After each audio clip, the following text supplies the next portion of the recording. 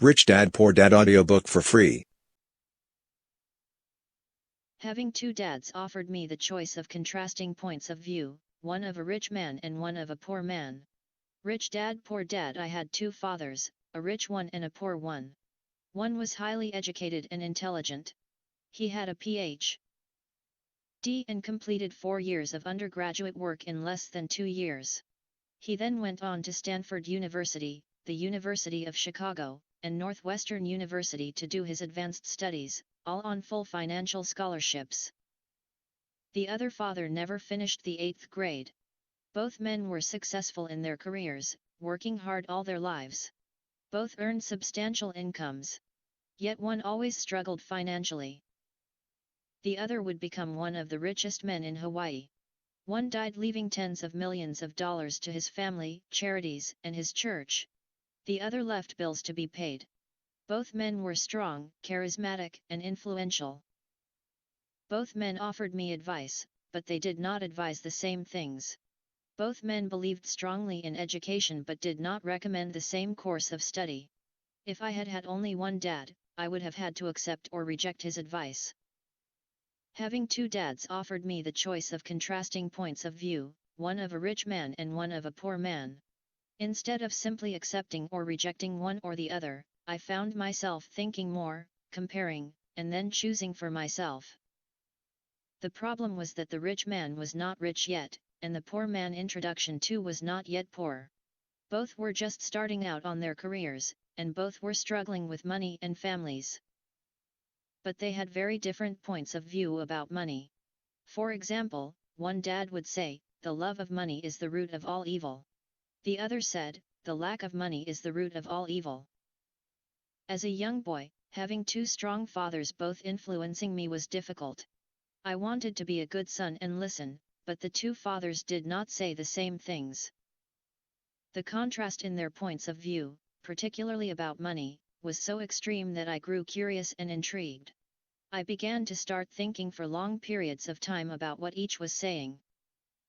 Much of my private time was spent reflecting, asking myself questions such as, "Why does he say that?" and then asking the same question of the other dad's statement. It would have been much easier to simply say, "Yeah, he's right. I agree with that." Or to simply reject the point of view by saying, "The old man doesn't know what he's talking about." Instead, having two dads whom I loved forced me to think and ultimately choose a way of thinking for myself. As a process, choosing for myself turned out to be much more valuable in the long run than simply accepting or rejecting a single point of view. One of the reasons the rich get richer, the poor get poorer, and the middle class struggles in debt is that the subject of money is taught at home, not in school. Most of us learn about money from our parents.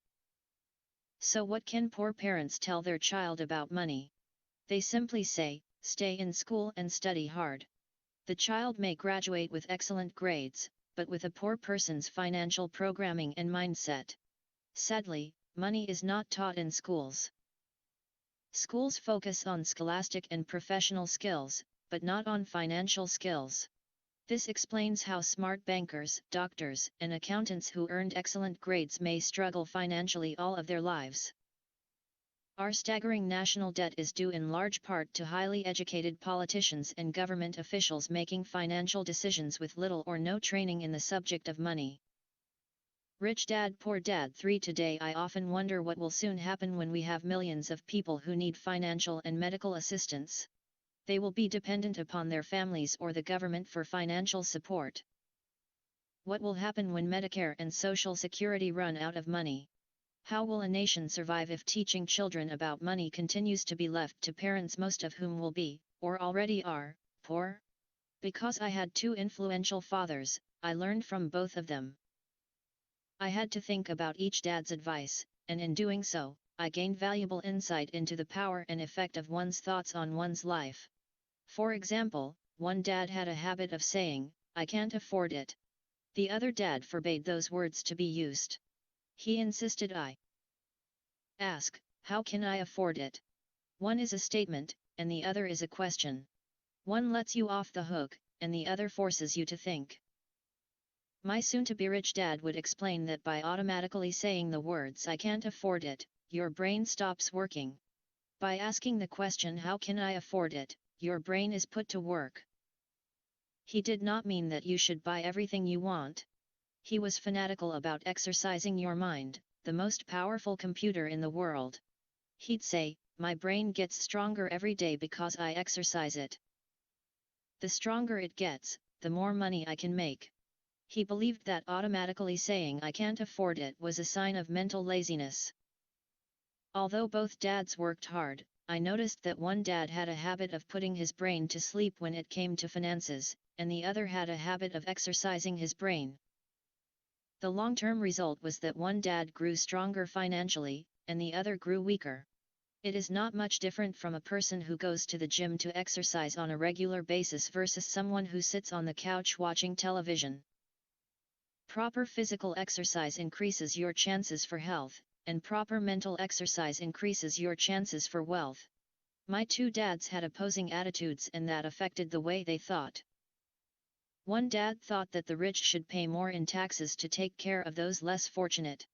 The other said, "Taxes punish those who produce and reward those who don't produce." Introduction. For one dad recommended, "Study hard so you can find a good company to work for." The other recommended, "Study hard so you can find a good company to buy." One dad said, "The reason I'm not rich is because I have you kids." The other said, "The reason I must be rich is because I have you kids." One encouraged talking about money and business at the dinner table, while the other forbade the subject of money to be discussed over a meal. One said, "When it comes to money, play it safe. Don't take risks." The other said, "Learn to manage risk." One believed, "Our home is our largest investment and our greatest asset."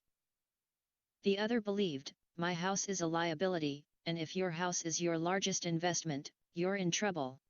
Both dads paid their bills on time, yet one paid his bills first while the other paid his bills last.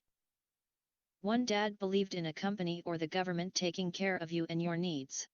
He was always concerned about pay raises, retirement plans, medical benefits, sick leave, vacation days, and other perks. He was impressed with two of his uncles who joined the military and earned a retirement and entitlement package for life after 20 years of active service. He loved the idea of medical benefits and PX privileges the military provided its retirees. He also loved the tenure system available through the university. The idea of job protection for life and job benefits seemed more important, at times, than the job. He would often say, "I've worked hard for the government, and I'm entitled to these benefits." The other believed in total financial self-reliance. He spoke out against the entitlement mentality and how it created weak and financially needy people. He was emphatic about being financially competent. One dad struggled to save a few dollars. The other created investments. One dad taught me how to write an impressive resume so I could find a good job. The other taught me how to write strong business and financial plans so I could create jobs. Rich Dad Poor Dad 5. Being a product of two strong dads allowed me the luxury of observing the effects different thoughts have on one's life. I noticed that people really do shape their lives through their thoughts. For example, my poor dad always said, "I'll never be rich." And that prophecy became reality. My rich dad, on the other hand, always referred to himself as rich. He would say things like, "I'm a rich man, and rich people don't do this." Even when he was flat broke after a major financial setback, he continued to refer to himself as a rich man. He would cover himself by saying, "There is a difference between being poor and being broke. Broke is temporary. Poor is eternal." My poor dad would say, "I'm not interested in money, or money doesn't matter." My rich dad always said, "Money is power." The power of our thoughts may never be measured or appreciated, but it became obvious to me as a young boy that it was important. There is a difference between being poor and being broke. Broke is temporary. Poor is eternal. To be aware of my thoughts and how I expressed myself. I noticed that my poor dad was poor, not because of the amount of money he earned, which was significant, but because of his thoughts and actions. As a young boy having two fathers, I became acutely aware of being careful about which thoughts I chose to adopt as my own. Should I listen to my rich dad or to my poor dad? Although both men had tremendous respect for education and learning, they disagreed about what they thought was important to learn. One wanted me to study hard, earn a degree, and get a good job to earn money. He wanted me to study to become a professional, an attorney or an accountant, and to go to business school for my MBA. The other encouraged me to study to be rich, to understand how money works, and to learn how to have it work for me. "I don't work for money," were words he would repeat over and over. "Money works for me." At the age of 9, I decided to listen to and learn from my rich dad about money.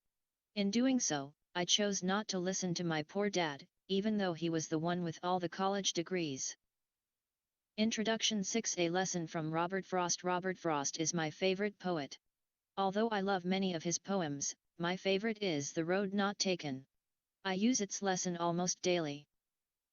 The road not taken, two roads diverged in a yellow wood, and sorry I could not travel both and be one traveler. Long I stood and looked down one as far as I could to where it bent in the undergrowth, then took the other, as just as fair, and having perhaps the better claim. Because it was grassy and wanted wear, though as for that the passing there had worn them really about the same, and both that morning equally lay in leaves no step had trodden black. Oh, I kept the first for another day. Yet knowing how way leads on to way, I doubted if I should ever come back. I shall be telling this with a sigh somewhere ages and ages hence. Two roads diverged in a wood, and I took the one less traveled by, and that has made all the difference. Rich Dad Poor Dad 7, and that has made all the difference. Over the years, I have often reflected upon Robert Frost's poem. Choosing not to listen to my highly educated dad's advice and attitude about money was a painful decision, but it was a decision that shaped the rest of my life. Once I made up my mind about whom to listen to, my education about money began. My rich dad taught me over a period of 30 years until I was 39 years old. He stopped once he realized that I knew and fully understood what he had been trying to drum into my often thick skull. Money is one form of power. But what is more powerful is financial education. Money comes and goes, but if you have the education about how money works, you gain power over it and can begin building wealth. The reason positive thinking alone does not work is because most people went to school and never learned how money works, so they spend their lives working for money. Because I was only 9 years old when I started, the lessons my rich dad taught me were simple. And when it was all said and done, there were only 6 main lessons, repeated over 30 years. This book is about those 6 lessons, put as simply as possible, just as simply as my rich dad put forth those lessons to me. The lessons are meant not to be answers, but guideposts that will assist you and your children to grow wealthier no matter what happens in a world of increasing change and uncertainty. Chapter 1, Lesson 1, The rich don't work for money. 9. The poor and the middle class work for money. The rich have money work for them. Dad, can you tell me how to get rich? My dad put down the evening paper. Why do you want to get rich, son? Because today Jimmy's mom drove up in their new Cadillac, and they were going to their beach house for the weekend. He took 3 of his friends, but Mike and I weren't invited. They told us we weren't invited because we were poor kids. They did? My dad asked incredulously. Yeah, they did, I replied in a hurt tone. My dad silently shook his head, pushed his glasses up the bridge of his nose, and went back to reading the paper. I stood waiting for an answer. The year was 1956. I was 9 years old. By some twist of fate, I attended the same public school where the rich people sent their kids. We were primarily a sugar plantation town. The managers of the plantation and the other affluent people, such as doctors, business owners, and bankers, sent their children to this elementary school. After grade 6, their children were generally sent off to private schools. Because my family lived on one side of the street, I went to this school. Had I lived on the other side of the street, I would Chapter 1, Lesson 110 have gone to a different school with kids from families more like mine. After grade 6, these kids and I would go on to the public intermediate and high school. There was no private school for them or for me. My dad finally put down the paper. I could tell he was thinking. Well, son, he began slowly. If you want to be rich, you have to learn to make money. How do I make money? I asked. Well, use your head, son, he said, smiling. Even then I knew that really meant, that's all I'm going to tell you, or I don't know the answer, so don't embarrass me. A partnership is formed the next morning. I told my best friend, Mike, what my dad had said. As best as I could tell, Mike and I were the only poor kids in this school. Mike was also in this school by a twist of fate. Someone had drawn a jog in the line for the school district, and we wound up in school with the rich kids. We weren't really poor, but we felt as if we were because all the other boys had new baseball gloves, new bicycles, new everything. Mom and Dad provided us with the basics, like food, shelter, and clothes. But that was about it. My dad used to say, if you want something, work for it. We wanted things, but there was not much work available for 9-year-old boys. So what do we do to make money? Mike asked. I don't know, I said. But do you want to be my partner? He agreed, and so on that Saturday morning, Mike became my first business partner. We spent all morning coming up with ideas on how to make money. Occasionally we talked about all the cool guys at Jimmy's beach house having fun.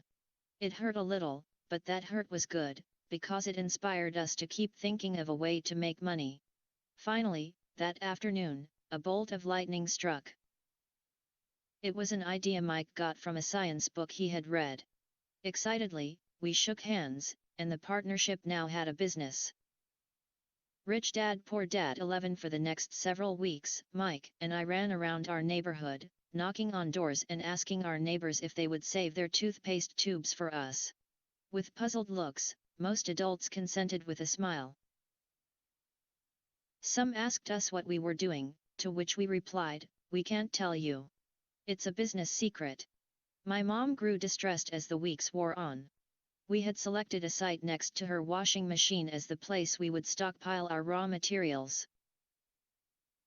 In a brown cardboard box that at one time held catsup bottles, our little pile of used toothpaste tubes began to grow. Finally my mom put her foot down. The sight of her neighbor's messy, crumpled, used toothpaste tubes had gotten to her. What are you boys doing? She asked. And I don't want to hear again that it's a business secret. Do something with this mess, or I'm going to throw it out. Mike and I pleaded and begged, explaining that we would soon have enough and then we would begin production. We informed her that we were waiting on a couple of neighbors to finish their toothpaste so we could have their tubes. Mom granted us a 1-week extension.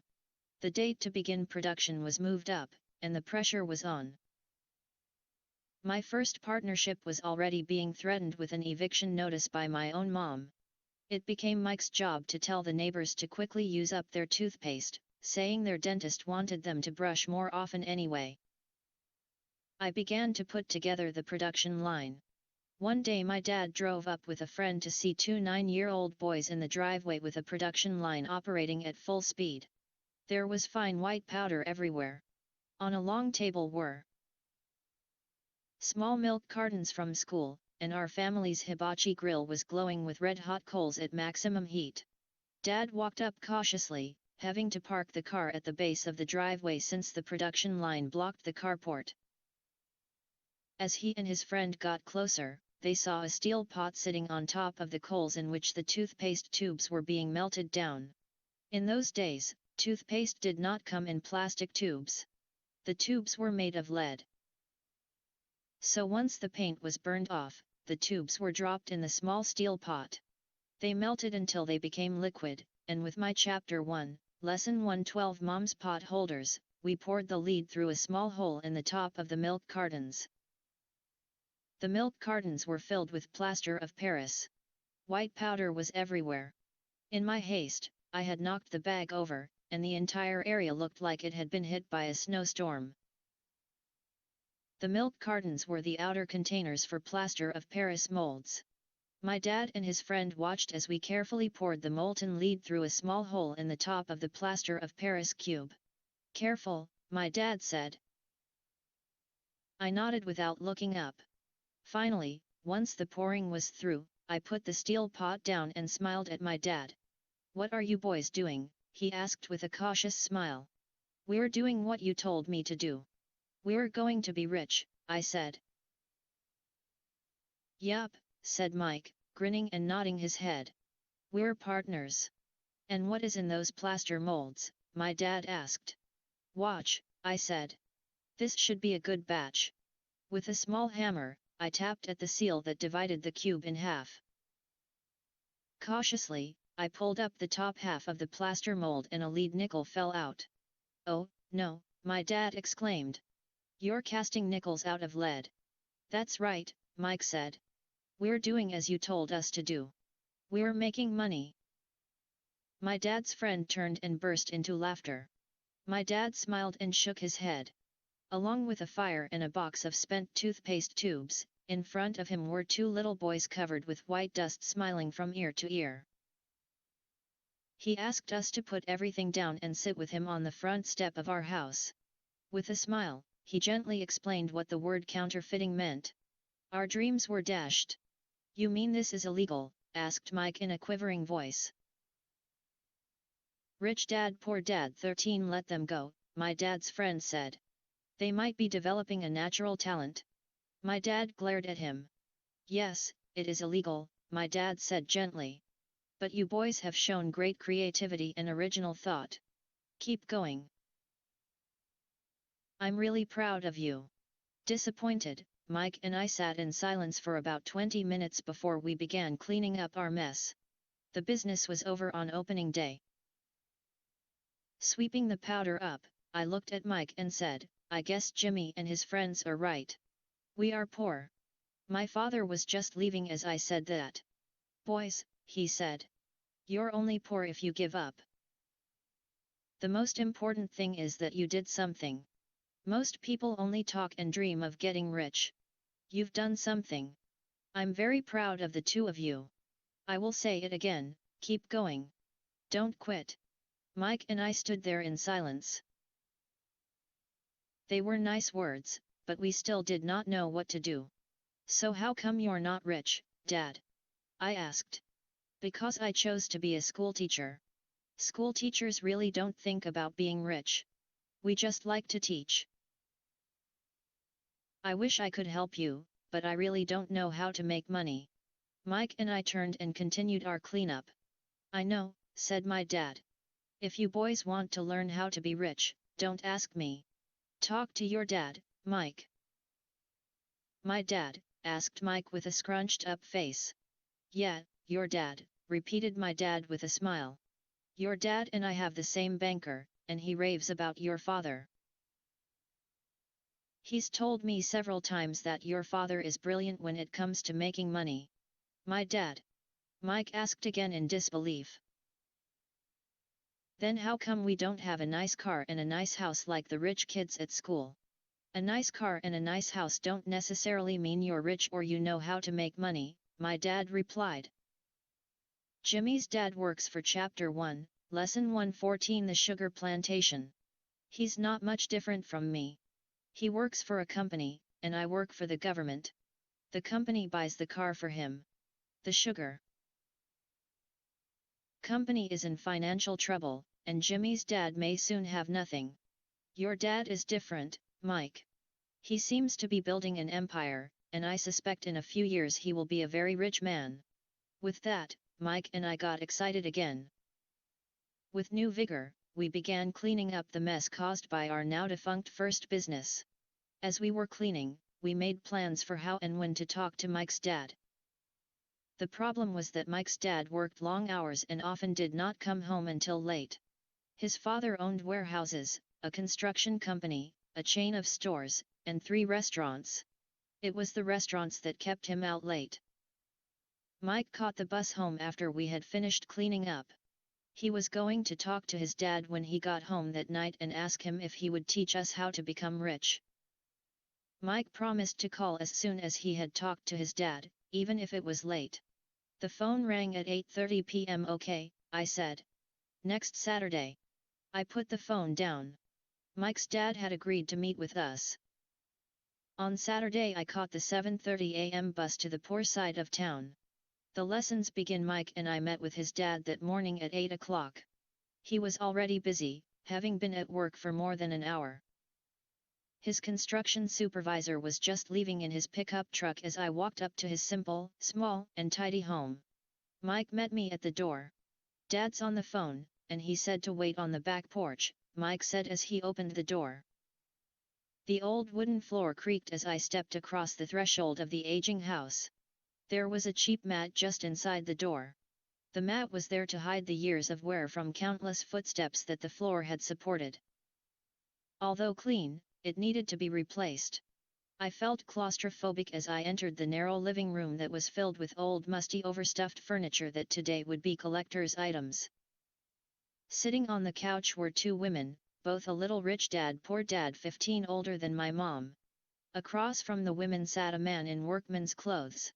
He wore khaki slacks and a khaki shirt, neatly pressed but without starch, and polished work boots. He was about 10 years older than my dad. They smiled as Mike and I walked past them toward the back porch. I smiled back shyly. "Who are those people?" I asked. "Oh, they work for my dad. The older man runs his warehouses, and the women are the managers of the restaurants. And as you arrived, you saw the construction supervisor who is working on a road project about 50 miles from here. His other supervisor, who is building a track of houses, left before you got here. Does this go on all the time?" I asked. "Not always, but quite often," said Mike, smiling as he pulled up a chair to sit down next to me. "I asked my dad if he would teach us to make money," Mike said. "Oh, and what did he say to that?" I asked with cautious curiosity.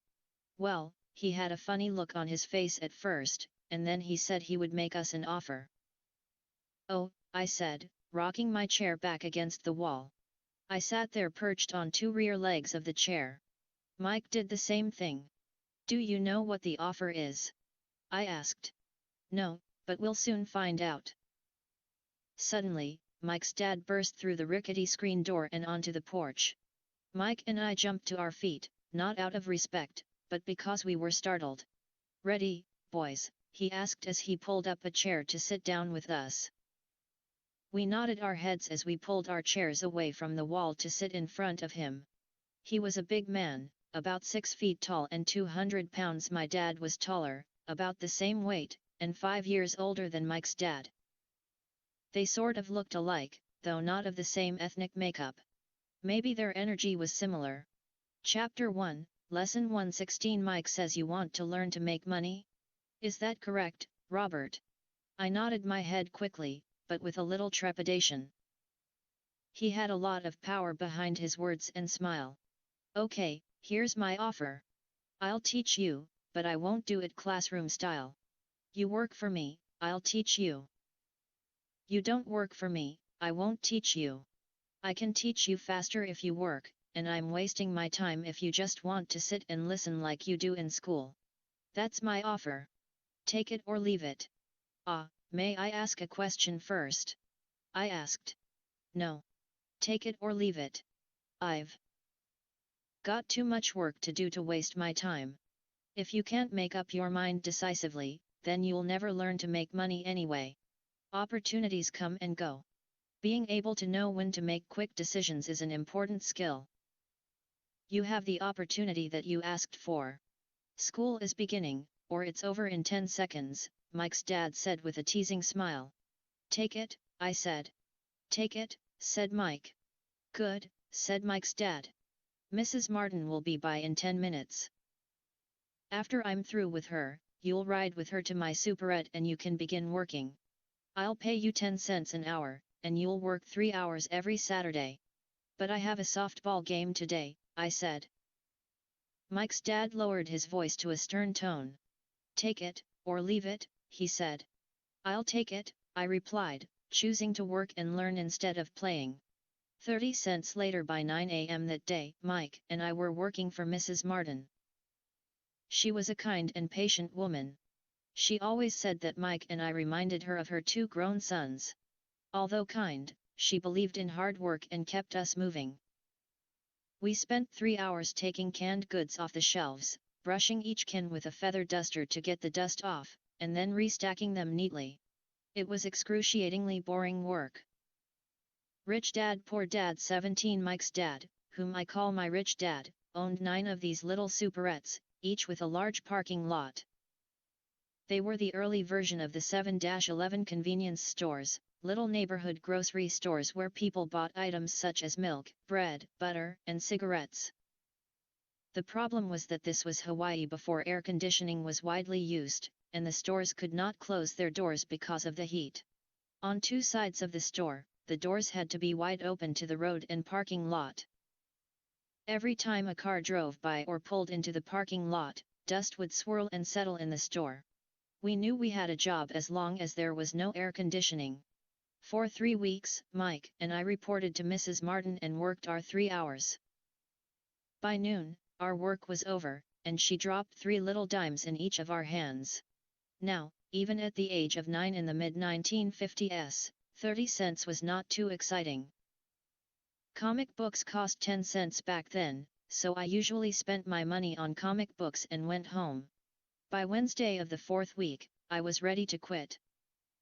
I had agreed to work only because I wanted to learn to make money from Mike's dad, and now I was a slave for 10 cents an hour. On top of that, I had not seen Mike's dad since that first Saturday. I'm quitting, I told Mike at lunchtime.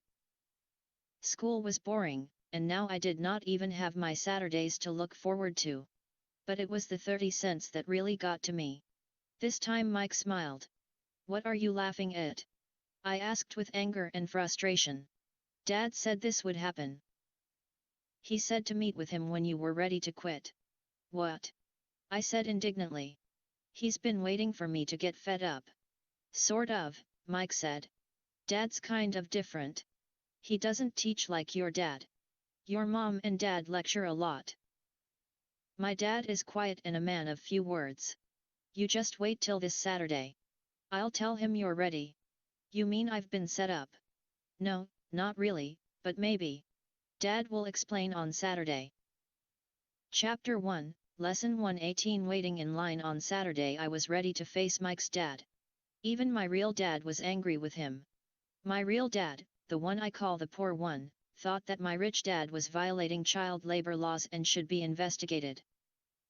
My educated, poor dad told me to demand what I deserve, at least 25 cents an hour. My poor dad told me that if I did not get a raise, I was to quit immediately. "You don't need that damned job anyway," said my poor dad with indignation. At 8 o'clock Saturday morning, I walked through the door of Mike's house when Mike's dad opened it. "Take a seat and wait in line," he said as I entered. He turned and disappeared into his little office next to a bedroom. I looked around the room and didn't see Mike anywhere. Feeling awkward, I cautiously sat down next to the same 2 women who were there 4 weeks earlier. They smiled and slid down the couch to make room for me. 45 minutes went by, and I was steaming. The 2 women had met with him and left 30 minutes earlier. An older gentleman was in there for 20 minutes and was also gone. The house was empty, and here I sat in a musty, dark living room on a beautiful sunny Hawaiian day, waiting to talk to a cheapskate who exploited children. I could hear him rustling around the office, talking on the phone, and ignoring me. I was ready to walk out, but for some reason I stayed. Finally, 15 minutes later, at exactly 9 o'clock, Rich Dad walked out of his office, said nothing, and signaled with his hand for me to enter. "I understand you want a raise, or you're going to quit," Rich Dad said as he swiveled in his office chair. "Well, you're not keeping your end of the bargain," I blurted out, nearly in tears. It was really frightening for me to confront a grown-up. "You said that you would teach me if I worked for you." "Well, I've worked for you. I've worked hard. I've given up my baseball games to work for you, but you haven't kept your word, and you haven't taught Rich Dad Poor Dad 19 me anything. You are a crook like everyone in town thinks you are. You're greedy. You want all the money and don't take care of your employees. You made me wait and don't show me any respect. I'm only a little boy, but I deserve to be treated better. Rich Dad rocked back in his swivel chair, hands up to his chin, and stared at me. Not bad, he said. In less than a month, you sound like most of my employees. What? I asked. Not understanding what he was saying, I continued with my grievance. I thought you were going to keep your end of the bargain and teach me. Instead you want to torture me? That's cruel. That's really cruel. I am teaching you, Rich Dad said quietly. What have you taught me? Nothing. I said angrily. You haven't even talked to me once since I agreed to work for peanuts. 10 cents an hour. Ha. I should notify the government about you. We have child labor laws, you know. My dad works for the government, you know. Wow, said Rich Dad. Now you sound just like most of the people who used to work for me, people I've either fired or who have quit. So what do you have to say? I demanded, feeling pretty brave for a little kid. You lied to me. I've worked for you, and you have not kept your word. You haven't taught me anything. How do you know that I've not taught you anything? Asked Rich Dad calmly. Well, you've never talked to me. I've worked for 3 weeks and you have not taught me anything, I said with a pout. Does teaching mean talking or a lecture? Rich Dad asked. Well, yes, I replied. That's how they teach you in school, he said, smiling.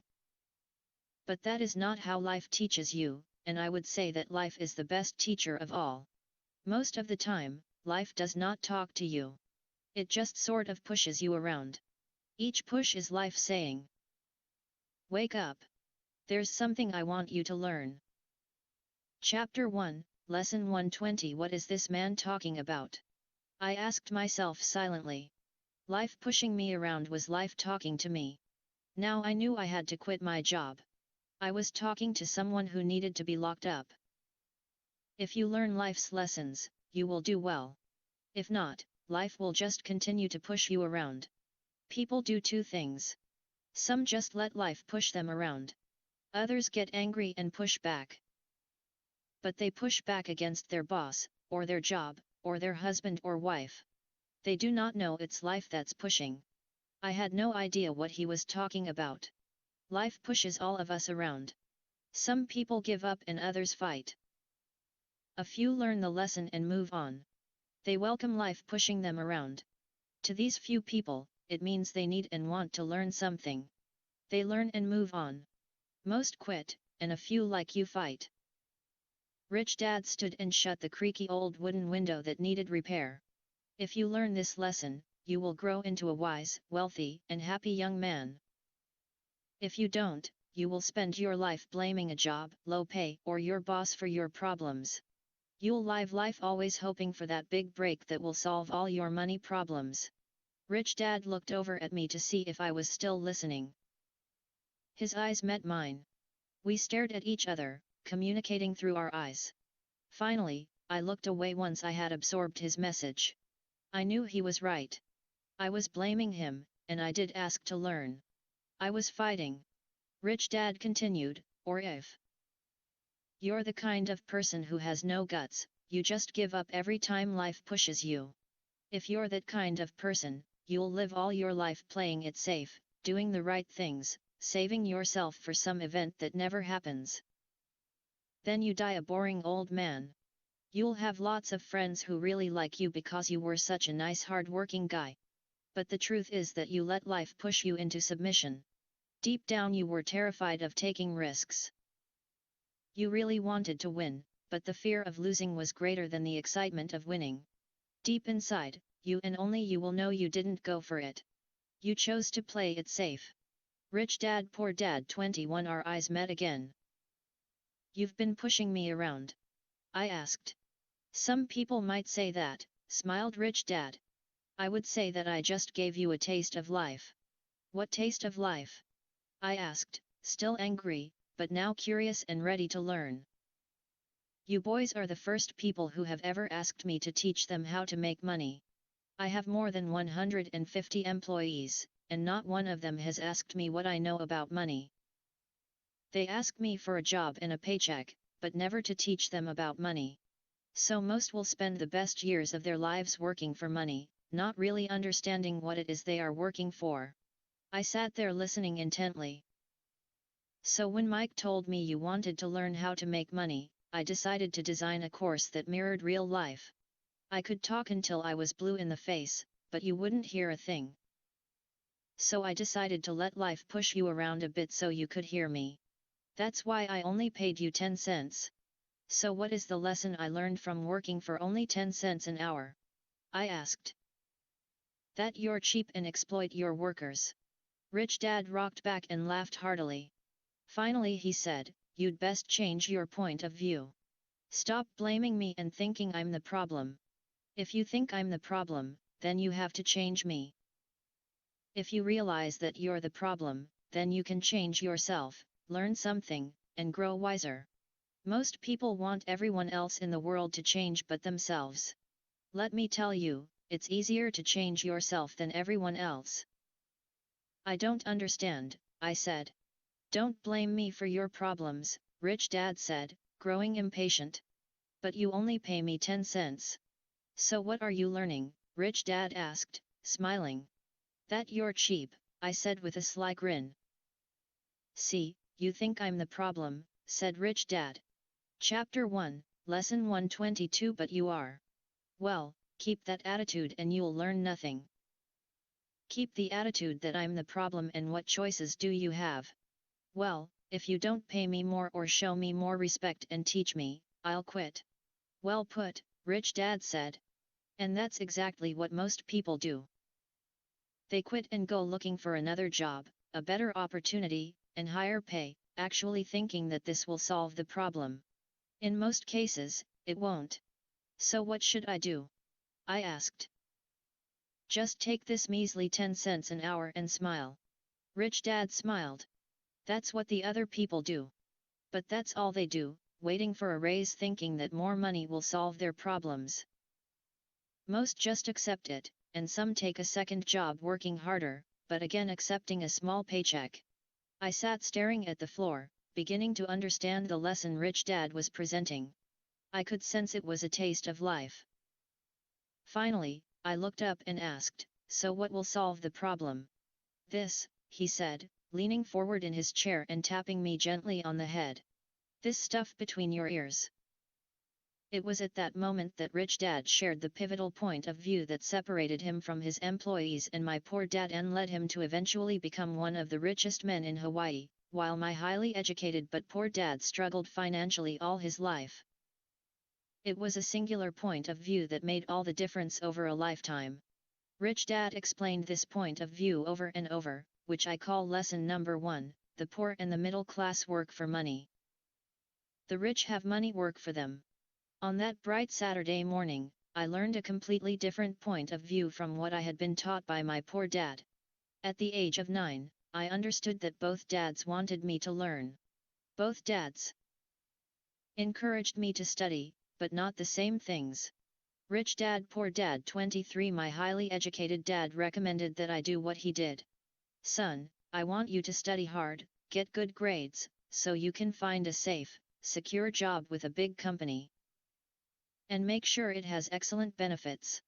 My rich dad wanted me to learn how money works so I could make it work for me. These lessons I would learn through life with his guidance, not because of a classroom. My rich dad continued my first lesson. I'm glad you got angry about working for 10 cents an hour. If you hadn't got angry and had simply accepted it, I would have to tell you that I could not teach you. You see, true learning takes energy, passion, and a burning desire. Anger is a big part of that formula, for passion is anger and love combined.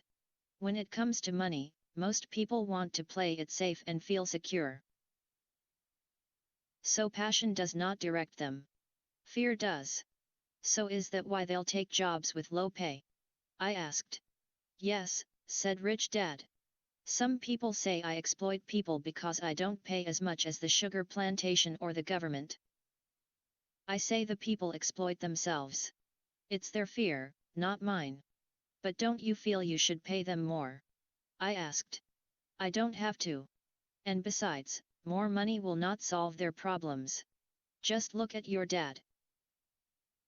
He makes a lot of money, and he still can't pay his bills. Most people, given more money, only get into more debt. So that's why the 10 cents an hour, I said, smiling. It's a part of the lesson. That's right, smiled Rich Dad. You see, your dad went to school and got an excellent education, so he could get a high-paying job. But he still has money problems because he never learned anything about money in school. On top of that, he believes in working for money. And you don't? I asked. No, not really, said Rich Dad. If you want to learn to work for money, then stay in school. That is a great place to learn to do that. But if you want to learn how to have money work for you, then I will teach you that. But only if you want to learn. Chapter 1, Lesson 124. Wouldn't everyone want to learn that? I asked. No, said Rich Dad, simply because it's easier to learn to work for money, especially if fear is your primary emotion when the subject of money is discussed. I don't understand, I said with a frown. Don't worry about that for now. Just know that it's fear that keeps most people working at a job, the fear of not paying their bills, the fear of being fired, the fear of not having enough money, and the fear of starting over. That's the price of studying to learn a profession or trade, and then working for money. Most people become a slave to money and then get angry at their boss. Learning to have money work for you is a completely different course of study. I asked. Absolutely, Rich Dad answered. Absolutely. We sat in silence on that beautiful Hawaiian Saturday morning. My friends had just started their Little League baseball game, but for some reason I was now thankful I had decided to work for 10 cents an hour. I sensed that I was about to learn something my friends wouldn't learn in school. Ready to learn? Asked Rich Dad. Absolutely, I said with a grin. I have kept my promise.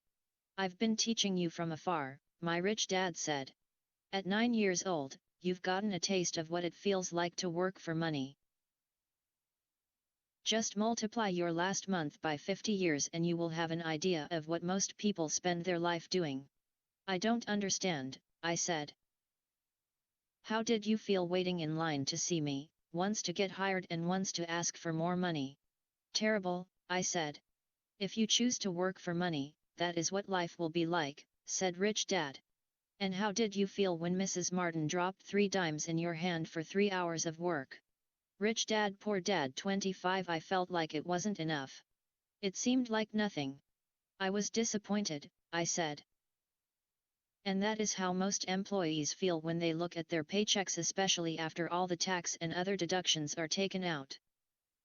At least you got 100%. You mean most workers don't get paid everything?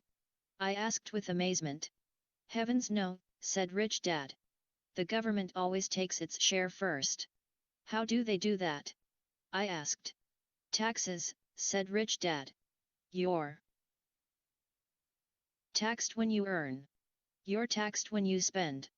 You're taxed when you save. You're taxed when you die. Why do people let the government do that to them? The rich don't, said Rich Dad with a smile. The poor and the middle class do. I'll bet you that I earn more than your dad, yet he pays more in taxes. How can that be? I asked. At my age, that made no sense to me. Why would someone let the government do that to them? Rich Dad rocked slowly and silently in his chair, just looking at me. Ready to learn? He asked. I nodded my head slowly. As I said, there is a lot to learn. Learning how to have money work for you is a lifetime study. Most people go to college for 4 years, and their education ends. I already know that my study of money will continue over my lifetime, simply because the more I find out, the more I find out I need to know. Most people never study the subject. They go to work, get their paycheck, balance their checkbooks, and that's it. Then they wonder why they have money problems. They think that more money will solve the problem and don't realize that it's their lack of financial education that is the problem. So my dad has tax problems because he doesn't understand money? I asked, confused. Chapter 1, Lesson 126. Look, said Rich Dad, taxes are just one small section on learning how to have money work for you. Today, I just wanted to find out if you still have the passion to learn about money. Most people don't. They want to go to school, learn a profession, have fun at their work, and earn lots of money. One day they wake up with big money problems, and then they can't stop working. That's the price of only knowing how to work for money instead of studying how to have money work for you. So do you still have the passion to learn? Asked Rich Dad. I nodded my head. Good, said Rich Dad. Now get back to work. This time, I will pay you nothing. What? I asked in amazement. You heard me. Nothing. You will work the same 3 hours every Saturday, but this time you will not be paid 10 cents per hour. You said you wanted to learn to not work for money, so I'm not going to pay you anything. I couldn't believe what I was hearing. I've already had this conversation with Mike and he's already working, dusting, and stacking canned goods for free. You'd better hurry and get back there. That's not fair, I shouted. You've got to pay something. You said you wanted to learn. If you don't learn this now, you'll grow up to be like the two women and the older man sitting in my living room, working for money and hoping I don't fire them. Or like your dad, earning lots of money only to be in debt up to his eyeballs, hoping more money will solve the problem. If that's what you want, I'll go back to our original deal of 10 cents an hour. Or you can do what most adults do, complain that there is not enough pay, quit, and go looking for another job. But what do? I asked. Rich Dad tapped me on the head. Use this, he said. If you use it well, you will soon thank me for giving you an opportunity and you will grow into a rich man. Rich Dad Poor Dad 27. I stood there, still not believing what a raw deal I was handed. I came to ask for a raise, and somehow I was instead working for nothing. Rich Dad tapped me on the head again and said, use this. Now get out of here and get back to work. Lesson number 1, the rich don't work for money. I didn't tell my poor dad I wasn't being paid. He wouldn't have understood, and I didn't want to try to explain something I didn't understand myself. For 3 more weeks, Mike and I worked 3 hours every Saturday for nothing. The work didn't bother me, and the routine got easier, but it was the missed baseball games and not being able to afford to buy a few comic books that got to me. Rich Dad stopped by at noon on the 3rd week. We heard his truck pull up in the parking lot and sputter when the engine was turned off. He entered the store and greeted Mrs. Martin with a hug. After finding out how things were going in the store, he reached into the ice cream freezer, pulled out 2 bars, paid for them, and signaled to Mike and me. Let's go for a walk, boys. We crossed the street, dodging a few cars, and walked across a large grassy field where a few adults were playing softball. Sitting down at a lone picnic table, he handed Mike and me the treats. How's it going, boys? Okay, Mike said. I nodded in agreement. Learn anything yet? Rich Dad asked. Mike and I looked at each other, shrugged our shoulders, and shook our heads in unison. Avoiding one of life's biggest traps. Well, you boys had better start thinking. You're staring at one of life's biggest lessons. If you learn it, you'll enjoy a life of great freedom. Chapter 1, Lesson 128. Insecurity. If you don't, you'll wind up like Mrs. Martin and most of the people playing softball in this park. They work very hard for little money, clinging to the illusion of job security and looking forward to a 3-week vacation each year and maybe a skimpy pension after 45 years of service. If that excites you, I'll give you a raise to 25 cents an hour. But these are good hard-working people. Are you making fun of them? I demanded. A smile came over Rich Dad's face. Mrs. Martin is like a mother to me. I would never be that cruel. I may sound unkind because I'm doing my best to point something out to the two of you. I want to expand your point of view so you can see something most people never have the benefit of seeing because their vision is too narrow. Most people never see the trap they are in. Mike and I sat there, uncertain of his message. He sounded cruel, yet we could sense he was trying to drive home a point. With a smile, Rich Dad said, "Doesn't that 25 cents an hour sound good? Doesn't it make your heart beat a little faster?" I shook my head no, but it really did. 25 cents an hour would be big bucks to me. "Okay, I'll pay you $1 an hour," Rich Dad said, with a sly grin. Now my heart started to race. My brain was screaming, "Take it! Take it!" I could not believe what I was hearing. Still, I said nothing. "Okay, $2 an hour." My little brain and heart nearly exploded. After all, it was 1956 and being paid $2 an hour would have made me the richest kid in the world. I couldn't imagine earning that kind of money. I wanted to say yes. I wanted the deal. I could picture a new bicycle, new baseball glove, and the adoration of my friends when I flashed some cash. On top of that, Jimmy and his rich friends could never call me poor again. But somehow my mouth stayed shut. The ice cream had melted and was running down my hand. Rich Dad was looking at two boys staring back at him, eyes wide open and brains empty. He was testing us, and he knew there was a part of Rich Dad Poor Dad 29 our emotions that wanted to take the deal. He understood that every person has a weak and needy part of their soul that can be bought, and he knew that every individual also had a part of their soul that was resilient and could never be bought. It was only a question of which one was stronger. "Okay, $5 an hour." Suddenly I was silent. Something had changed. The offer was too big and ridiculous. Not many grown UPS in 1956 made more than that, but quickly my temptation disappeared, and calm set in. Slowly, I turned to my left to look at Mike. He looked back at me.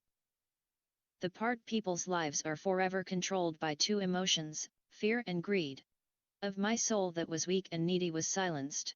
The part of me that had no price took over. I knew Mike had gotten to that point too. "Good," Rich Dad said softly. "Most people have a price. And they have a price because of human emotions named fear and greed. First, the fear of being without money motivates us to work hard, and then once we get that paycheck, greed or desire starts us thinking about all the wonderful things money can buy. The pattern is then set." "What pattern?" I asked. "The pattern of get up, go to work, pay bills, get up, go to work, pay bills." People's lives are forever controlled by two emotions, fear and greed. Offer them more money and they continue the cycle by increasing their spending. This is what I call the rat race. "There is another way?" Mike asked. "Yes," said Rich Dad slowly. "But only a few people find it." "And what is that way?" Mike asked. "That's what I hope you boys will learn as you work and study with me. That is why I took away all forms of pay." "Any hints?" Mike asked. "We're kind of tired of working hard, especially for nothing." "Well, the first step is telling the truth," said Rich Dad. "We haven't been lying," I said. Chapter 1, Lesson 130 I did not say you were lying. "I said to tell the truth," Rich Dad retorted. "The truth about what?" I asked. "How you're feeling," Rich Dad said. "You don't have to say it to anyone else. Just admit it to yourself." "You mean the people in this park, the people who work for you, Mrs. Martin, they don't do that?" I asked. "I doubt it," said Rich Dad. "Instead, they feel the fear of not having money. They don't confront it logically. They react emotionally instead of using their heads," Rich Dad said. "Then, they get a few bucks in their hands and again, the emotions of joy, desire, and greed take over. And again they react, instead of think. So their emotions control their brain," Mike said. "That's correct," said Rich Dad. "Instead of admitting the truth about how they feel, they react to their feelings and fail to think. They feel the fear, so they go to work, hoping that money will soothe the fear, but it doesn't. It continues to haunt them, and they return to work, hoping again that money will calm their fears, and again it doesn't. Fear keeps them in this trap of working, earning money, working, earning money, hoping the fear will go away. But every day they get up, and that old fear wakes up with them. For millions of people, that old fear keeps them awake all night, causing a night of turmoil and worry. So they get up and go to work, hoping that a paycheck will kill that fear gnawing at their soul. Money is running their lives, and they refuse to tell the truth about that. Money is in control of their emotions and their souls. Rich Dad sat quietly, letting his words sink in. Mike and I heard what he said but didn't understand fully what he was talking about. I just knew that I often wondered why grown ups hurried off to work. It did not seem like much fun, and they never looked that happy, but something kept them going. Realizing we had absorbed as much as possible of what he was talking about, Rich Dad said, "I want you boys to avoid that trap. That is really what I want to teach you. Not just to be rich, because being rich does not solve the problem. Rich Dad Poor Dad 31, it doesn't." I asked, surprised. "No, it doesn't. Let me explain the other emotion, desire. Some call it greed, but I prefer desire.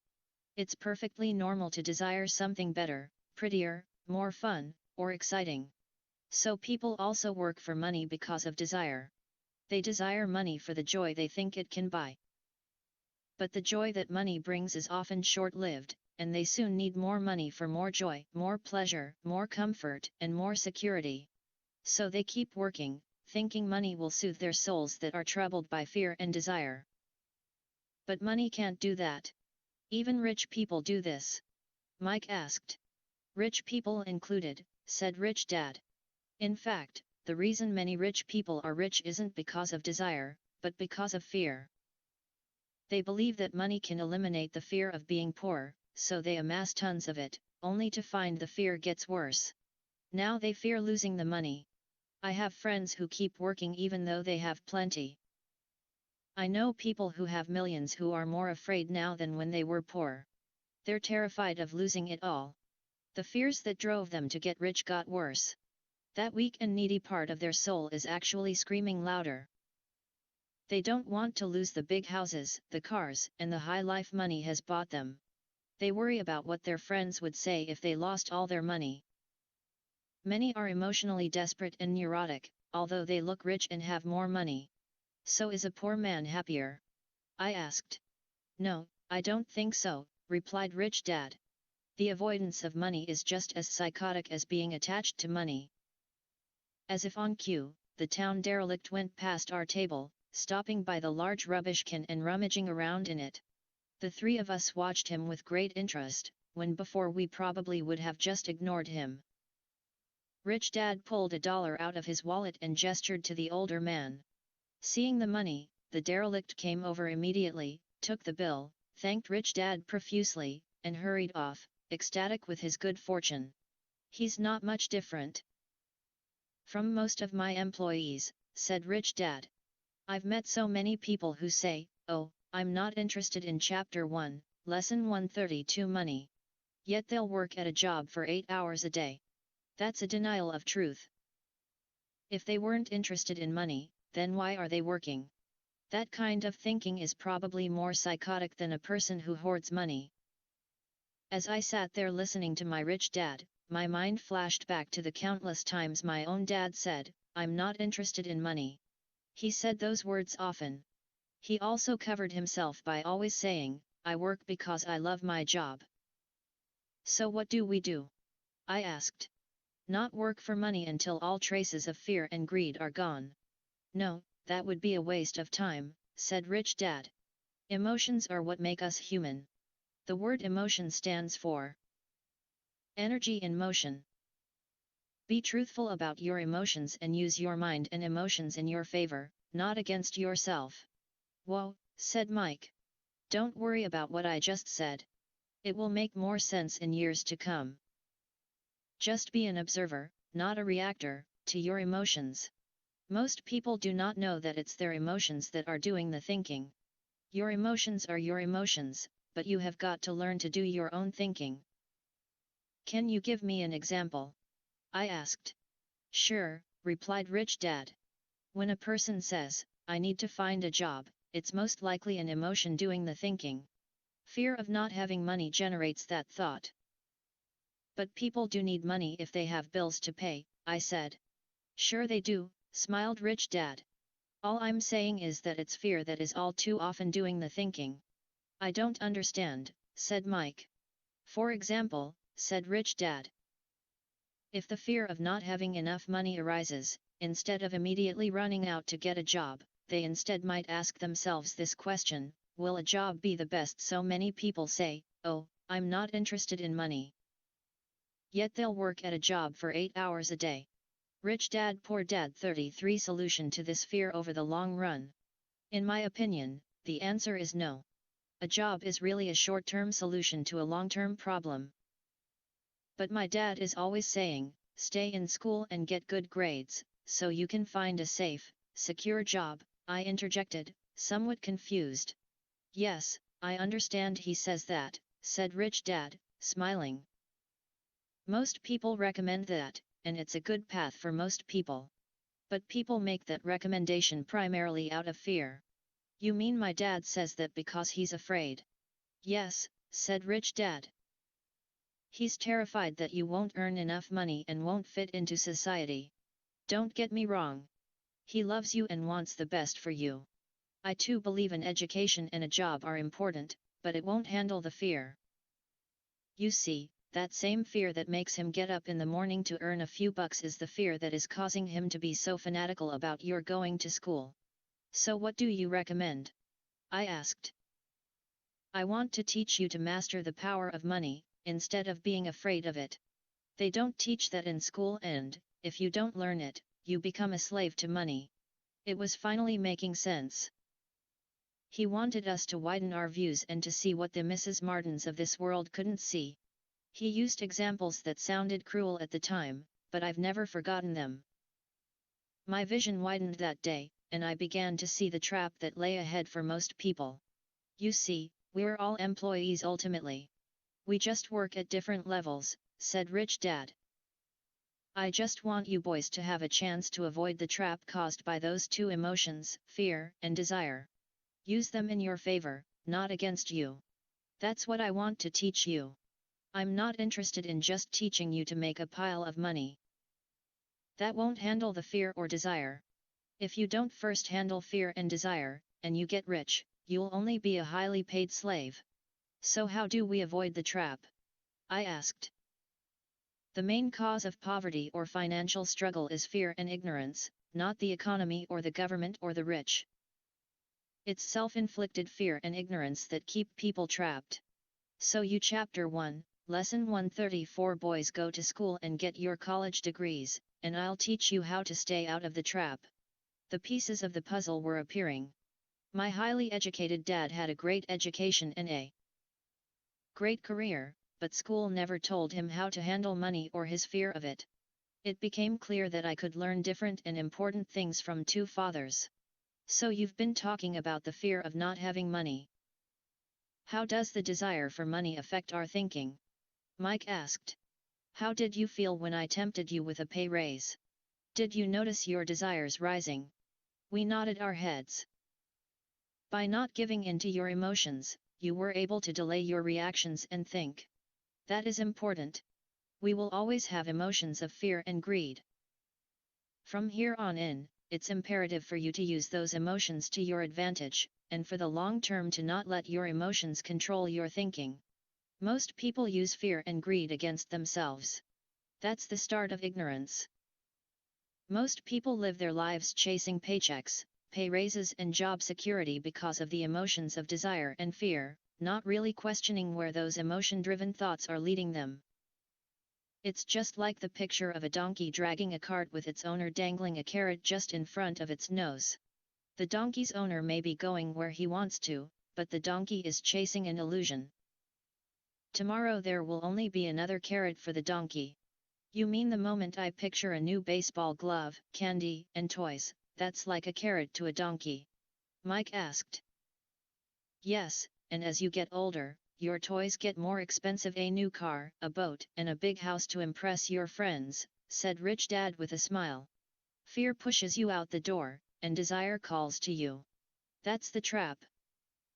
So what's the answer? Mike asked. What intensifies fear and desire is ignorance. That is why rich people with lots of money often have more fear the richer they get. Money is the carrot, the illusion. If the donkey could see the whole picture, it might rethink its choice to chase the carrot. Rich Dad Poor Dad 35. Rich Dad went on to explain that a human's life is a struggle between ignorance and illumination. He explained that once a person stops searching for information and self-knowledge, ignorance sets in. That struggle is a moment-to-moment decision to learn to open or close one's mind. Look, school is very important.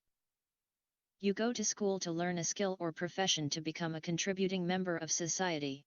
Every culture needs teachers, doctors, mechanics, artists, cooks, business people, police officers, firefighters, and soldiers. Schools train them so society can thrive and flourish, said Rich Dad.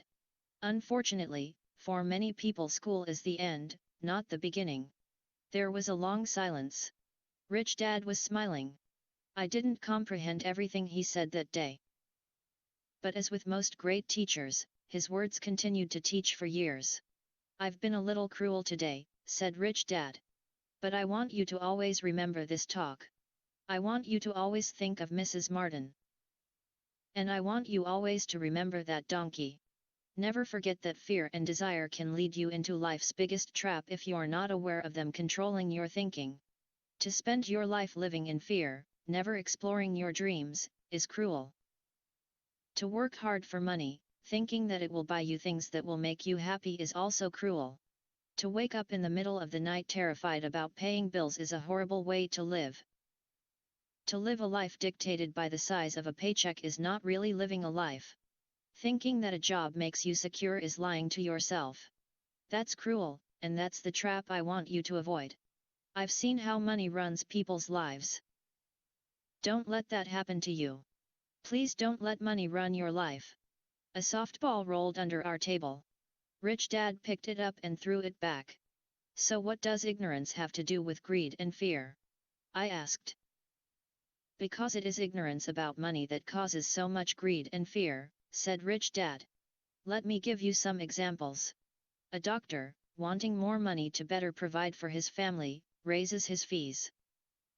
By raising his fees, it makes healthcare more expensive for everyone. Chapter 1, Lesson 136. It hurts the poor people the most, so they have worse health than those with money. Because the doctors raise their fees, the attorneys raise their fees. Because the attorneys' fees have gone up, school teachers want a raise, which raises our taxes, and on and on and on. Soon there will be such a horrifying gap between the rich and the poor that chaos will break out and another great civilization will collapse. History proves that great civilizations collapse when the gap between the haves and have-nots is too great. Sadly, America is on that same course because we haven't learned from history. We only memorize historical dates and names, not the lesson. Aren't prices supposed to go up? I asked. In an educated society with a well-run government, prices should actually come down. Of course, that is often only true in theory. Prices go up because of greed and fear caused by ignorance. If schools taught people about money, there would be more money and lower prices.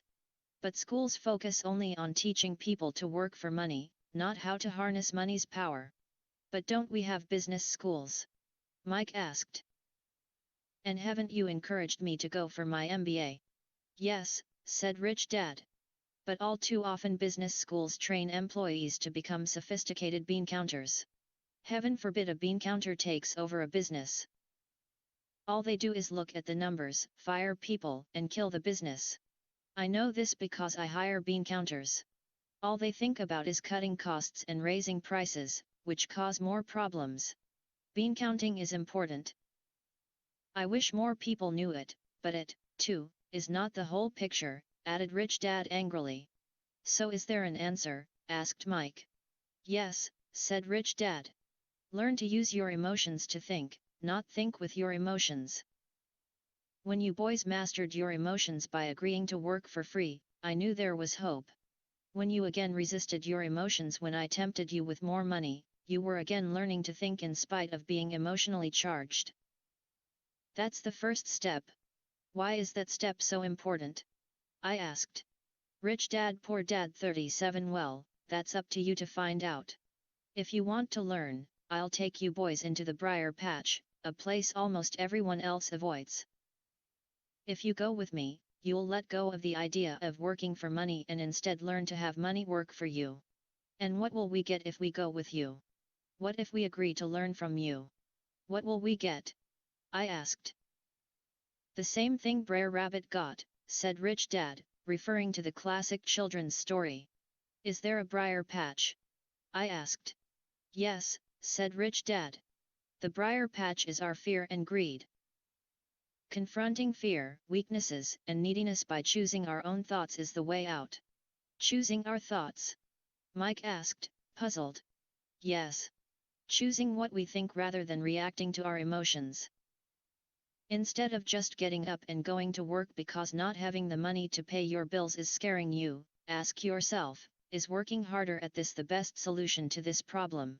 Most people are too afraid to rationally think things through and instead run out the door to a job they hate. The tar baby is in control. That's what I mean by choosing your thoughts. And how do we do that? Mike asked. That's what I will teach you. I'll teach you to have a choice of thoughts rather than a knee-jerk reaction, like gulping down your morning coffee and running out the door. Remember what I said before, a job is only a short-term solution to a long-term problem. Most people have only one problem in mind, and it's short-term. It's the bills at the end of the month, the tar baby. Money controls their lives, or should I say the fear and ignorance about money controls it. So they do as their parents did. They get up every day and go work for money, not taking the time to ask the question, is there another way? Their emotions now control their thinking, not their heads. Can you tell the difference between emotions thinking and the head thinking? Mike asked. Chapter 1, Lesson 138. Oh, yes. I hear it all the time, said Rich Dad. I hear things like, well, everyone has to work. Or the rich are crooks. Or I'll get another job. I deserve this raise. You can't push me around. Or I like this job because it's secure. No one asks, is there something I'm missing here, which would break through the emotional thought and give you time to think clearly? As we headed back to the store, Rich Dad explained that the rich really did make money.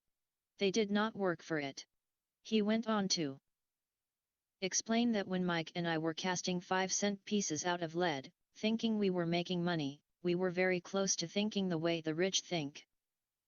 The problem was that creating money is legal for the government and banks to do, but illegal for us to do. There are legal ways to create money from nothing, he told us. Rich Dad went on to explain that the rich know that money is an illusion, truly like the carrot for the donkey.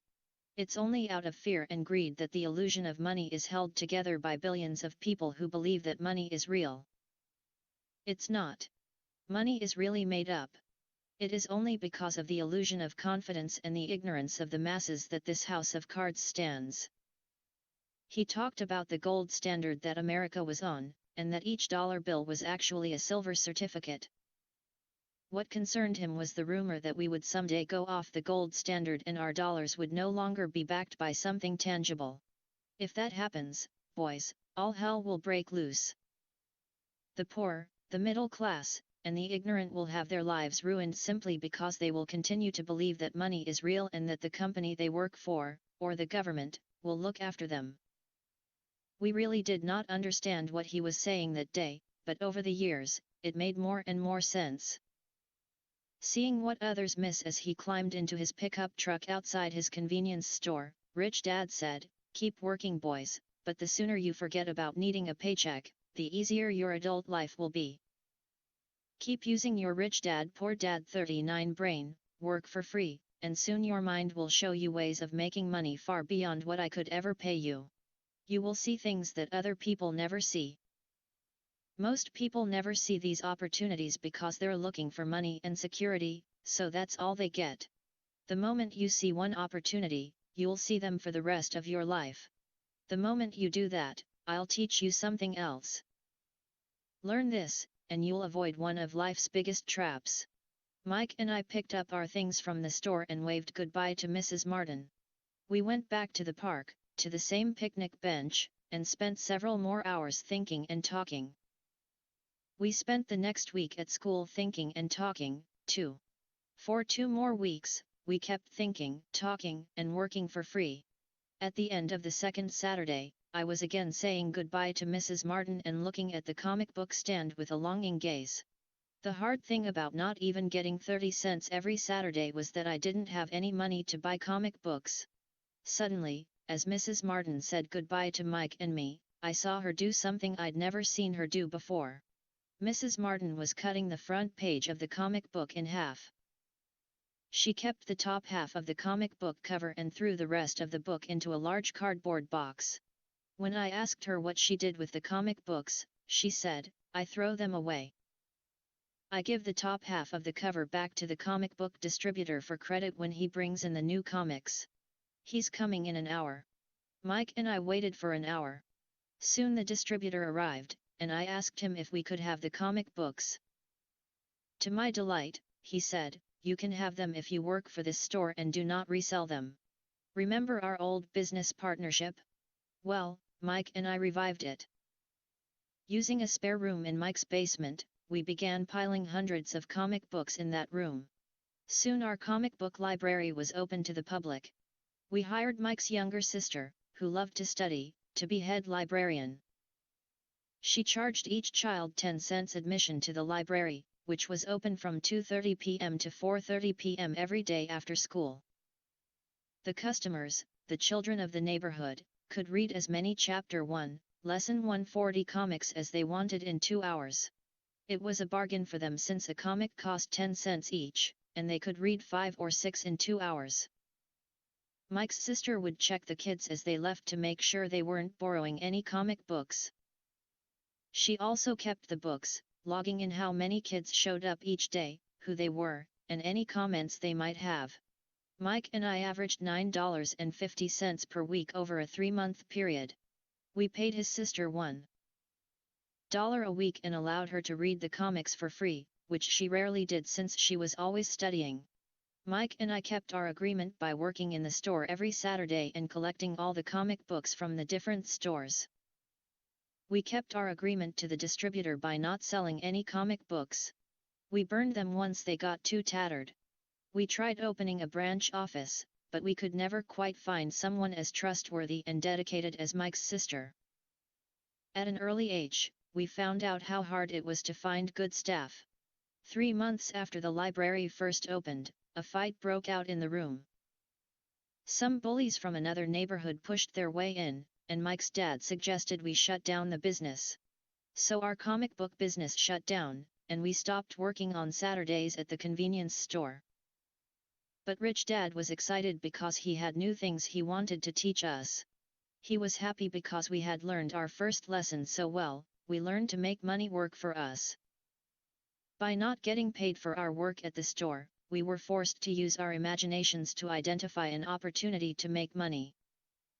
By starting our own business, the comic book library, we were in control of our own finances, not dependent on an employer.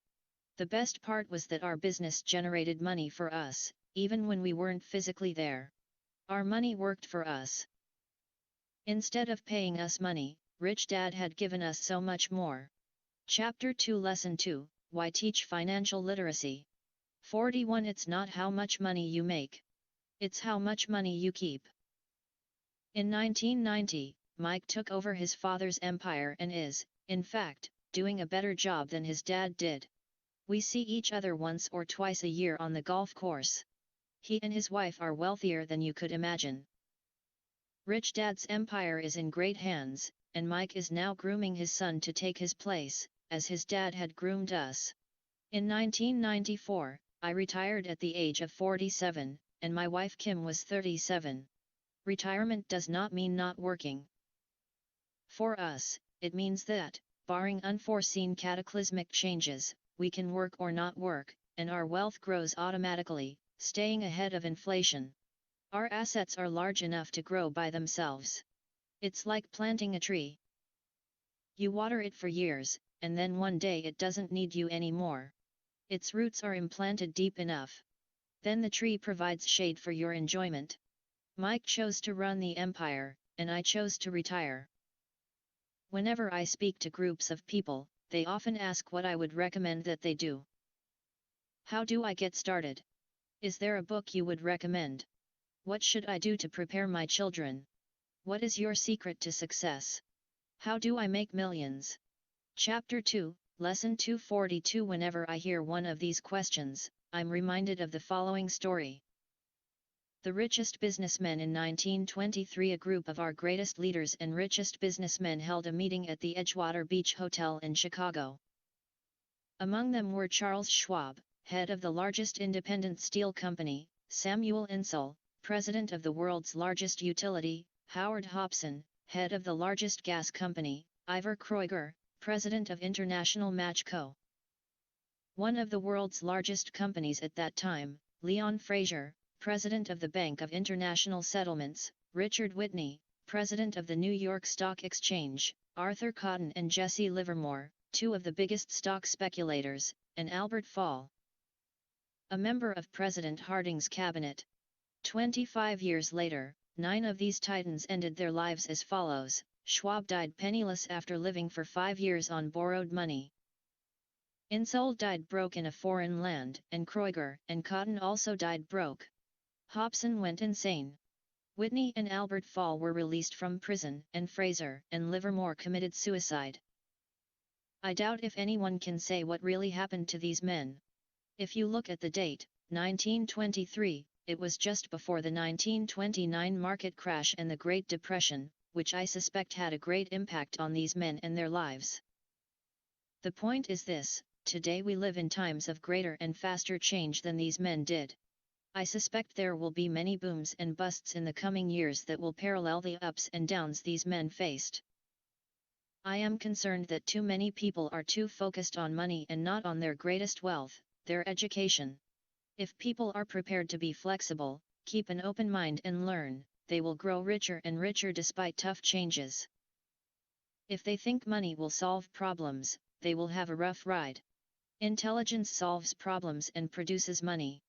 Money without financial intelligence is money soon gone. Rich Dad Poor Dad 43. Most people fail to realize that in life, it's not how much money you make. It's how much money you keep. We've all heard stories of lottery winners who are poor, then suddenly rich, and then poor again. They win millions, yet are soon back where they started. Or stories of professional athletes, who at the age of 24 are earning millions, but are sleeping under a bridge 10 years later. I remember a story of a young basketball player who a year ago had millions. Today, at just 29, he claims his friend's attorney and accountant took his money, and he was forced to work at a car wash for minimum wage.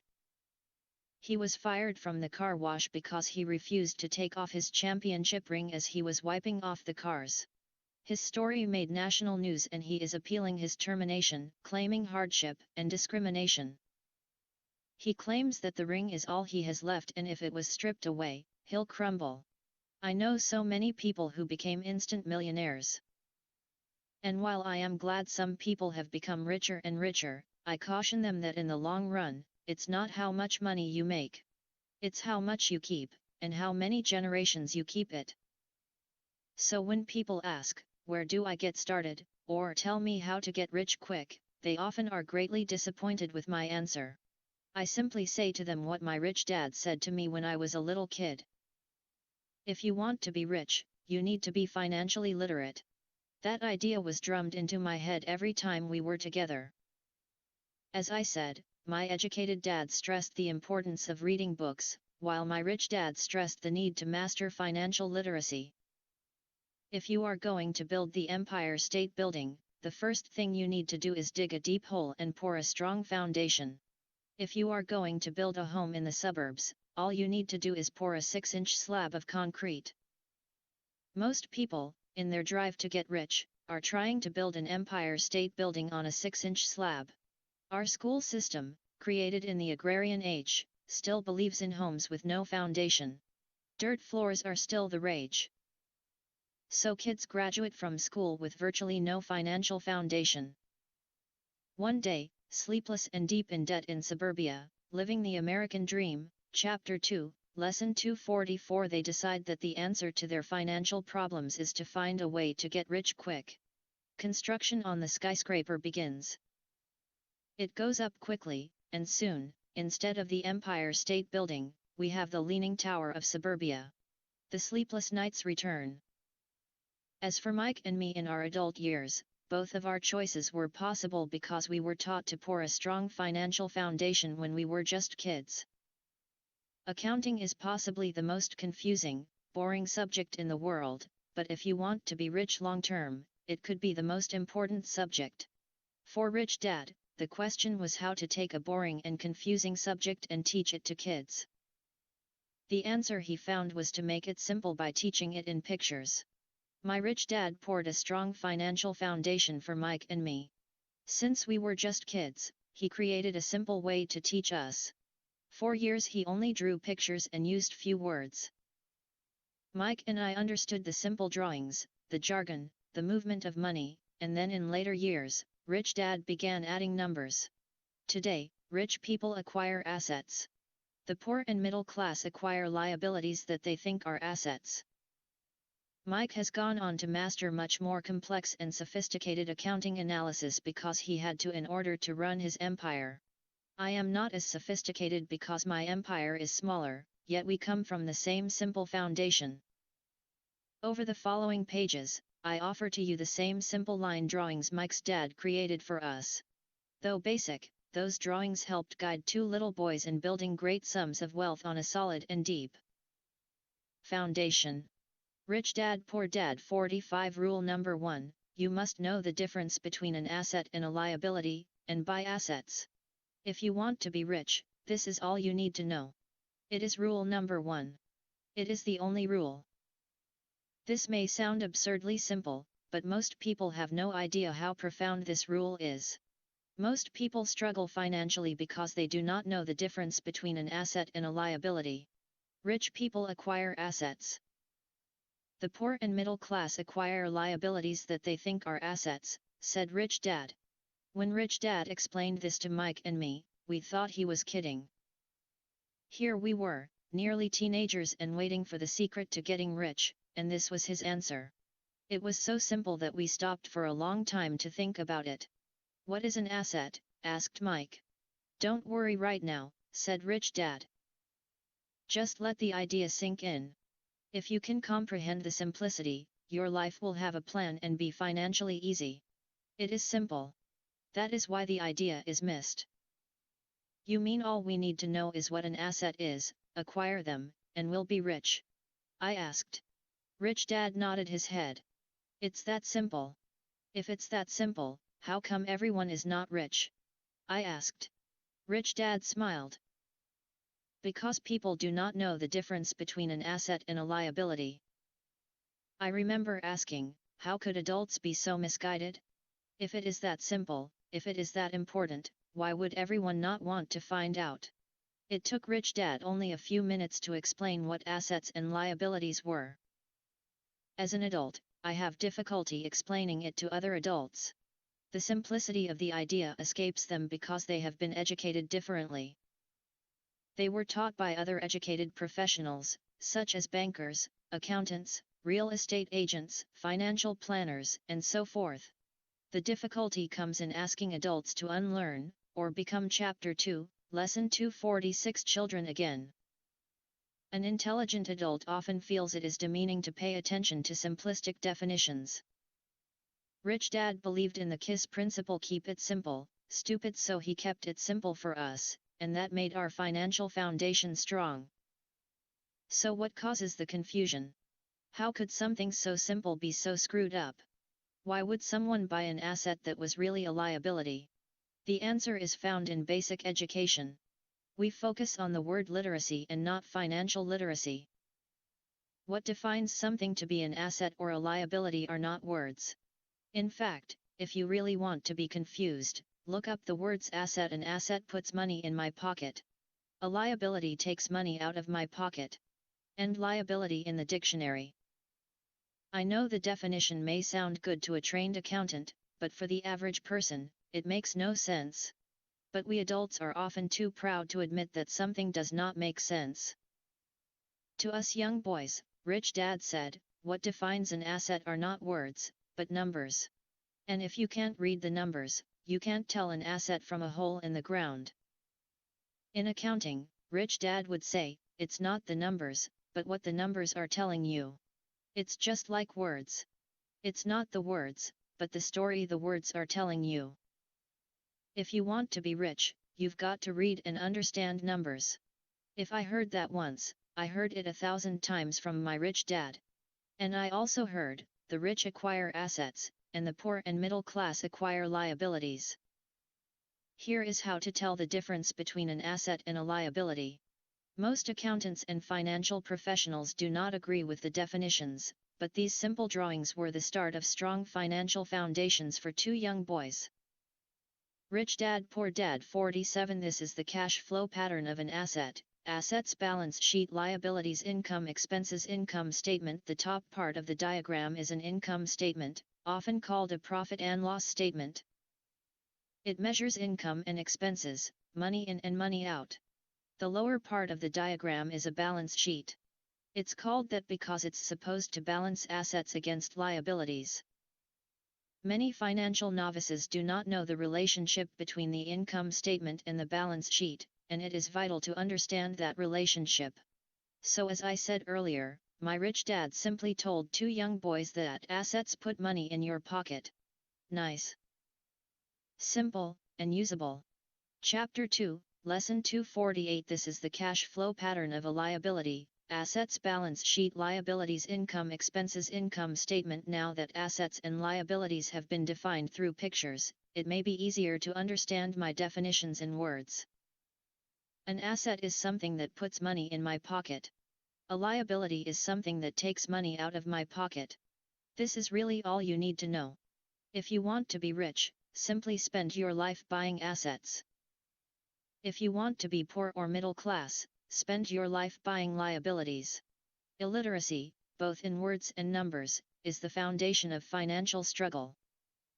If people are having difficulties financially, there is something that they don't understand, either in words or numbers. The rich are rich because they are more literate in different areas than people who struggle financially. So if you want to be rich and maintain your wealth, it's important to be financially literate, in words as well as numbers. Rich Dad Poor Dad 49. The arrows in the diagrams represent the flow of cash, or cash flow. Numbers alone mean little, just as words out of context mean little. It's the story that counts.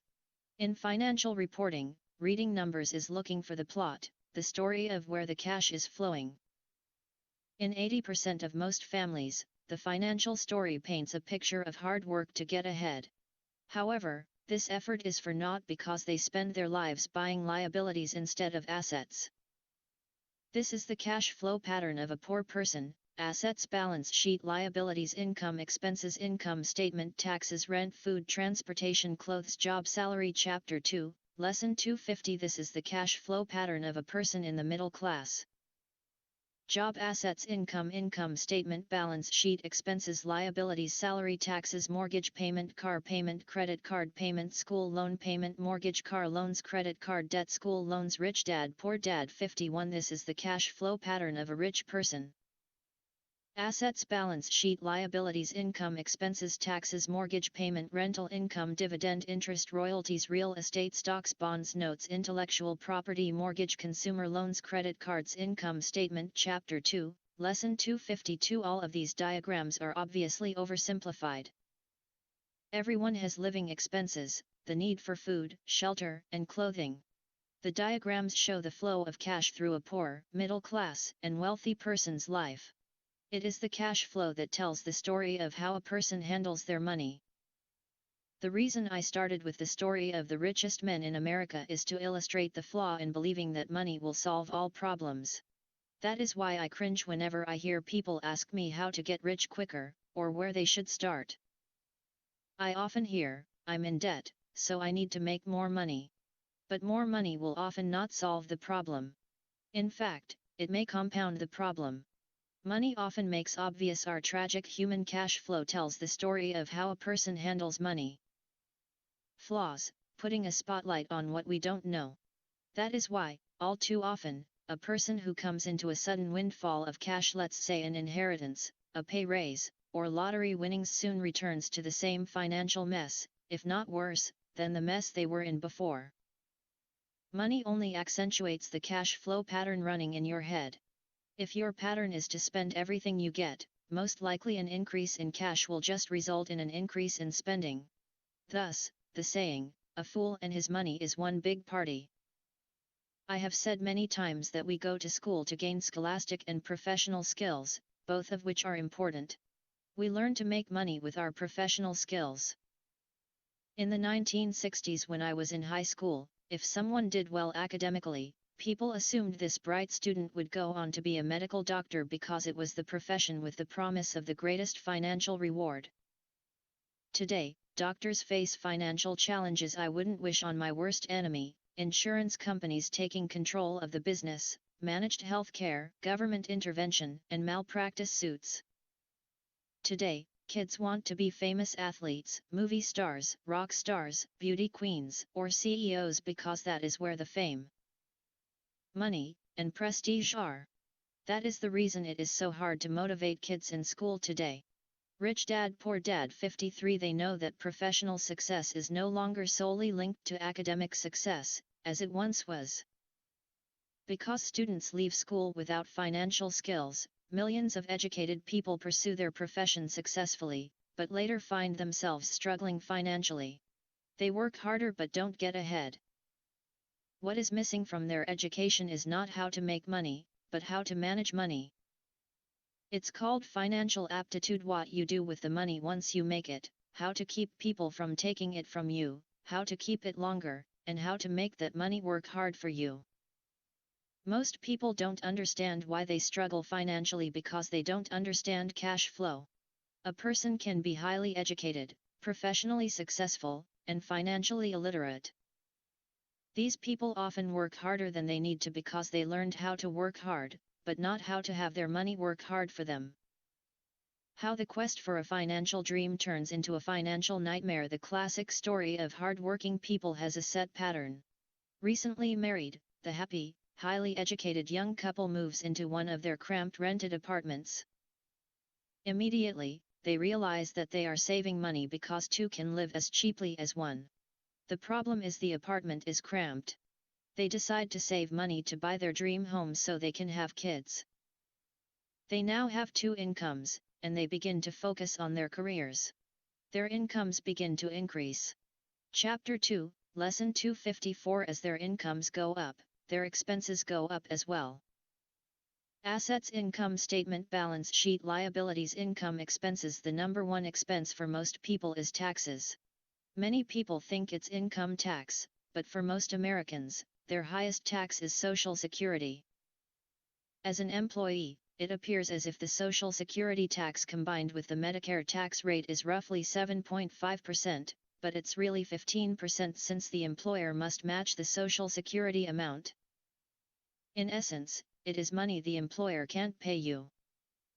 On top of that, you still have to pay income tax on the amount deducted from your wages for Social Security tax, income you never received because it went directly to Social Security through withholding. Going back to the young couple, as a result of their incomes increasing, they decide to buy the house of their dreams. Once in their house, they have a new tax, called property tax. Then they buy a new car, new furniture, and new appliances to match their new house. All of a sudden, they wake up and their liabilities column is full of mortgage and credit card debt. Their liabilities go up. Rich Dad Poor Dad 55. Assets, income statement, balance sheet, liabilities, income, expenses. They're now trapped in the rat race. Pretty soon a baby comes along and they work harder. The process repeats itself. Higher incomes cause higher taxes, also called bracket creep. A credit card comes in the mail. They use it and max it out. A loan company calls and says their greatest asset, their home, has appreciated in value. Because their credit is so good, the company offers a bill consolidation loan and tells them the intelligent thing to do is clear off the high-interest consumer debt by paying off their credit card. And besides, interest on their home is a tax deduction. They go for it, and pay off those high-interest credit cards. They breathe a sigh of relief. Their credit cards are paid off. They've now folded their consumer debt into their home mortgage. Their payments go down because they extend their debt over 30 years. It is the smart thing to do. Their neighbor calls to invite them to go shopping. The Memorial Day sale is on. They promise themselves they'll just window shop, but they take a credit card, just in case. Chapter 2, Lesson 256. I run into this young couple all the time. Their names change, but their financial dilemma is the same. They come to one of my talks to hear what I have to say. They ask me, "Can you tell us how to make more money?" They don't understand that their trouble is really how they choose to spend the money they do have. It is caused by financial illiteracy and not understanding the difference between an asset and a liability. More money seldom solves someone's money problems. Intelligence solves problems. There is a saying a friend of mine says over and over to people in debt: if you find you have dug yourself into a hole, stop digging. As a child, my dad often told us that the Japanese were aware of three powers: the power of the sword, the jewel, and the mirror. The sword symbolizes the power of weapons. America has spent trillions of dollars on weapons and, because of this, is a powerful military presence in the world. The jewel symbolizes the power of money. There is some degree of truth to the saying, remember the golden rule. He who has the gold makes the rules. The mirror symbolizes the power of self-knowledge. This self-knowledge, according to Japanese legend, was the most treasured of the three. All too often, the poor and middle class allow the power of money to control them. By simply getting up and working harder, failing to ask themselves if what they do makes sense, they shoot themselves in the foot as they leave for work every morning. By not fully understanding money, the vast majority of people allow its awesome power to control them. If they used the power of the mirror, they would have asked themselves, does this make sense? All too often, instead of trusting their inner wisdom, that genius inside, most people follow the crowd. They do things because everybody else does them. They conform, rather than question. Often, they mindlessly repeat what they have been told. Diversify. Your home is an asset. Your home is your Rich Dad Poor Dad 57 biggest investment. You get a tax break for going into greater debt. Get a safe job. Don't make mistakes. Don't take risks. It is said that the fear of public speaking is a fear greater than death for most people. According to psychiatrists, the fear of public speaking is caused by the fear of ostracism, the fear of standing out, the fear of criticism, the fear of ridicule, and the fear of being an outcast. The fear of being different prevents most people from seeking new ways to solve their problems. That is why my educated dad said the Japanese valued the power of the mirror the most, for it is only when we look into it that we find a person can be highly educated, professionally successful, and financially illiterate. Truth. Fear is the main reason that people say, play it safe. That goes for anything, be it sports, relationships, careers, or money. It is that same fear, the fear of ostracism, that causes people to conform to, and not question, commonly accepted opinions or popular trends. Your home is an asset. Get a bill consolidation loan, and get out of debt. Work harder. It's a promotion. Someday I'll be a vice president. Save money. When I get a raise, I'll buy us a bigger house. Mutual funds are safe. Many financial problems are caused by trying to keep up with the Joneses. Occasionally, we all need to look in the mirror and be true to our inner wisdom rather than our fears. By the time Mike and I were 16 years old, we began to have problems in school. We were not bad kids. We just began to separate from the crowd. We worked for Mike's dad after school and on weekends. Mike and I often spent hours after work just sitting at a table with his dad while he held meetings with his bankers, attorneys, accountants, brokers, investors, managers, and employees. Here was a man who had left school at 13 who was now directing, instructing, ordering, and asking questions of educated people. They came at his beck and call, and cringed when he didn't approve of them. Chapter 2, Lesson 258. Here was a man who had not gone along with the crowd. He was a man who did his own thinking and detested the words, "We have to do it this way because that's the way everyone else does it." He also hated the word can't. If you wanted him to do something, just say, "I don't think you can do it." Mike and I learned more sitting in on his meetings than we did in all our years of school, college included. Mike's dad was not book smart, but he was financially educated and successful as a result. He told us over and over again, an intelligent person hires people who are more intelligent than he is. So Mike and I had the benefit of spending hours listening to and learning from intelligent people. But because of this, Mike and I couldn't go along with the standard dogma our teachers preached, and that caused problems.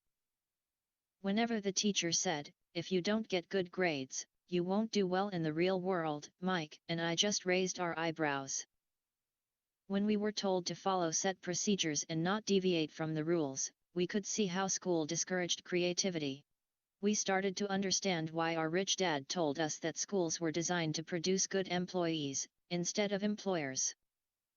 Occasionally, Mike or I would ask our teachers how what we studied was applicable in the real world, or why we never studied money and how it worked.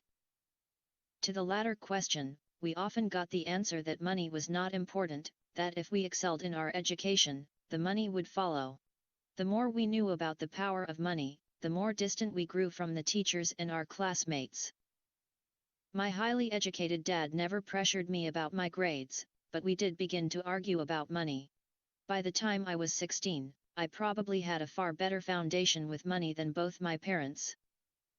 I could keep books, I listened to tax accountants, corporate attorneys, bankers, real estate brokers, investors, and so forth.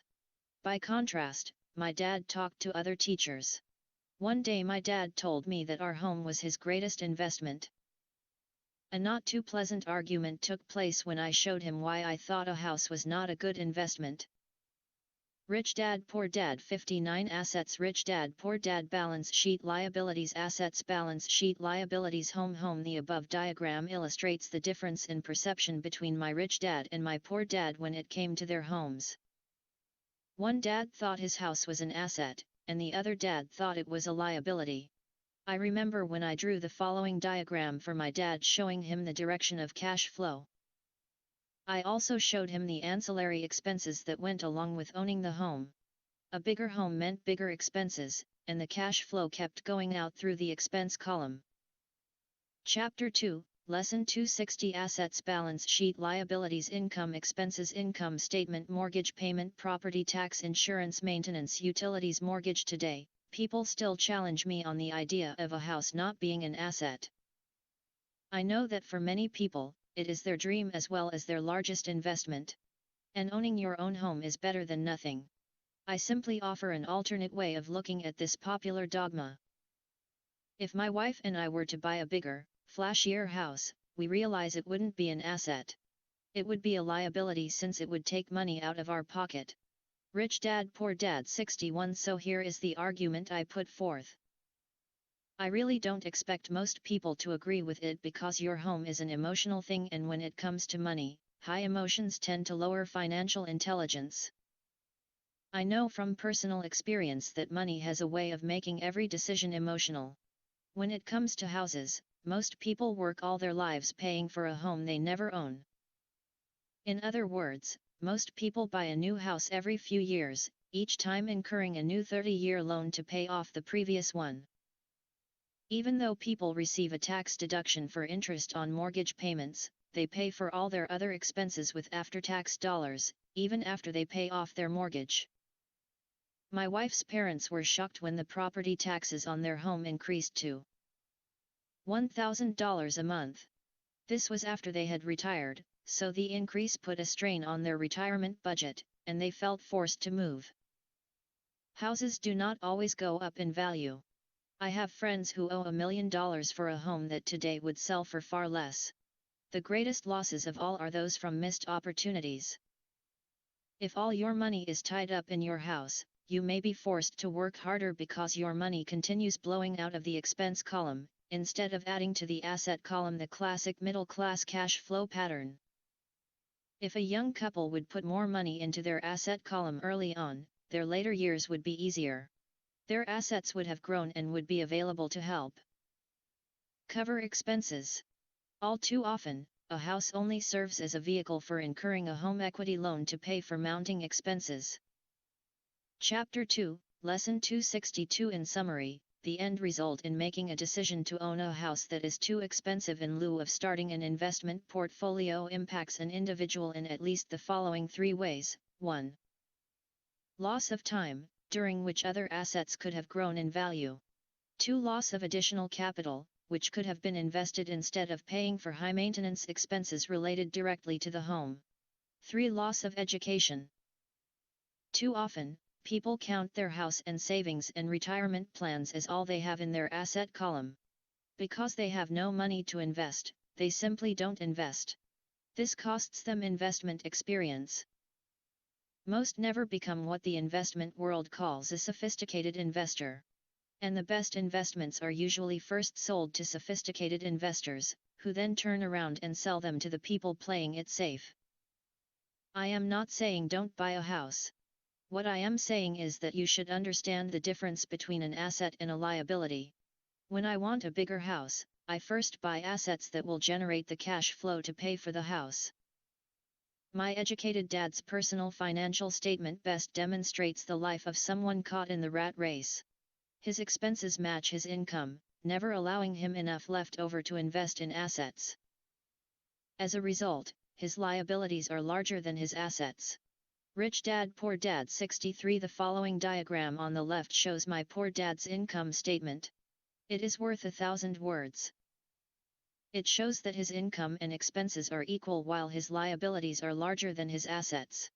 My rich dad's personal financial statement on the right reflects the results of a life dedicated to investing and minimizing liabilities. Rich dad's financial statement, poor dad's financial statement, poor dad's financial statement, rich dad's financial statement, assets, liabilities, income, expenses, assets, liabilities, income, expenses, poor dad's financial statement, rich dad's financial statement, assets, liabilities, income, expenses, assets, liabilities, income, expenses. Chapter 2, Lesson 264. Why the rich get richer. A review of my rich dad's financial statement shows why the rich get richer. The asset column generates more than enough income to cover expenses, with the balance reinvested into the asset column. The asset column continues to grow and, therefore, the income it produces grows with it. The result is that the rich get richer. Assets, income, income statement, balance sheet, expenses, liabilities. Rich Dad Poor Dad 65. Why the middle class struggle. The middle class finds itself in a constant state of financial struggle. Their primary income is through their salary. As their wages increase, so do their taxes. Their expenses tend to increase in proportion to their salary increase, hence, the phrase the rat race. They treat their home as their primary asset, instead of investing in income-producing assets.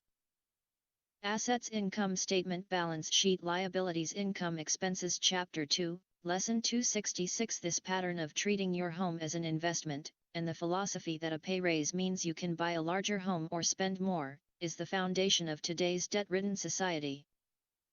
Increased spending throws families into greater debt and into more financial uncertainty, even though they may be advancing in their jobs and receiving raises on a regular basis.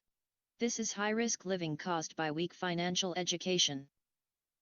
The massive loss of jobs in recent times proves how shaky the middle class really is financially. Company pension plans are being replaced by 401 plans. Social Security is obviously in trouble and can't be relied upon as a source for retirement. Panic has set in for the middle class. Today, mutual funds are popular because they supposedly represent safety. Average mutual fund buyers are too busy working to pay taxes and mortgages, save for their children's college, and pay off credit cards. They do not have time to study investing, so they rely on the expertise of the manager of a mutual fund. Also, because the mutual fund includes many different types of investments, they feel their money is safer because it is diversified.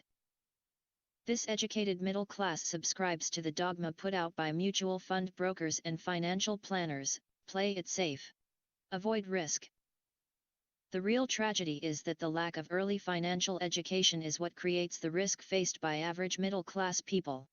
The reason they have to play it safe is because their financial positions are tenuous at best. Their balance sheets are not balanced. Instead, they are loaded with liabilities and have no real assets that generate income. Typically, their only source of income is their paycheck. Their livelihood becomes entirely dependent on their employer. So when genuine deals of a lifetime come along, these people can't take advantage of them because they are working so hard, are taxed to the max, and are loaded with debt. As I said at the start of this section, the most important rule is to know the difference between an asset and a liability. Once you understand the difference, concentrate your efforts on buying income-generating assets. That's the best way to get started on a path Rich Dad Poor Dad 67 to becoming rich. Keep doing that, and your asset column will grow. Keep liabilities and expenses down so more money is available to continue pouring into the asset column. Soon the asset base will be so deep that you can afford to look at more speculative investments that may have returns of 100% to infinity, $5,000 investments that are soon turned into $1 million or more, investments that the middle class calls too risky. The investment is not risky for the financially literate. If you do what the masses do, you get the following picture: work for the company, work for the government, assets, balance sheet, liabilities, income, expenses, income statement, work for the bank. Chapter 2, Lesson 268. As an employee who is also a homeowner. Your working efforts are generally as follows: 1. You work for the company. Employees make their business owner or the shareholders rich, not themselves. Your efforts and success will help provide for the owner's success and retirement. 2. You work for the government. The government takes its share from your paycheck before you even see it. By working harder, you simply increase the amount of taxes taken by the government. Most people work from January to May just for the government. 3. You work for the bank. After taxes, your next largest expense is usually your mortgage and credit card debt. The problem with simply working harder is that each of these 3 levels takes a greater share of your increased efforts. You need to learn how to have your increased efforts benefit you and your family directly. Once you have decided to concentrate on minding your own business, focusing your efforts on acquiring assets instead of a bigger paycheck, how do you set your goals? Most people must keep their job and rely on their wages to fund their acquisition of assets. As their assets grow, how do they measure the extent of their success? When does someone know that they are rich, that they have wealth? As well as having my own definitions for assets and liabilities, I also have my own definition for wealth. Actually, I borrowed it from a man named R. Buckminster Fuller. Some call him a quack, and others call him a genius. Years ago he got architects buzzing because he applied for a patent for something called a geodesic dome. But in the application, Fuller also said something about wealth. Rich Dad Poor Dad 69. It was pretty confusing at first, but after reading it, it began to make some sense. Wealth is a person's ability to survive so many number of days forward, or, if I stopped working today, how long could I survive? Unlike net worth, the difference between your assets and liabilities, which is often filled with a person's expensive junk and opinions of what things are worth, this definition creates the possibility for developing a truly accurate measurement. I could now measure and know where I was in terms of my goal to become financially independent. Although net worth often includes non-cash producing assets, like stuff you bought that now sits in your garage, wealth measures how much money your money is making and, therefore, your financial survivability. Wealth is the measure of the cash flow from the asset column compared with the expense column. Let's use an example. Let's say I have cash flow from my asset column of $1,000 a month. And I have monthly expenses of $2,000. What is my wealth? Let's go back to Buckminster Fuller's definition. Using his definition, how many days forward can I survive? Assuming a 30-day month, I have enough cash flow for half a month.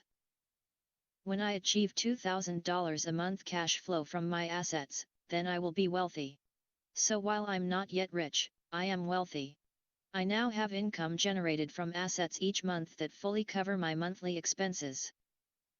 If I want to increase my expenses, I first must increase my cash flow to maintain this level of wealth. Also note that it is at this point that I'm no longer dependent on my wages.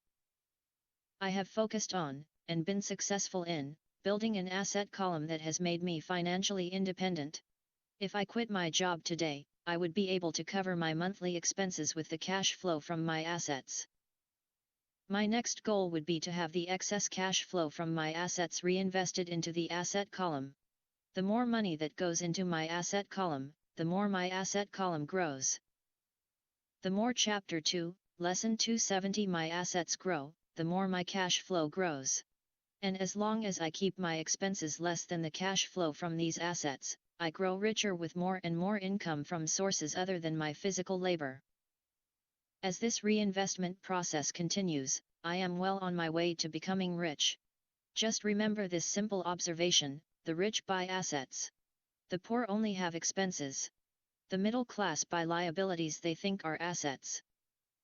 So how do I start minding my own business? What is the answer? Listen to the founder of McDonald's in the next chapter. Chapter 3 Lesson 3, Mind Your Own Business 71 The rich focus on their asset columns while everyone else focuses on their income statements. In 1974, Ray Kroc, the founder of McDonald's, was asked to speak to the MBA class at the University of Texas at Austin. A friend of mine was a student in that MBA class.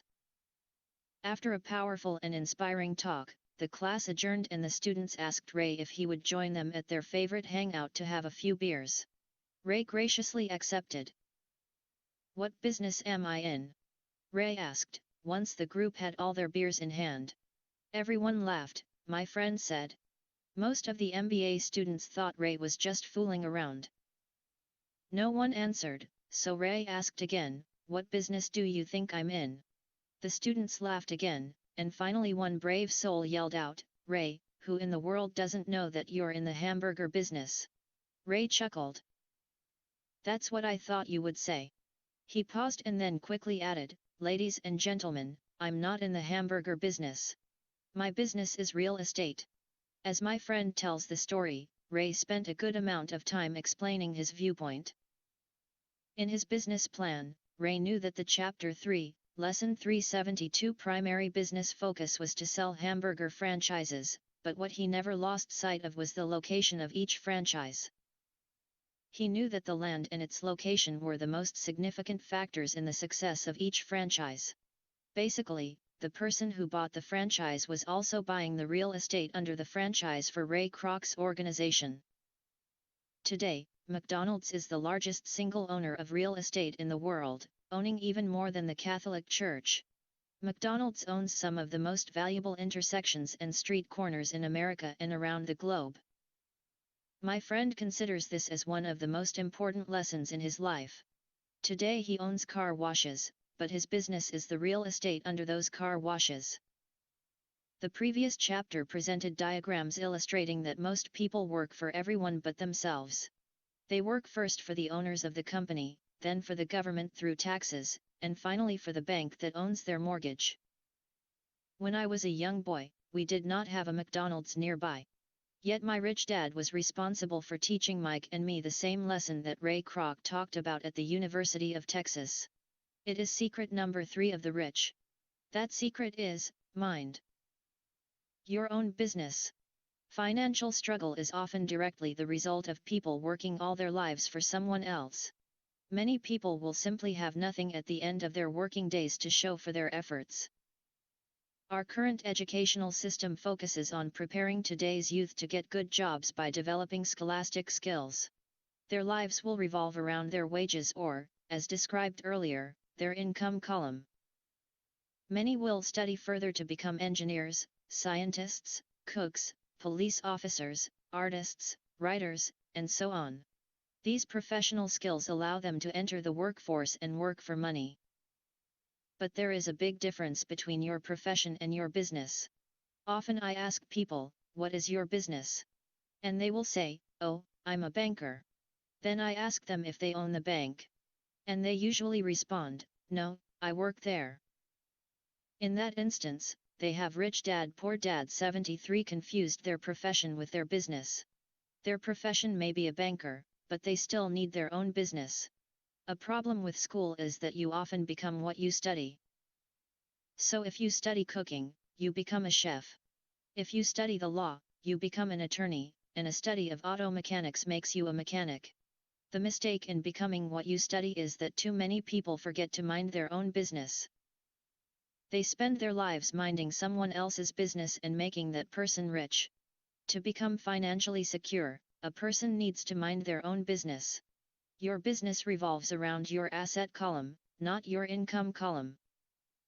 As stated earlier, the number one rule is to know the difference between an asset and a liability, and to buy assets. The rich focus on their asset columns, while everyone else focuses on their income statements. That is why we hear so often, I need a raise. If only I had a promotion. I am going back to school to get more training so I can get a better job.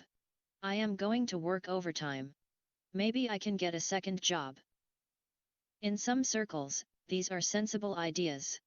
But you are still not minding your own business. These ideas all still focus on the income. Financial struggle is often the result of people working all their lives for someone else. Column N will only help a person become more financially secure if the additional money is used to purchase income-generating assets.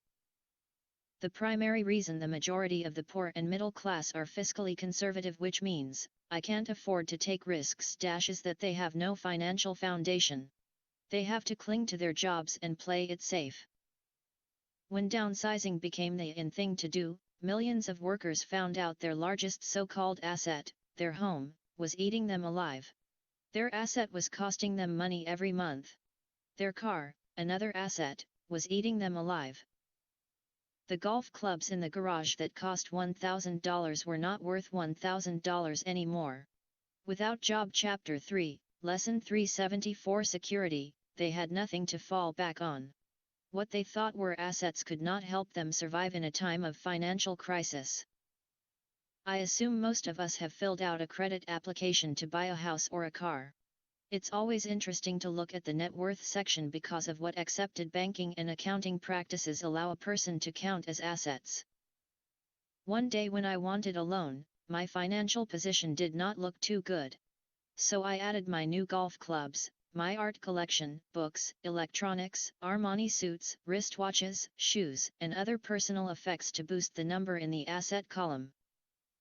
But I was turned down because I had too much investment real estate. The loan committee didn't like that I made so much money from rent. They wanted to know why I did not have a normal job with a salary. They did not question the Armani suits, golf clubs, or art collection. Life is sometimes tough when you do not fit the standard profile. I cringe every time I hear someone say to me that their net worth is $1 million or $100,000 or whatever. One of the main reasons net worth is not accurate is simply because, the moment you begin selling your assets, you are taxed for any gains. So many people have put themselves in deep financial trouble when they run short of income. To raise cash, they sell their assets. But their personal assets can generally be sold for only a fraction of the value that is listed on their personal balance sheet. Or if there is a gain on the sale of the assets, they are taxed on the gain. So again, the government takes its share, thus reducing the amount available to help them out of debt. That is why I say someone's net worth is often worth less than they think. Start minding your own business. Keep your daytime job, but start buying real assets, not liabilities or personal effects that have no real value once you get them home. A new car loses nearly 25% of the price you pay for it the moment you drive it off the lot. It is not a true asset even if your banker lets you list it as one. My $400 new titanium driver was worth $150 the moment I teed off. Rich Dad Poor Dad 75. Keep expenses low, reduce liabilities, and diligently build a base of solid assets. For young people who have not yet left home, it is important for parents to teach them the difference between an asset and a liability. Get them to start building a solid asset column before they leave home, get married, buy a house, have kids, and get stuck in a risky financial position, clinging to a job, and buying everything on credit. I see so many young couples who get married and trap themselves into a lifestyle that will not let them get out of debt for most of their working years. For many people, just as the last child leaves home, the parents realize they have not adequately prepared for retirement and they begin to scramble to put some money away. Then their own parents become ill and they find themselves with new responsibilities. So what kind of assets am I suggesting that you or your children acquire? In my world, real assets fall into the following categories: businesses that do not require my presence, I own them, but they are managed or run by other people. If I have to work there, it's not a business. It becomes my job. Stocks, bonds, income-generating real estate, notes, royalties from intellectual property such as music, scripts, and patents, anything else that has value, produces income or appreciates, and has a ready market. Chapter 3, Lesson 376. As a young boy, my educated dad encouraged me to find a safe job. But my rich dad encouraged me to begin acquiring assets that I loved. If you don't love it, you won't take care of it. I collect real estate simply because I love buildings and land. I love shopping for them, and I could look at them all day long. When problems arise, the problems aren't so bad that it changes my love for real estate. For people who hate real estate, they shouldn't buy it. I also love stocks of small companies, especially Start UPS, because I am an entrepreneur, not a corporate person. In my early years, I worked in large organizations, such as Standard Oil of California, the U.S. Marine Corps, and Xerox Corp. I enjoyed my time with those organizations and have fond memories, but I know deep down I am not a company man. I like starting companies, not running them. So my stock buys are usually of small companies. Sometimes I even start the company and take it public. Fortunes are made in new stock issues, and I love the game. Many people are afraid of small cap companies and call them risky, and they are. But that risk, start minding your own business. Keep your daytime job, but start buying real assets, not liabilities. Is diminished if you love what the investment is, understand it, and know the game. With small companies, my investment strategy is to be out of the stock in a year. On the other hand, my real estate strategy is to start small and keep trading up for bigger properties and, therefore, delay paying taxes on the gain. This allows the value to increase dramatically. I generally hold real estate less than 7 years. 4 years, even while I was with the Marine Corps and Xerox, I did what my rich dad recommended. I kept my day job, but I still minded my own business. I was active in my asset column trading real estate and small stocks. Rich Dad always stressed the importance of financial literacy. The better I was at understanding the accounting and cash management, the better I would be at analyzing investments and eventually starting and building my own company. Rich Dad Poor Dad 77. I don't encourage anyone to start a company unless they really want to. Knowing what I know about running a company, I wouldn't wish that task on anyone. There are times when people can't find employment and starting a company seems like the best solution. But the odds are against success. 9 out of 10 companies fail in 5 years. Of those that survive the first 5 years, 9 out of every 10 of those eventually fail as well. So only if you really have the desire to own your own company do I recommend it. Otherwise, keep your day job and mind your own business. When I say mind your own business, I mean to build and keep your asset column strong. Once a dollar goes into it, never let it come out. Think of it this way, once a dollar goes into your asset column, it becomes your employee. The best thing about money is that it works 24 hours a day and can work for generations. Keep your day job, be a great hard-working employee, but keep building that asset column. As your cash flow grows, you can indulge in some luxuries. An important distinction is that rich people buy luxuries last, while the poor and middle class tend to buy luxuries first. The poor and the middle class often buy luxury items like big houses, diamonds, furs, jewelry, or boats because they want to look rich. They look rich, but in reality they just get deeper in debt on credit. The old money people, the long-term rich, build their asset column first. Then the income generated from the asset column buys their luxuries. The poor and middle class buy luxuries with their own sweat, blood, and children's inheritance. A true luxury is a reward for investing in and developing a real asset. For example, when my wife Kim and I had extra money coming from our apartment houses, she went out and bought her Mercedes. It didn't take any extra work or risk on her part because the apartment house bought the car. She did, however, have to wait 4 years while the real estate investment portfolio grew and began generating enough extra cash flow to pay for the car. But the luxury, the Mercedes, was a true reward because she proved she knew how to grow her asset column. That car now means a lot more to her than Chapter 3, Lesson 378, simply another pretty car. It means she used her financial intelligence to afford it. Instead, most people impulsively go out and buy a new car, or some other luxury, on credit. They may feel bored and just want a new toy. Buying a luxury on credit often causes a person to eventually resent that luxury because the debt becomes a financial burden. After you've taken the time and invested in and built your own business, you are now ready to learn the biggest secret of the rich, the secret that puts the rich way ahead of the pack. Chapter 4, Lesson 4, The History of Taxes and the Power of Corporations. 79 My rich dad just played the game smart, and he did it through corporations. The biggest secret of the rich. I remember in school being told the story of Robin Hood and his merry men. My teacher thought it was a wonderful story of a romantic hero who robbed from the rich and gave to the poor. My rich dad did not see Robin Hood as a hero. He called Robin Hood a crook. Robin Hood may be long gone, but his followers live on. I often still hear people say, "Why don't the rich pay for it?" or "The rich should pay more in taxes and give it to the poor." It is this Robin Hood fantasy, or taking from the rich to give to the poor, that has caused the most pain for the poor and the middle class. The reason the middle class is so heavily taxed is because of the Robin Hood ideal. The reality is that the rich are not taxed.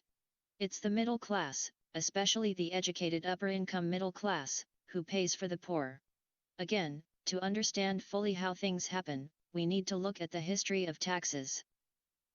Although my highly educated dad was an expert on the history of education, my rich dad fashioned himself as an expert on the history of taxes. Chapter 4, Lesson 480. Rich Dad explained to Mike and me that originally, in England and America, there were no taxes. Occasionally, there were temporary taxes levied in order to pay for wars. The king or the president would put the word out and ask everyone to chip in. Taxes were levied in Britain for the fight against Napoleon from 1799 to 1816, and in America to pay for the Civil War from 1861 to 1865. In 1874, England made income tax a permanent levy on its citizens. In 1913, an income tax became permanent in the United States with the adoption of the 16th Amendment to the U.S. Constitution. At one time, Americans were anti-tax. It had been the tax on tea that led to the famous Tea Party in Boston Harbor, an incident that helped ignite the Revolutionary War. It took approximately 50 years in both England and the United States to sell the idea of a regular income tax. What these historical dates fail to reveal is that both of these taxes were initially levied against only the rich. It was this point that Rich Dad wanted Mike and me to understand. He explained that the idea of taxes was made popular, and accepted by the majority, by telling the poor and the middle class that taxes were created only to punish the rich. This is how the masses voted for the law, and it became constitutionally legal. Although it was intended to punish the rich, in reality it wound up punishing the very people who voted for it, the poor and middle class. Once government got a taste of money, its appetite grew, said Rich Dad. Your dad and I are exactly opposite. He's a government bureaucrat, and I am a capitalist. We get paid, and our success is measured on opposite behaviors. He gets paid to spend money and hire people. The more he spends and the more people he hires, the larger his organization becomes. In the government, a large organization is a respected organization. On the other hand, within my organization, the fewer people I hire and the less money I spend, the more I am respected by my investors. That's why I don't like government people. They have different objectives than most business people. As the government grows, more and more tax dollars are needed to support it. My educated dad sincerely believed that government should help people. He loved John F. Kennedy and especially the idea of the piece Rich Dad Poor Dad 81 Corps. He loved the idea so much that both he and my mom worked for the Peace Corps, training volunteers to go to Malaysia, Thailand, and the Philippines. He always strived for additional grants and budget increases so he could hire more people, both in his job with the Education Department and in the Peace Corps. From the time I was about 10 years old, I would hear from my rich dad that government workers were a pack of lazy thieves, and from my rich dad did not see Robin Hood as a hero. He called Robin Hood a crook. Poor dad, I would hear how the rich were greedy crooks who should be made to pay more taxes. Both sides had valid points. It was difficult to go to work for one of the biggest capitalists in town and come home to a father who was a prominent government leader. It was not easy to know which dad to believe. Yet when you study the history of taxes, an interesting perspective emerges. As I said, the passage of taxes was only possible because the masses believed in the Robin Hood theory of economics, take from the rich, and give to everyone else. The problem was that the government's appetite for money was so great that taxes soon needed to be levied on the middle class, and from there it kept trickling down. However, the rich saw an opportunity because they don't play by the same set of rules. The rich knew about corporations, which became popular in the days of sailing ships. The rich created the corporation as a vehicle to limit their risk to the assets of each voyage. The rich put their money into a corporation to finance the voyage. The corporation would then hire a crew to sail to the New World to look for treasure. If the ship was lost, the crew lost their lives, but the loss to the rich would be limited only to the money they invested for that particular voyage. Chapter 4, Lesson 482. The diagram that follows shows how the corporate structure sits outside your personal income statement and balance sheet. Assets: personal income statement, personal balance sheet, income expenses, corporation income statement, liabilities, income expenses. Rich Dad Poor Dad 83. It is the knowledge of the legal corporate structure that really gives the rich a vast advantage over the poor and the middle class. Having two fathers teaching me, one a socialist and the other a capitalist, I quickly began to realize that the philosophy of the capitalist made more financial sense to me. It seemed to me that the socialists ultimately penalized themselves due to their lack of financial education. No matter what the take from the rich crowd came up with, the rich always found a way to outsmart them. That is how taxes were eventually levied on the middle class.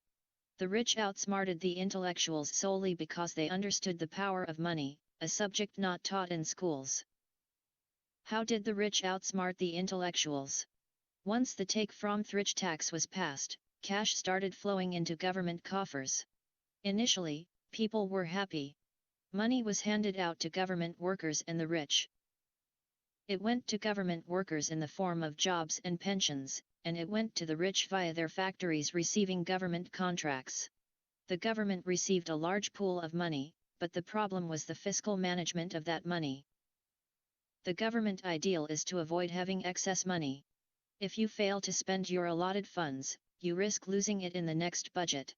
You would certainly not be recognized for being efficient. Business people, on the other hand, are rewarded for having excess money and are applauded for their efficiency. As this cycle of growing government spending continued, the demand for money increased, and the tax the rich idea was adjusted to include lower income levels, down to the very people who voted it in, the poor and the middle class. True capitalists used their financial knowledge to simply find an escape. They headed back to the protection of a corporation. But what many people who have never formed a corporation don't know is that a corporation is not really a thing. A corporation is merely a file folder with some legal documents in it, sitting in some attorney's office and registered with a state government agency. It's not a big building or a factory or a group of people. A corporation is merely a legal document that creates a legal body without a soul. Using it, the wealth of the rich was once again protected. It was popular because the income tax rate of a corporation is less than the individual Chapter 4, Lesson 484 income tax rates. In addition, certain expenses could be paid by a corporation with pre-tax dollars.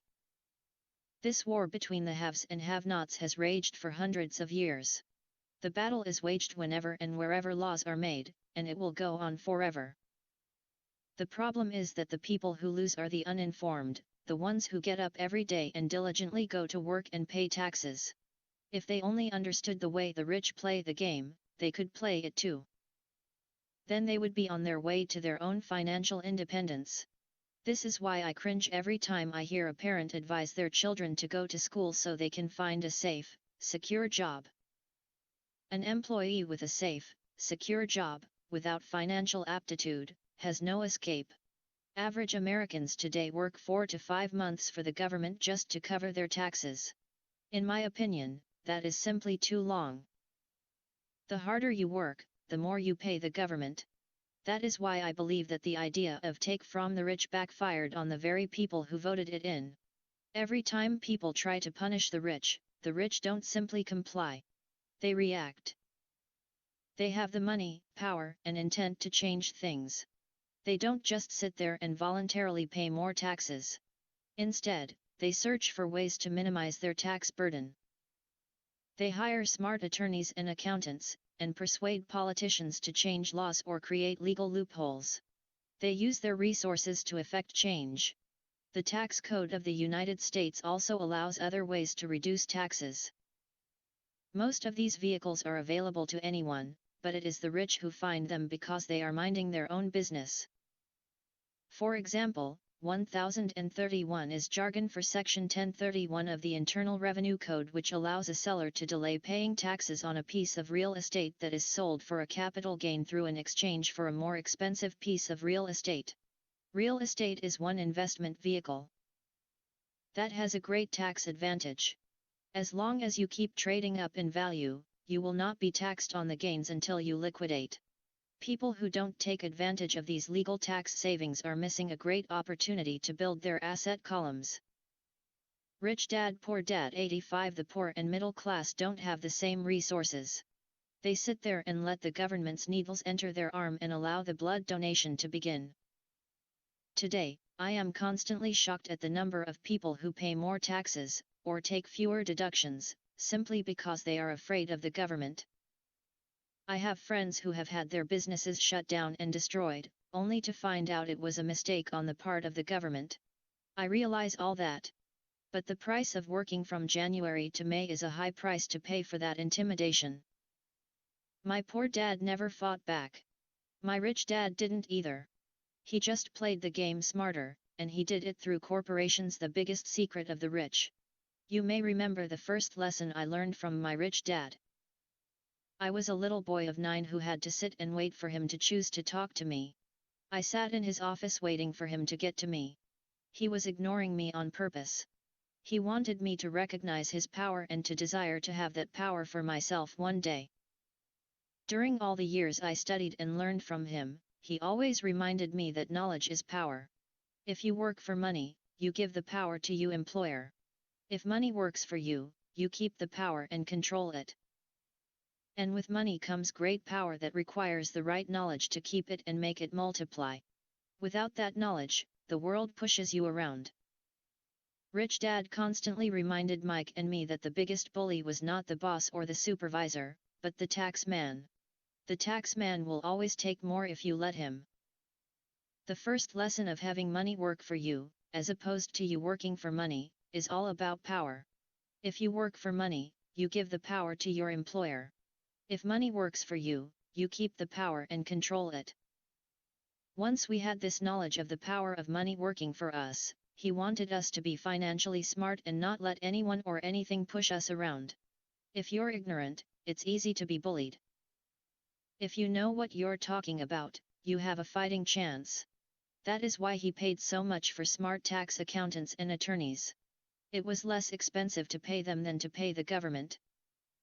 His Chapter 4, Lesson 486 best lesson to me was, be smart and you won't be pushed around as much. He knew the law because he was a law-abiding citizen and because it was expensive to not know the law. If you know you're right, you're not afraid of fighting back. Even if you are taking on Robin Hood and his band of merry men. My highly educated dad always encouraged me to land a good job with a strong corporation. He spoke of the virtues of working your way up the corporate ladder. He didn't understand that, by relying solely on a paycheck from a corporate employer, I would be a docile cow ready for milking. When I told my rich dad of my father's advice, he only chuckled. "Why not own the ladder?" was all he said. As a young boy, I did not understand what rich dad meant by owning my own corporation. It was an idea that seemed impossible and intimidating. Although I was excited by the idea, my inexperience wouldn't let me envision the possibility that grown UPS would someday work for a company I would own. Each dollar in my asset column was a great employee, working hard to make more employees and buy the boss a new Porsche. The point is that, if not for my rich dad, I would have probably followed my educated dad's advice. It was merely the occasional reminder of my rich dad that kept the idea of owning my own corporation alive and kept me on a different path. By the time I was 15 or 16, I knew I wasn't going to continue down the path my educated dad recommended. I didn't know how I was going to do it, but I was determined not to head in the direction most of my classmates were heading. That decision changed my life. It was not until my mid-20s that my rich dad's advice began to make more sense to me. I was just out of the Marine Corps and working for Xerox.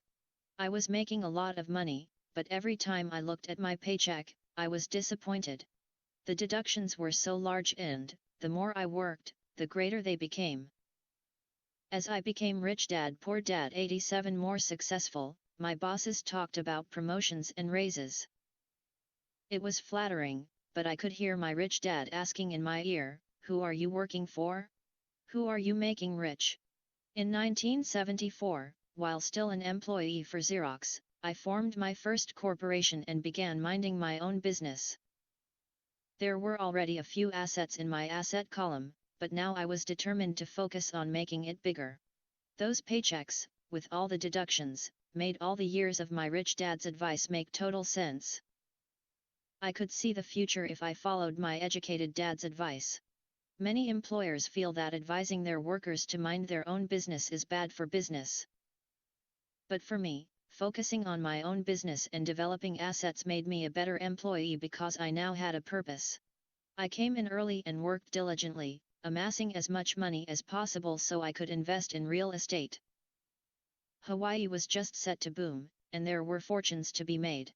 The more I realized that we were in the beginning stages of a boom, the more Xerox machines I sold. The more I sold, the more money I made and, of course, the more deductions came out of my paycheck. It was inspiring. I wanted out of the employee trap so badly that I worked even harder so I could invest more. By 1978, I was consistently one of the top 5 salespeople at the company. I badly wanted out of the rat race. In less than 3 years, I was making more in my real estate holding corporation than I was making at Xerox. And the money I was making in my asset column in my own corporation was money working for me, not me pounding on doors selling copiers. My rich dad's advice made much more sense. Soon the cash flow from my properties was so strong that my company bought me my first Porsche. My fellow Xerox salespeople thought I was spending my commissions. I wasn't.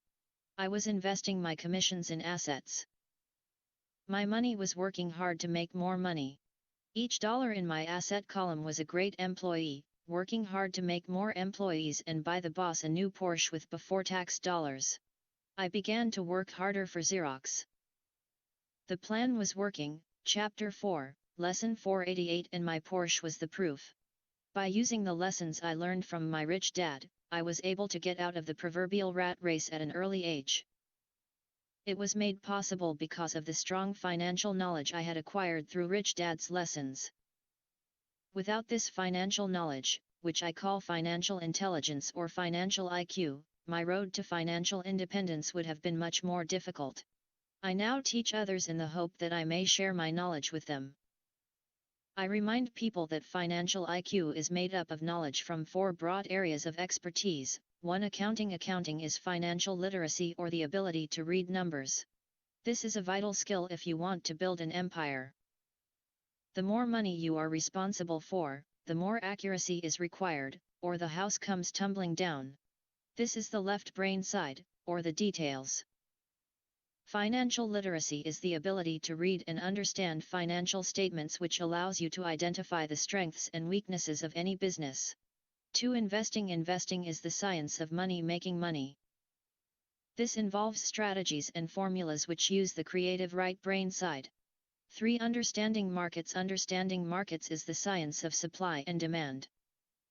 You need to know the technical aspects of the market, which are emotion-driven, in addition to the fundamental or economic aspects of an investment. Does an investment make sense or does it not make sense based on current market conditions? 4.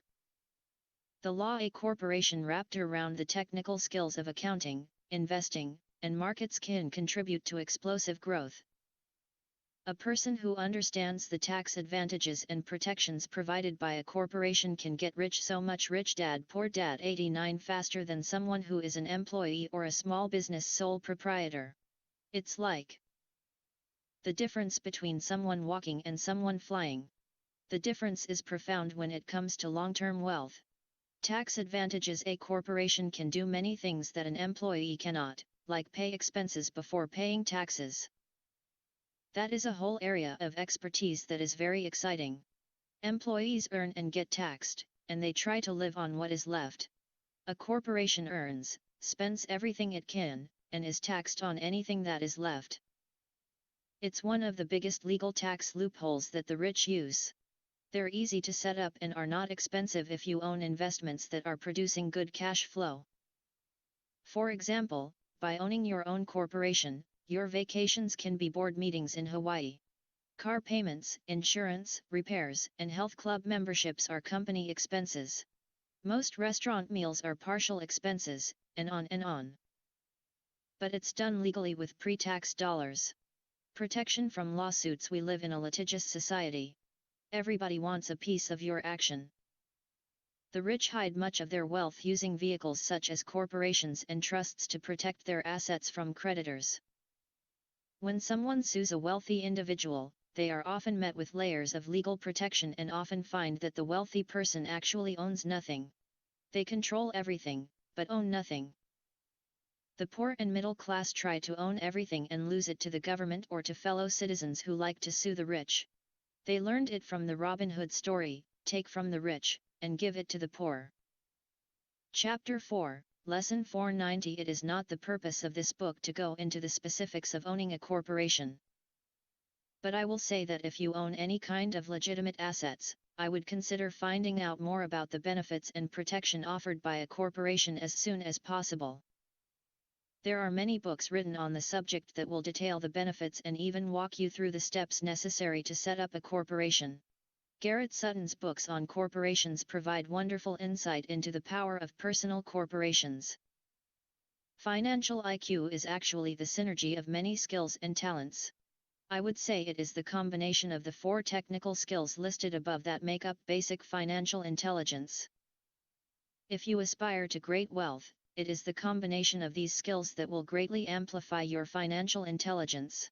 In summary, business owners, employees who work with corporations. For corporations: 1. Earn. 1. Earn. 2. Spend. 2. Pay taxes. 3. Pay taxes. 3. Spent as part of your overall financial strategy, I recommend that you learn about the protection that legal entities can provide for businesses and assets. 91 Chapter 5 Lesson 5 The rich invent money often in the real world. It's not the smart who get ahead, but the bold. Last night, I took a break from writing and watched a TV program on the history of a young man named Alexander Graham Bell. Bell had just patented his telephone and was having growing pains because the demand for his new invention was so strong. Needing a bigger company, he then went to the giant at that time, Western Union, and asked them if they would buy his patent and his tiny company. He wanted $100,000 for the whole package. The president of Western Union scoffed at him and turned him down, saying the price was ridiculous. The rest is history. A multi-billion-dollar industry emerged, and AT&T was born. The evening news came on right after the story of Alexander Graham Bell. On the news was a story of another downsizing at a local company. The workers were angry and complained that the company ownership was unfair. A terminated manager of about 45 years of age had his wife and 2 babies at the plant and was begging the guards to let him talk to the owners to ask if they would reconsider his termination. He had just bought a house and was afraid of losing it. The camera focused in on his pleading for all the world to see. Needless to say, it held my attention. Chapter 5, Lesson 592 I have been teaching professionally since 1984. It has been a great experience and a rewarding one. It is also a disturbing profession, for I have taught thousands of individuals and I see one thing in common in all of us, myself included. We all have tremendous potential, and we all are blessed with gifts. Yet the one thing that holds all of us back is some degree of self-doubt. It is not so much the lack of technical information that holds us back, but more the lack of self-confidence. Some are more affected than others. Once we leave school, most of us know that it is not so much a matter of college degrees or good grades that count. In the real world outside of academics, something more than just grades is required. I have heard it called many things: guts, chutzpah, balls, audacity, bravado, cunning, daring, tenacity, and brilliance. This factor, whatever it is labeled, ultimately decides one's future much more than school grades do. Inside each of us is one of these brave, brilliant, and daring characters. There is also the flip side of that character, people who could get down on their knees and beg if necessary. After a year in Vietnam as a Marine Corps pilot, I got to know both of those characters inside of me intimately. One is not better than the other. Yet as a teacher, I recognized that it was excessive fear and self-doubt that were the greatest detractors of personal genius. It broke my heart to see students know the answers, yet lack the courage to act on the answer. Often in the real world, it's not the smart who get ahead, but the bold. In my personal experience, your financial genius requires both technical knowledge as well as courage. If fear is too strong, the genius is suppressed. In my classes, I strongly urge students to learn to take risks, to be bold, and to let their genius convert that fear into power and brilliance. It works for some and just terrifies others. I have come to realize that for most people, when it comes to the subject of money, they would rather play it safe. I have had to field questions such as, why take risks? Why should I bother developing my financial IQ? Why should I become financially literate? And I answer, just to have more options. Rich Dad Poor Dad 93 There are huge changes up ahead. In the coming years, there will be more people just like the young inventor Alexander Graham Bell. There will be 100 people like Bill Gates and hugely successful companies like Microsoft created every year, all over the world. And there also will be many more bankruptcies, layoffs, and downsizings. So why bother developing your financial IQ? No one can answer that but you. Yet I can tell you why I myself do it. I do it because it is the most exciting time to be alive. I'd rather be welcoming change than dreading change. I'd rather be excited about making millions than worrying about not getting a raise. This period we are in now is a most exciting time, unprecedented in our world's history. Generations from now, People will look back at this period of time and remark at what an exciting era it must have been. It was the death of the old and birth of the new. It was full of turmoil, and it was exciting. So why bother developing your financial IQ? Because if you do, you will prosper greatly. And if you don't, this period of time will be a frightening one. It will be a time of watching some people move boldly forward while others cling to worn-out life preservers. Land was wealth 300 years ago. So the person who owned the land owned the wealth. Later, wealth was in factories and production, and America rose to dominance. The industrialist owned the wealth. Today, wealth is in information. And the person who has the most timely information owns the wealth. The problem is that information flies around the world at the speed of light. The new wealth cannot be contained by boundaries and borders as land and factories were. The changes will be faster and more dramatic. There will be a dramatic increase in the number of new multimillionaires. There also will be those who are left behind. I find so many people struggling today, often working harder, simply because they cling to old ideas. They want things to be the way they were, and they resist change. I know people who are losing their jobs or their houses, and they blame technology or the economy or their boss. Sadly, they fail to realize that they might be the problem. Old ideas are their biggest liability. It is a liability simply because they Chapter 5, Lesson 594 fail to realize that while that idea or way of doing something was an asset yesterday, yesterday is gone. One afternoon I was teaching how to invest using a board game I had invented, Cash Flow Registered, as a teaching tool. A friend had brought someone along to attend the class. This friend of a friend was recently divorced, had been badly burned in the divorce settlement, and was now searching for some answers. Her friend thought the class might help. The game was designed to help people learn how money works. You can play Cash Flow Classic on the web and learn how money works. In playing the game, they learn about the interaction of the income statement with the balance sheet. They learn how cash flows between the two and how the road to wealth is through striving to increase your monthly cash flow from the asset column to the point that it exceeds your monthly expenses. Once you accomplish this, you are able to get out of the rat race and out onto the fast track. As I have said, some people hate the game, some love it, and others miss the point. This woman missed a valuable opportunity to learn something. In the opening round, she drew a doodad card with the boat on it. At first she was happy. Oh, I've got a boat.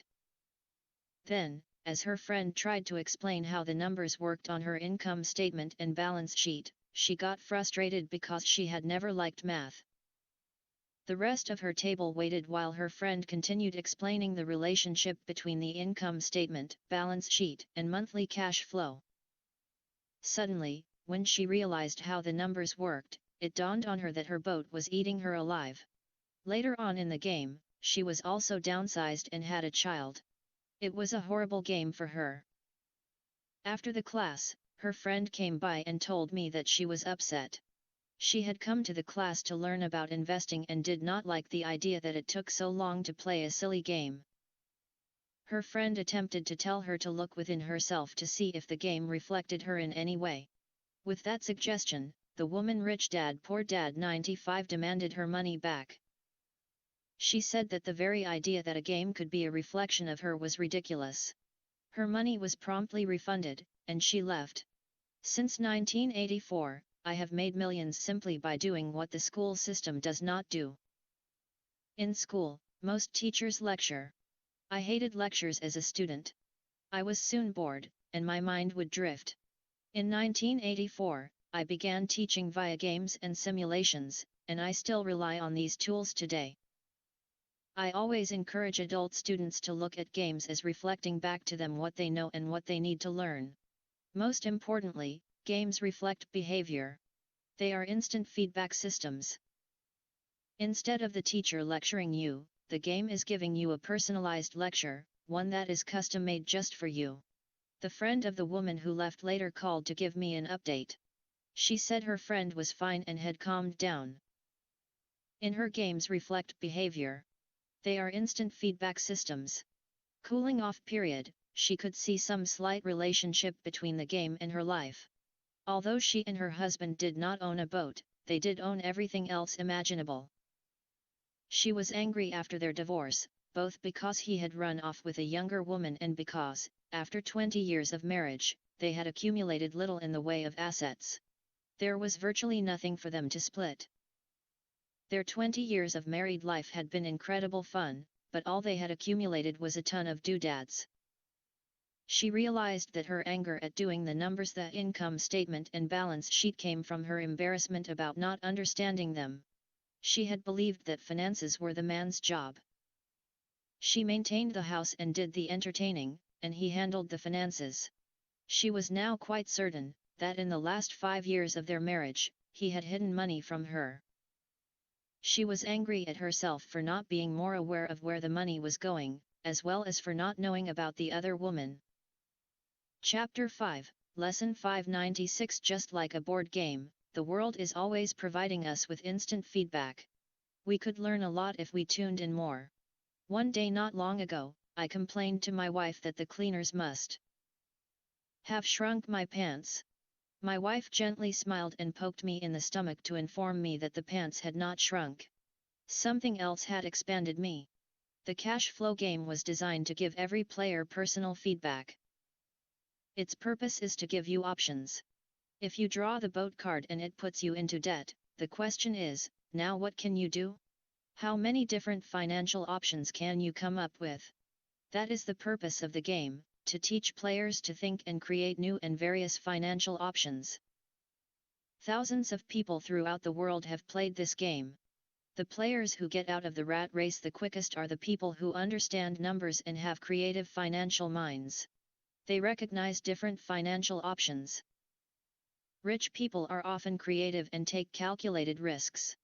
People who take the longest are people who are not familiar with numbers and often do not understand the power of investing. Play Cash Flow Classic on the web at www.richdad.com. What did you learn about your true behavior from playing the game? Some people playing cash flow gain lots of money in the game, but they don't know what to do with it. Even though they have money, everyone else seems to be getting ahead of them. And that is true in real life. There are a lot of people who have a lot of money and do not get ahead financially. Limiting your options is the same as hanging on to old ideas. I have a friend from high school who now works at 3 jobs. Years ago, he was the richest of all my classmates. When the local sugar plantation closed, the company he worked for went down with the plantation. In his mind, he had but one option, and that was the old option: work hard. The problem was that he couldn't find an equivalent job that recognized his seniority from the old company. Rich Dad Poor Dad 97. As a result, he is overqualified for the jobs he currently has, so his salary is lower. He now works 3 jobs to earn enough to survive.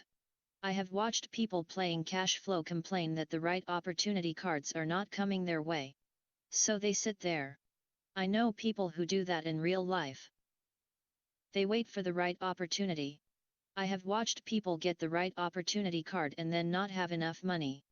Then they complain that they would have gotten out of the rat race if they had had more money. So they sit there. I know people in real life who do that also. They see all the great deals, but they have no money. And I have seen people pull a great opportunity card, read it out loud, and have no idea that it is a great opportunity. They have the money, the time is right, they have the card, but they can't see the opportunity staring them in the face. They fail to see how it fits into their financial plan for escaping the rat race. And I know more people like that than all the others combined. Most people have an opportunity of a lifetime flash right in front of them, and they fail to see it. A year later, they find out about it, after everyone else got rich. Financial intelligence is simply having more options. If the opportunities aren't coming your way, what else can you do to improve your financial position? If an opportunity lands in your lap and you have no money and the bank won't talk to you, what else can you do to get the opportunity to work in your favor? If your hunch is wrong, and what you've been counting on doesn't happen, how can you turn a lemon into millions? That is financial intelligence. It is not so much what happens, but how many different financial solutions you can think of to turn a lemon into millions. It is how creative you are in solving financial problems. Most people only know one solution: work hard, save, and borrow. So why would you want to increase your financial intelligence? Because you want to be the kind of person who creates your own luck. You take whatever happens and make it better. Few people realize that luck is created, just as money is. And if you want to be luckier and create money instead of working hard, then your financial intelligence is important. If you are the kind of person who is waiting for the right Chapter 5, Lesson 598 thing to happen, you might wait for a long time. It's like waiting for all the traffic lights to be green for 5 miles before you'll start your trip. As young boys, Mike and I were constantly told by my rich dad that money is not real. Rich Dad occasionally reminded us of how close we came to the secret of money on that first day we got together and began making money out of plaster of Paris. The poor and middle class work for money, he would say. The rich make money. The more real you think money is, the harder you will work for it. If you can grasp the idea that money is not real, you will grow richer faster. What is it, was a question Mike and I often came back with.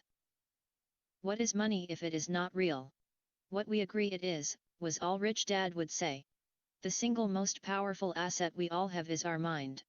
If it is trained well, it can create enormous wealth seemingly instantaneously.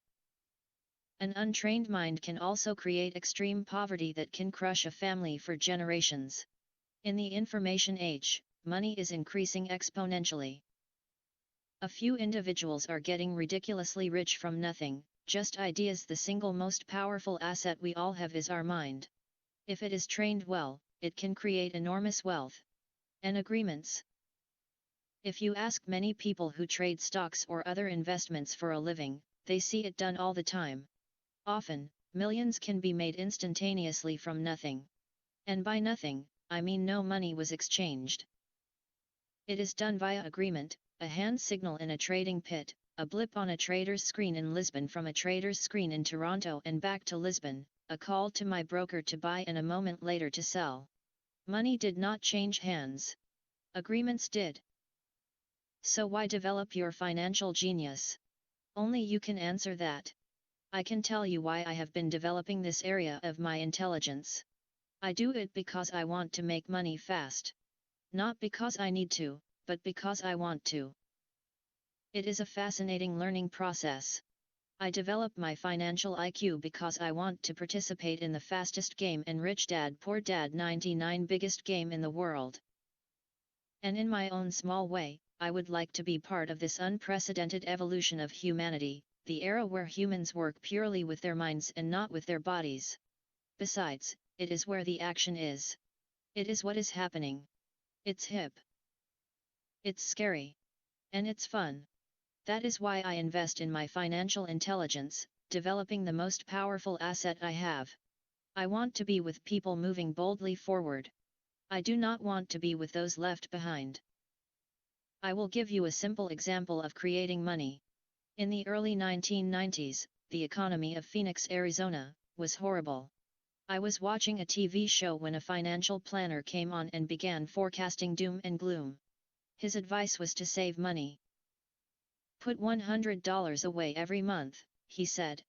In 40 years you will be a multimillionaire. Well, putting money away every month is a sound idea. It is one option, the option most people subscribe to. The problem is this: it blinds the person to what is really going on. It causes them to miss major opportunities for much more significant growth of their money. The world is passing them by. As I said, the economy was terrible at that time. For investors, this is the perfect market condition. A chunk of my money was in the stock market and in apartment houses. I was short of cash. Because people were giving properties away, I was buying. I was not saving money. I was investing.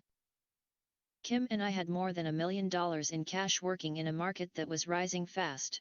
It was the best opportunity to invest. The economy was terrible.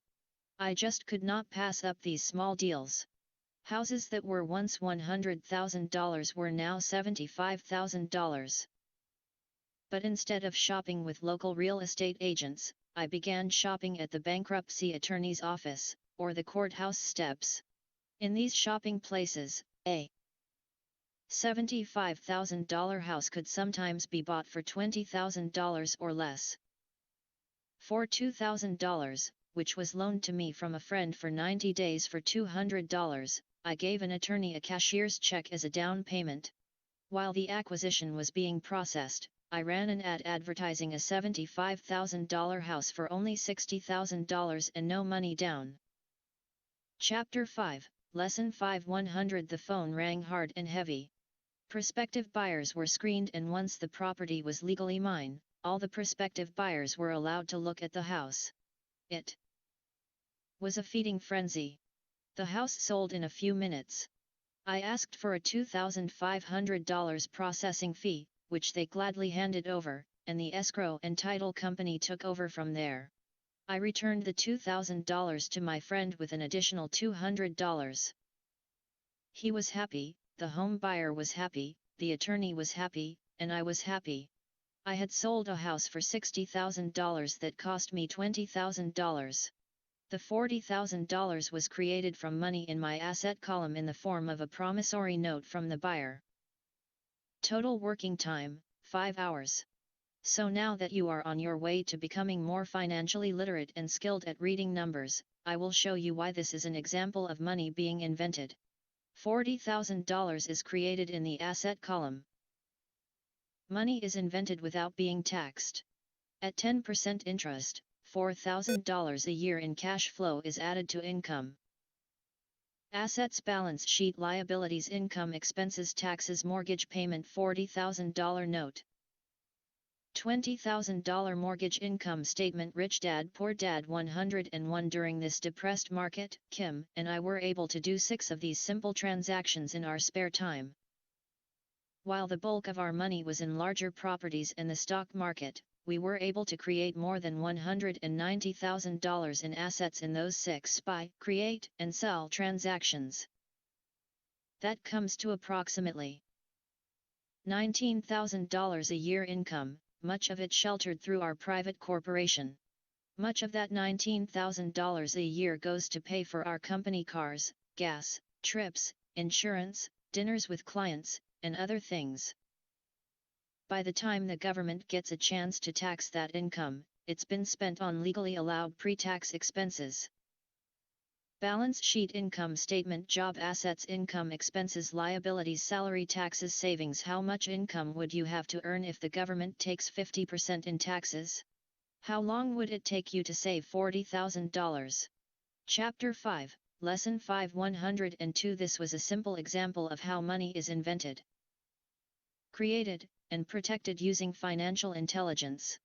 Ask yourself, how long would it take to save $190,000? Would the bank pay you 10% interest on your money? And the promissory note is good for 30 years. I hope they never pay me the $190,000. I have to pay a tax if they pay me the principal, and besides, $19,000 paid over 30 years is a little over $500,000 in income. I have people ask what happens if the person doesn't pay. That does happen, and it's good news. That $60,000 home could be taken back and resold for $70,000, and another $2,500 collected as a loan processing fee. It would still be a zero-down transaction in the mind of the new buyer. And the process would go on. The first time I sold the house, I paid back the $2,000, so technically, I have no money in the transaction. My return on investment is infinity. It's an example of no money making a lot of money. In the second transaction, when resold, I would have put $2,000 in my pocket and re-extended the loan to 30 years. What would my ROI be if I got paid money to make money?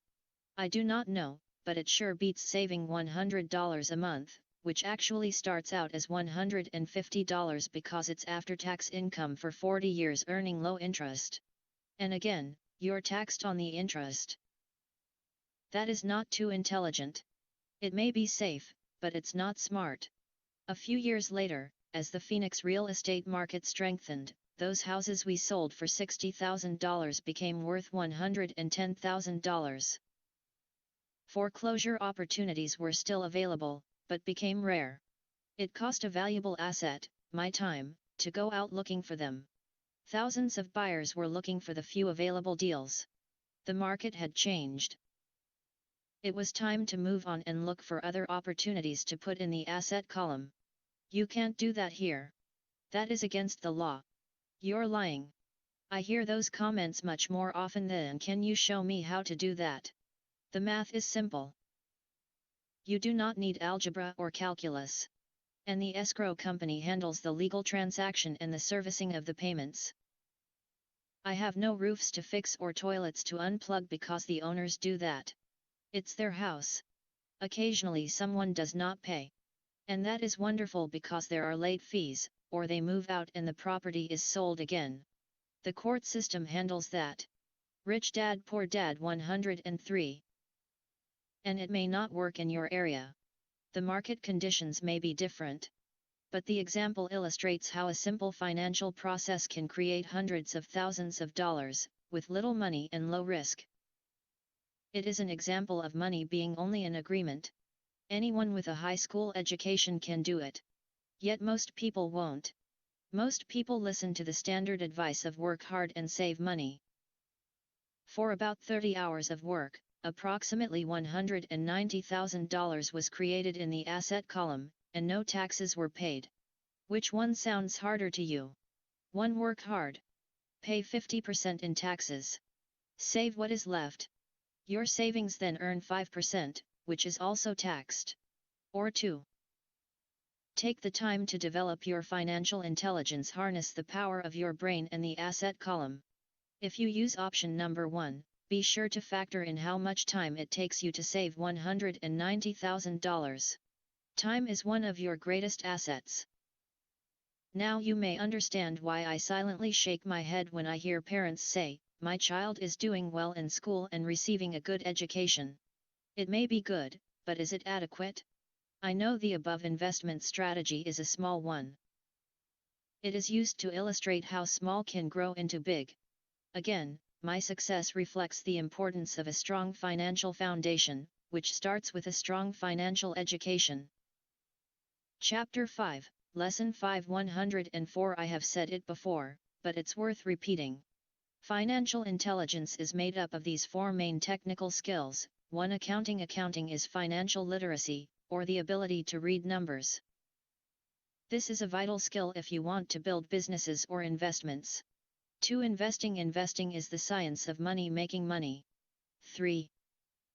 Understanding markets. Understanding markets is the science of supply and demand. Alexander Graham Bell gave the market what it wanted. So did Bill Gates. A $75,000 house offered for $60,000 that cost $20,000 was also the result of seizing an opportunity created by the market. Somebody was buying, and someone was selling. 4. The law. The law is the awareness of accounting, corporate, state and federal regulations. I recommend playing by the rules. It is this basic foundation, or the combination of these skills, that is needed to be successful in the pursuit of wealth, whether it be through the buying of small homes, apartment buildings, companies, stocks, bonds, precious metals, baseball cards, or the like. A few years later, the real estate market rebounded and everyone else was getting in. The stock market was booming, and everyone was getting in. The U.S. economy was getting back on its feet. I began selling and was now traveling to Peru, Norway, Malaysia, and the Philippines. The investment landscape had changed. We were no longer buying real estate. Now I just watch the values climb inside the asset column and will probably begin selling. I suspect that some of those 6 little house deals will sell and the $40,000 note will be Rich Dad Poor Dad 105 converted to cash. I need to call my accountant to be prepared for cash and seek ways to shelter it. The point I would like to make is that investments come and go. The market goes up and comes down. Economies improve and crash. The world is always handing you opportunities of a lifetime, every day of your life, but all too often we fail to see them. But they are there. And the more the world changes and the more technology changes, the more opportunities there will be to allow you and your family to be financially secure for generations to come. So why bother developing your financial intelligence? Again, only you can answer that. I know why I continue to learn and develop. I do it because I know there are changes coming. I'd rather welcome change than cling to the past. I know there will be market booms and market crashes. I want to continually develop my financial intelligence because, at each market change, some people will be on their knees begging for their jobs. Others, meanwhile, will take the lemons that life hands them, and we are all handed lemons occasionally, and turn them into millions. That's financial intelligence. I am often asked about the lemons I have turned into millions. I hesitate using many more examples of personal investments because I am afraid it comes across as bragging or tooting my own horn. That is not my intention. I use the examples only as numerical and chronological illustrations of actual and simple cases. I use the examples because I want you to know that it is easy. And the more familiar you become with the 4 pillars of financial intelligence, the easier it becomes. Personally, I use 2 main vehicles to achieve financial growth: real estate and small cap stocks. I use real estate as my foundation. Day in and day out, my properties provide cash flow and occasional spurts of growth in value. The small cap stocks are used for fast growth. I do not recommend anything that I do. The examples are just that, examples. If the opportunity is too complex and I do not understand the investment, I don't do it. Simple math and common sense are all you need to do well financially. Chapter 5, Lesson 5, 106. There are 5 reasons for using examples. 1. To inspire people to learn more. 2. To let people know it is easy if the foundation is strong. 3. To show that anyone can achieve great wealth. 4. To show that there are millions of ways to achieve your goals. 5. To show that it's not rocket science. In 1989, I used to jog through a lovely neighborhood in Portland, Oregon. It was a suburb that had little gingerbread houses. They were small and cute. I almost expected to see Little Red Riding Hood skipping down the sidewalk on her way to Granny's. There were for sale signs everywhere. The timber market was terrible, the stock market had just crashed, and the economy was depressed. On one street, I noticed a for sale sign that was up longer than most. It looked old. Jogging past it one day, I ran into the owner, who looked troubled. "What are you asking for your house?" I asked. The owner turned and smiled weakly. "Make me an offer," he said. "It's been for sale for over a year. Nobody even comes by anymore to look at it." "I'll look," I said, and I bought the house a half hour later for $20,000 less than his asking price. It was a cute little 2-bedroom home, with gingerbread trim on all the windows. It was light blue with gray accents and had been built in 1930. Inside there was a beautiful rock fireplace, as well as 2 tiny bedrooms. It was a perfect rental house. I gave the owner $5,000 down for a $45,000 house that was really worth $65,000, except that no one wanted to buy it. The owner moved out in a week, happy to be free, and my first tenant moved in, a local college professor. After the mortgage, expenses, and management fees, Rich Dad Poor Dad 107 were paid, I put a little less than $40 in my pocket at the end of each month. Hardly exciting. A year later, the depressed Oregon real estate market had begun to pick up. California investors, flush with money from their still booming real estate market, were moving north and buying up Oregon and Washington. I sold that little house for $95,000 to a young couple from California who thought it was a bargain. My capital gains of approximately $40,000 were placed into a 1031 tax-deferred exchange, and I went shopping for a place to put my money. In about a month, I found a 12-unit apartment house right next to the Intel plant. The problem with secure investments is that they are often sanitized, that is, made so safe that the gains are less. Beaverton, Oregon. The owners lived in Germany, had no idea what the place was worth, and again, just wanted to get out of it. I offered $275,000 for a $450,000 building. They agreed to $300,000. I bought it and held it for 2 years. Utilizing the same 1031 exchange process, we sold the building for $495,000 and bought a 30-unit apartment building in Phoenix, Arizona. We had moved to Phoenix by then to get out of the rain, and needed to sell anyway.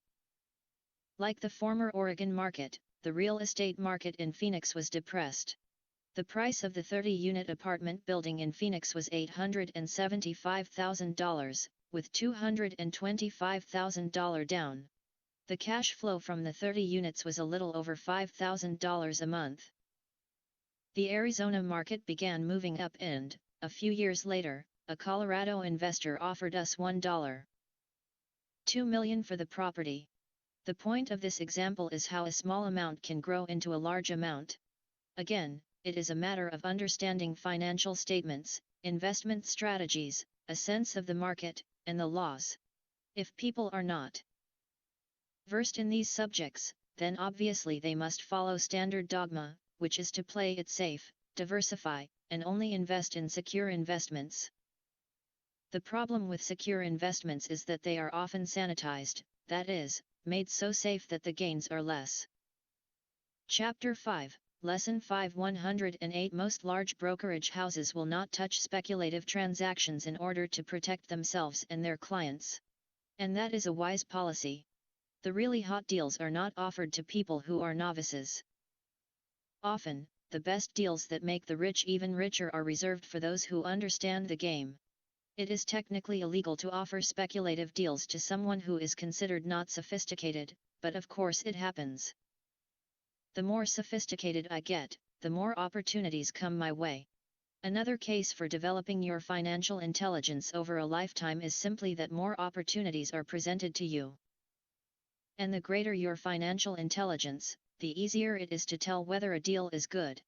It's your intelligence that can spot a bad deal, or make a bad deal good. The more I learn, and there is a lot to learn, the more money I make simply because I gain experience and wisdom as the years go on. I have friends who are playing it safe, working hard at their profession, and failing to gain financial wisdom, which does take time to develop. My overall philosophy is to plant seeds inside my asset column. That is my formula. I start small and plant seeds. Some grow, some don't. Inside our real estate corporation, we have property worth several $1 million. It is our own REIT, or real estate investment trust. The point I'm making is that most of those millions started out as little $5,000 to $10,000 investments. All of those down payments were fortunate to catch a fast rising market and increase tax-free. We traded in and out several times over a number of years. We also own a stock portfolio, surrounded by a corporation that Kim and I call our personal mutual fund. We have friends who deal specifically with investors like us who have extra money each month to invest. We buy high-risk, speculative private companies that are just about to go public on a stock exchange in the United States or Canada. An example of how fast gains can be made are 100,000 shares purchased for 25 cents each before the company goes public. 6 months later, the company is listed, and the 100,000 shares now are worth $2 each. If the company is well managed, the price keeps going up, and the stock may go to $20 or more per share. There are years when our $25,000 has gone to $1 million in less than a year. Rich Dad Poor Dad 109 It is not gambling if you know what you're doing. It is gambling if you're just throwing money into a deal and praying. The idea in anything is to use your technical knowledge, wisdom, and love of the game to cut the odds down, to lower the risk. Of course, there is always risk. It is financial intelligence that improves the odds. Thus, what is risky for one person is less risky to someone else. That is the primary reason I constantly encourage people to invest more in their financial education than in stocks, real estate, or other markets. The smarter you are, the better chance you have of beating the odds. The stock plays I personally invested in were extremely high risk for most people and absolutely not recommended. I have been playing that game since 1979 and have paid more than my share in dues. But if you will reread why investments such as these are high risk for most people, you may be able to set your life up differently, so that the ability to take $25,000 and turn it into $1 million in a year is low risk for you. As stated earlier, nothing I have written is a recommendation. It is only used as an example of what is simple and possible. What I do is small potatoes in the grand scheme of things. Yet for thee it is not gambling if you know what you're doing. It is gambling if you're just throwing money into a deal and praying. Average individual, a passive income of more than $100,000 a year is nice and not hard to achieve. Depending on the market and how smart you are, it could be done in 5 to 10 years. If you keep your living expenses modest, $100,000 coming in as additional income is pleasant, regardless of whether you work. You can work if you like or take time off if you choose and use the government tax system in your favor, rather than against you. My personal basis is real estate. I love real estate because it's stable and slow-moving. I keep the base solid. The cash flow is fairly steady and, if properly managed, has a good chance of increasing in value. The beauty of a solid base of real estate is that it allows me to take greater risks, as I do with speculative stocks. Chapter 5, Lesson 5 110 If I make great profits in the stock market, I pay my capital gains tax on the gain and then reinvest what's left in real estate, again further securing my asset foundation. A last word on real estate. I have traveled all over the world and taught investing. In every city, I hear people say you cannot buy real estate cheap. That is not my experience. Even in New York or Tokyo, or just on the outskirts of the city, prime bargains are overlooked by most people. In Singapore, with their high real estate prices, there are still bargains to be found within a short driving distance. So whenever I hear someone say, "You can't do that here," pointing at me, I remind them that maybe the real statement is, "I don't know how to do that here yet." Great opportunities are not seen with your eyes. They are seen with your mind. Most people never get wealthy simply because they are not trained financially to recognize opportunities right in front of them. I am often asked, how do I start? In the final chapter of this book, I offer 10 steps that I followed on the road to my financial freedom. But always remember to have fun.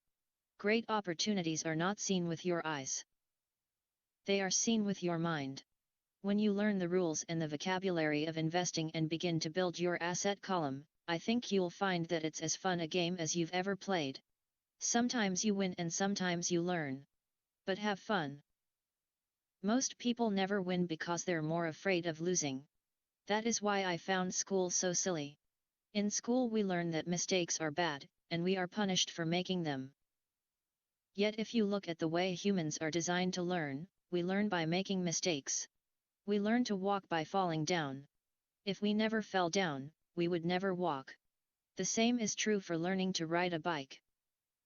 I still have scars on my knees, but today I can ride a bike without thinking. The same is true for getting rich. Unfortunately, the main reason most people are not rich is because they are terrified of losing. Winners are rich. Dad Poor Dad 111 Not afraid of losing. But losers are. Failure is part of the process of success. People who avoid failure also avoid success. I look at money much like my game of tennis.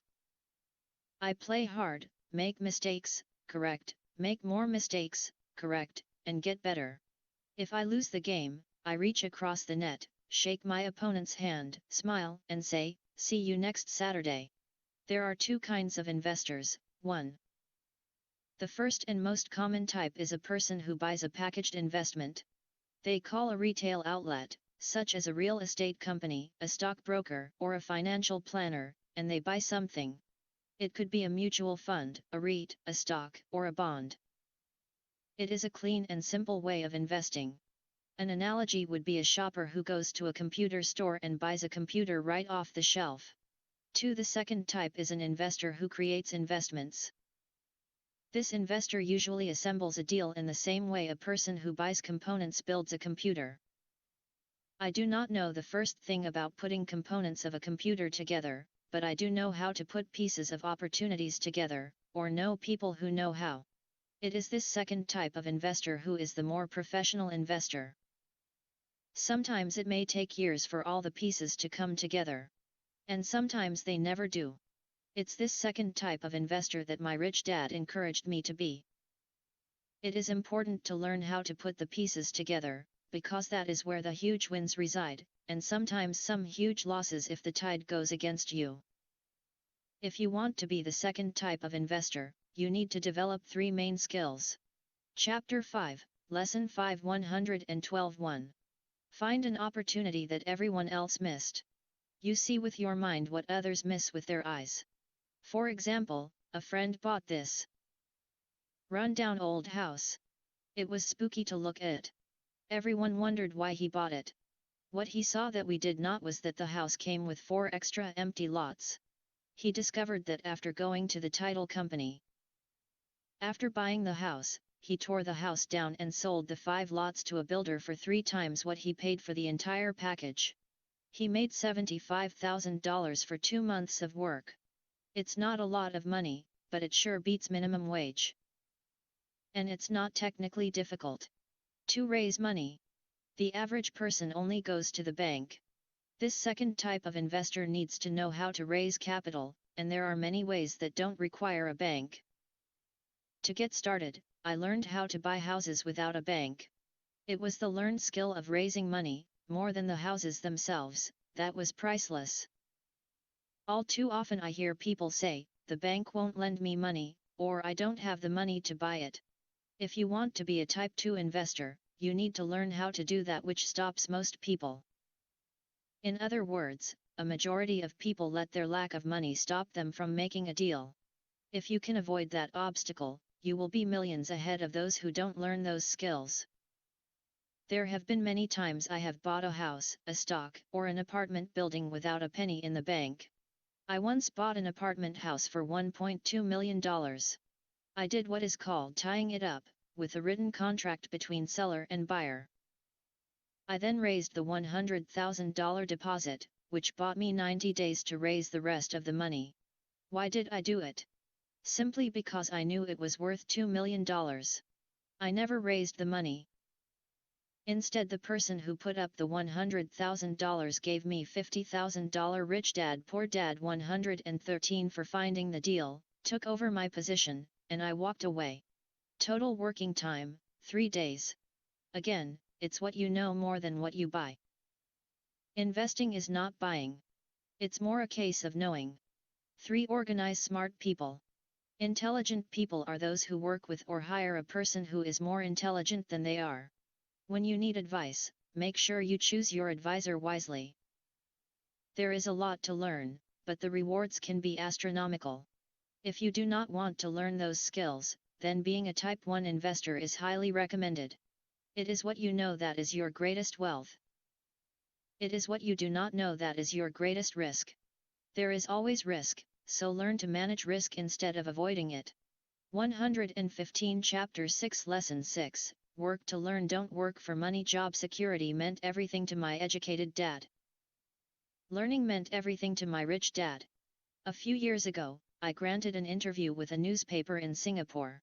The young female reporter was on time, and the interview got underway immediately. We sat in the lobby of a luxurious hotel, sipping coffee, and discussing the purpose of my visit to Singapore. I was to share the platform with Zig Ziglar. He was speaking on motivation, and I was speaking on the secrets of the rich. Someday, I would like to be a best-selling author like you, she said. I had seen some of the articles she had written for the paper, and I was impressed. She had a tough, clear style of writing. Her articles held a reader's interest. You have a great style, I said in reply. What holds you back from achieving your dream? My work does not seem to go anywhere, she said quietly. Everyone says that my novels are excellent, but nothing happens. So I keep my job with the paper. At least it pays the bills. Do you have any suggestions?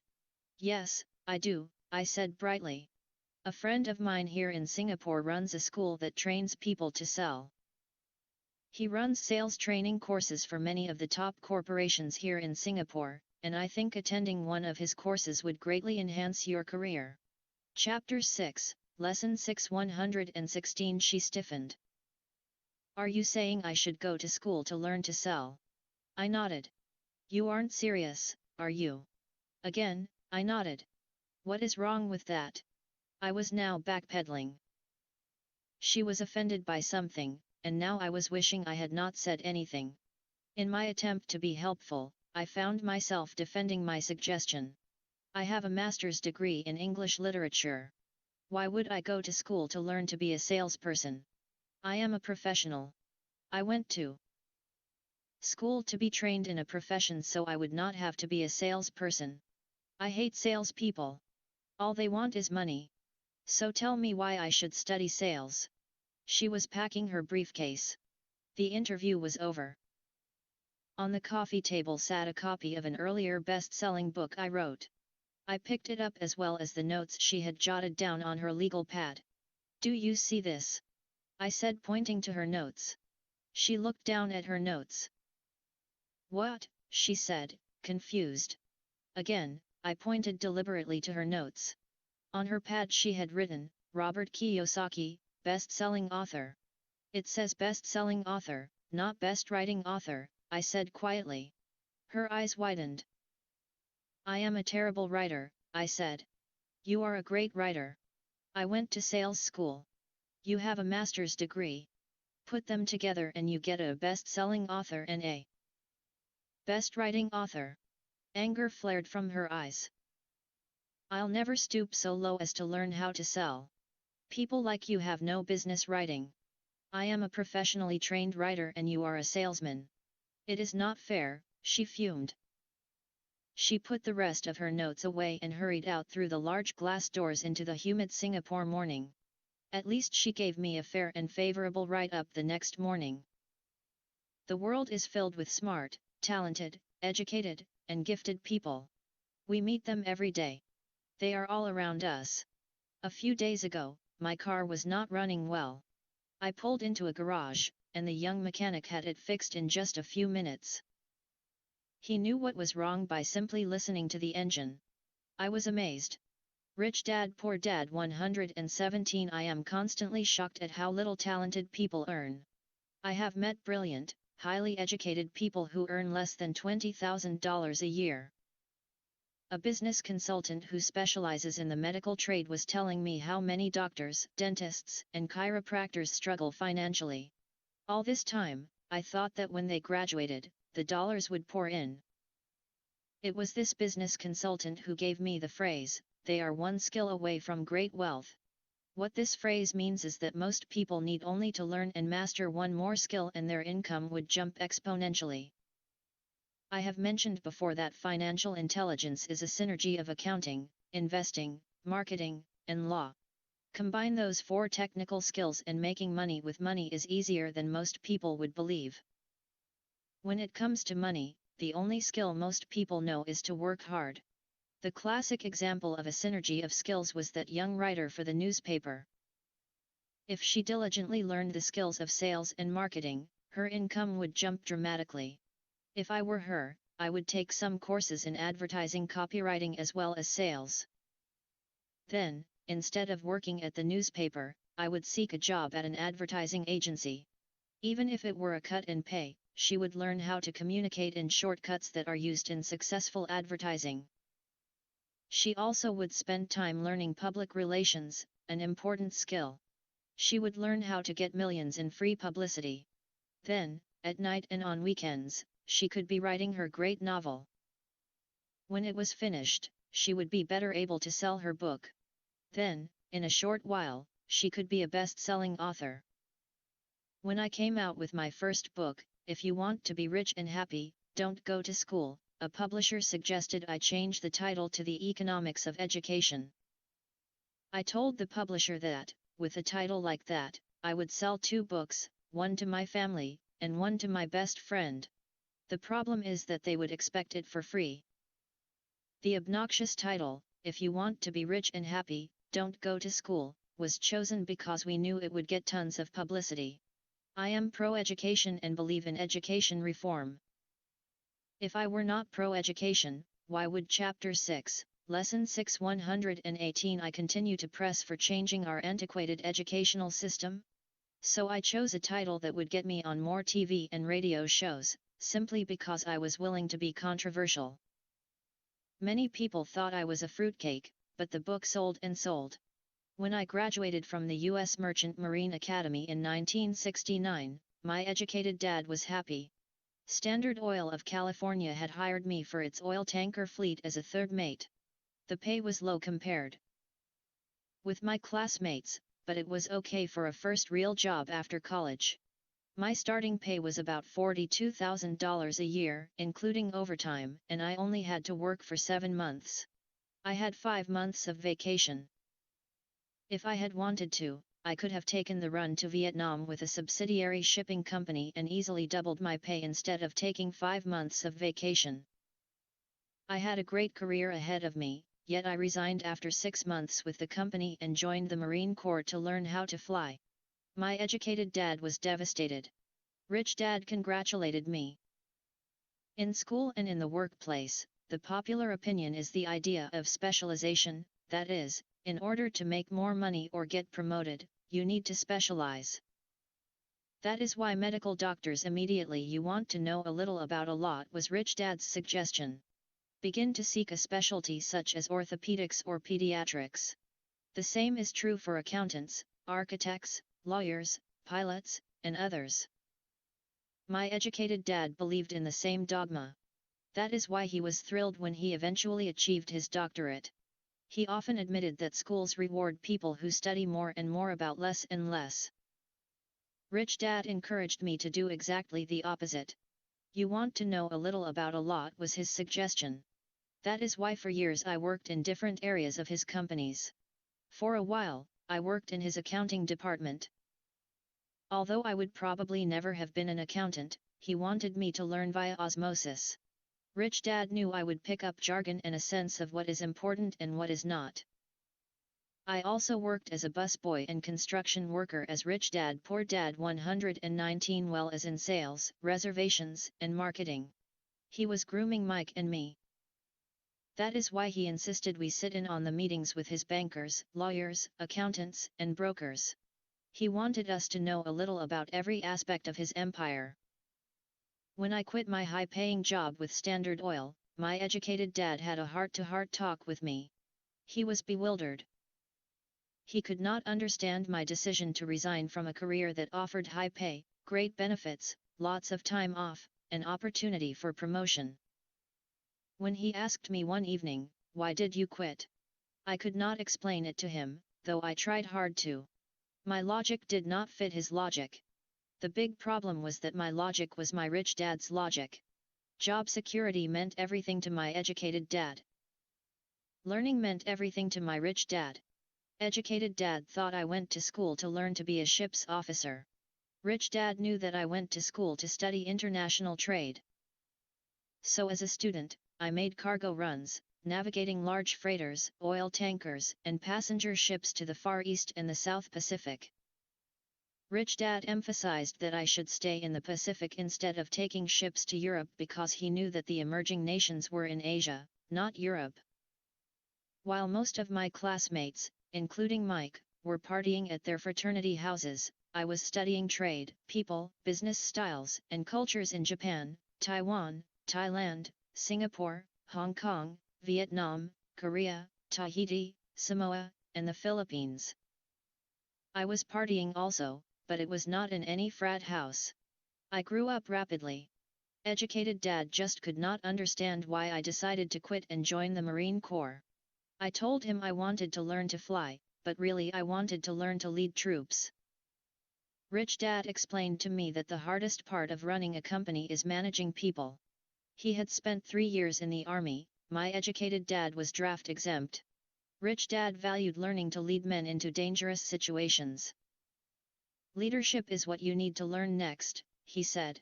If you're not a good leader, you'll get shot in the back, just like they do in business.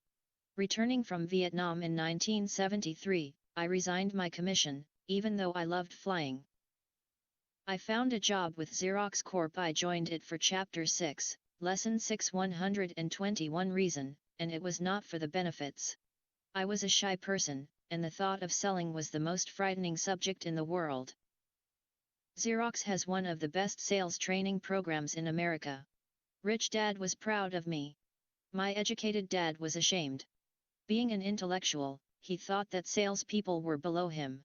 I worked with Xerox for 4 years until I overcame my fear of knocking on doors and being rejected. Once I could consistently be in the top 5 in sales, I again resigned and moved on, leaving behind another great career with an excellent company. In 1977, I formed my first company. Rich Dad had groomed Mike and me to take over companies. So I now had to learn to form them and put them together. My first product, the Nylon and Velcro Job, is an acronym for Just Over Broke. Wallet, was manufactured in the Far East and shipped to a warehouse in New York, near where I had gone to school. My formal education was complete, and it was time to test my wings. If I failed, I would go broke.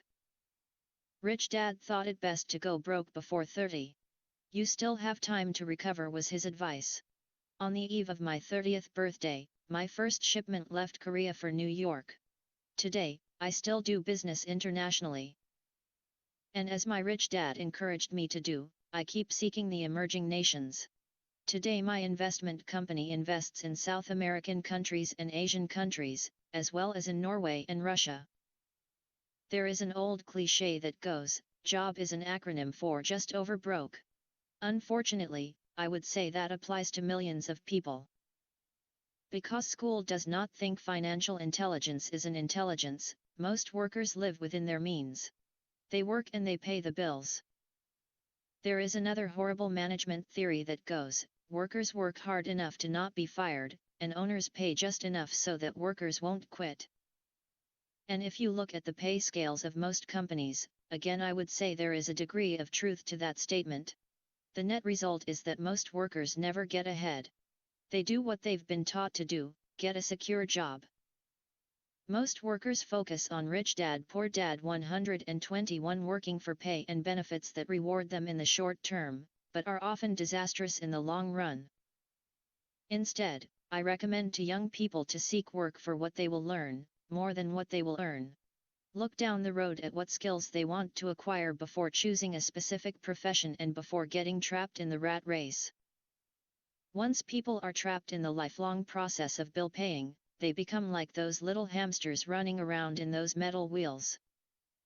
Their little furry legs are spinning furiously, the wheel is turning furiously, but come tomorrow morning, they'll still be in the same cage. Great job! In the movie Jerry Maguire starring Tom Cruise, there are many great one-liners. Probably the most memorable is, "Show me the money." But there is one line I thought most truthful. It comes from the scene where Tom Cruise is leaving the firm. He has just been fired, and he is asking the entire company, "Who wants to come with me?" And the whole place is silent and frozen. Only one woman speaks up and says, "I'd like to, but I'm due for a promotion in 3 months." That statement is probably the most truthful statement in the whole movie. It is the type of statement that people use to keep themselves busy, working away to pay bills. I know my educated dad looked forward to his pay raise every year, and every year he was disappointed. So he would go back to school to earn more qualifications so he could get another raise. Then, once again, there would be another disappointment. The question I often ask people is, where is this daily activity taking you? Just like the little hamster, I wonder if people look at where their hard work is taking them. What does the future hold? In his book The Retirement Myth, Craig S. Carpel writes, "I visited the headquarters of a major national pension consulting firm and met with a managing director who specializes in designing lush retirement plans for top management. When I asked her what people who don't have corner offices will be able to expect in the way of pension income, she said with a confident smile, 'The silver bullet.'" Chapter 6, Lesson 6 122 "What," I asked, "is the silver bullet?" She shrugged and said, if baby boomers discover they don't have enough money to live on when they're older, they can always blow their brains out. Carpel goes on to explain the difference between the old defined benefit retirement plans and the new 401 plans that are riskier. It is not a pretty picture for most people working today. And that is just for retirement. Add medical fees and long-term nursing home care and the picture is frightening. Already, many hospitals in countries with socialized medicine need to make tough decisions such as, who will live, and who will die. They make those decisions purely on how much money they have and how old the patients are. If the patient is old, they often will give the medical care to someone younger. The older poor patient gets put to the back of the line. Just as the rich can afford better education, the rich will be able to keep themselves alive, while those who have little wealth will die. So I wonder, are workers looking into the future or just until their next paycheck, never questioning where they are headed? When I speak to adults who want to earn more money, I always recommend the same thing. I suggest taking a long view of their life. Instead of simply working for the money and security, which I admit are important, I suggest they take a second job that will teach them a second skill. Often I recommend joining a network marketing company, also called multilevel marketing, if they want to learn sales skills. Some of these companies have excellent training programs that help people get over their fear of failure and rejection, which are the main reasons people are unsuccessful. Education is more valuable than money, in the long run. When I offer this suggestion, I often hear in response, "Oh, that is too much hassle," or "I only want to do what I am interested in." If they say, "It's too much of a hassle," I ask, "So you would rather work all your life giving 50% of what you earn to the government?" If they tell me, "I only do what I am interested in," Rich Dad Poor Dad 123, I say, "I'm not interested in going to the gym. But I go because I want to feel better and live longer." Unfortunately, there is some truth to the old statement, you can't teach an old dog new tricks. Unless a person is used to changing, it's hard to change. But for those of you who might be on the fence when it comes to the idea of working to learn something new, I offer this word of encouragement: life is much like going to the gym. The most painful part is deciding to go. Once you get past that, it's easy. There have been many days I have dreaded going to the gym, but once I am there and in motion, it is a pleasure. After the workout is over, I am always glad I talked myself into going. If you are unwilling to work to learn something new and instead insist on becoming highly specialized within your field, make sure the company you work for is unionized. Labor unions are designed to protect specialists. My educated dad, after falling from grace with the governor, became the head of the teachers' union in Hawaii. He told me that it was the hardest job he ever held. My rich dad, on the other hand, spent his life doing his best to keep his companies from becoming unionized. He was successful. Although the unions came close, Rich Dad was always able to fight them off. Personally, I take no sides because I can see the need for and the benefits of both sides. If you do as school recommends, become highly specialized. Then seek union protection. For example, had I continued with my flying career, I would have sought a company that had a strong pilots' union. Why? Because my life would be dedicated to learning a skill that was valuable in only one industry. If I were pushed out of that industry, my life's skills would not be as valuable to another industry. A displaced senior pilot with 100,000 hours of heavy airline transport time, earning $150,000 a year would have a hard time finding an equivalent high-paying job teaching in school. Skills do not necessarily transfer from industry to industry. Skills the pilots are paid for in the airline industry are not as important in, say, the school system. Chapter 6, Lesson 6 124. The same is true even for doctors today. With all the changes in medicine, many medical specialists are needing to conform to medical organizations such as HMOs. School teachers definitely need to be union members. Today in America, the teachers' union is the largest and the richest labor union of all. The NEA, the National Education Association, has tremendous political clout. Teachers need the protection of their union. Because their skills are also of limited value to an industry outside of education. So the rule of thumb is, highly specialized, then unionize. It's the smart thing to do. When I ask the classes I teach, how many of you can cook a better hamburger than McDonald's, almost all the students raise their hands. I then ask, so if most of you can cook a better hamburger, how come McDonald's makes more money than you? The answer is obvious, McDonald's is excellent at business systems. The reason so many talented people are poor is because they focus on building a better hamburger and know little to nothing about business systems. A friend of mine in Hawaii is a great artist. He makes a sizable amount of money. One day his mother's attorney called to tell him that she had left him $35,000. That is what was left of her estate after the attorney and the government took their shares. Immediately, he saw an opportunity to increase his business by using some of this money to advertise. 2 months later, his first four-color, full-page ad appeared in an expensive magazine that targeted the very rich. The ad ran for 3 months. He received no replies from the ad, and all of his inheritance is now gone. He now wants to sue the magazine for misrepresentation. This is a common case of someone who can build a beautiful hamburger, but knows little about business. When I asked him what he learned, his only reply was, advertising salespeople are crooks. I then asked him if he would be willing to take a course in sales and a course in direct marketing. His reply, I don't have the time, and I don't want to waste my money. The world is filled with talented poor people. All too often, they're poor or struggle financially or earn less than they are capable of.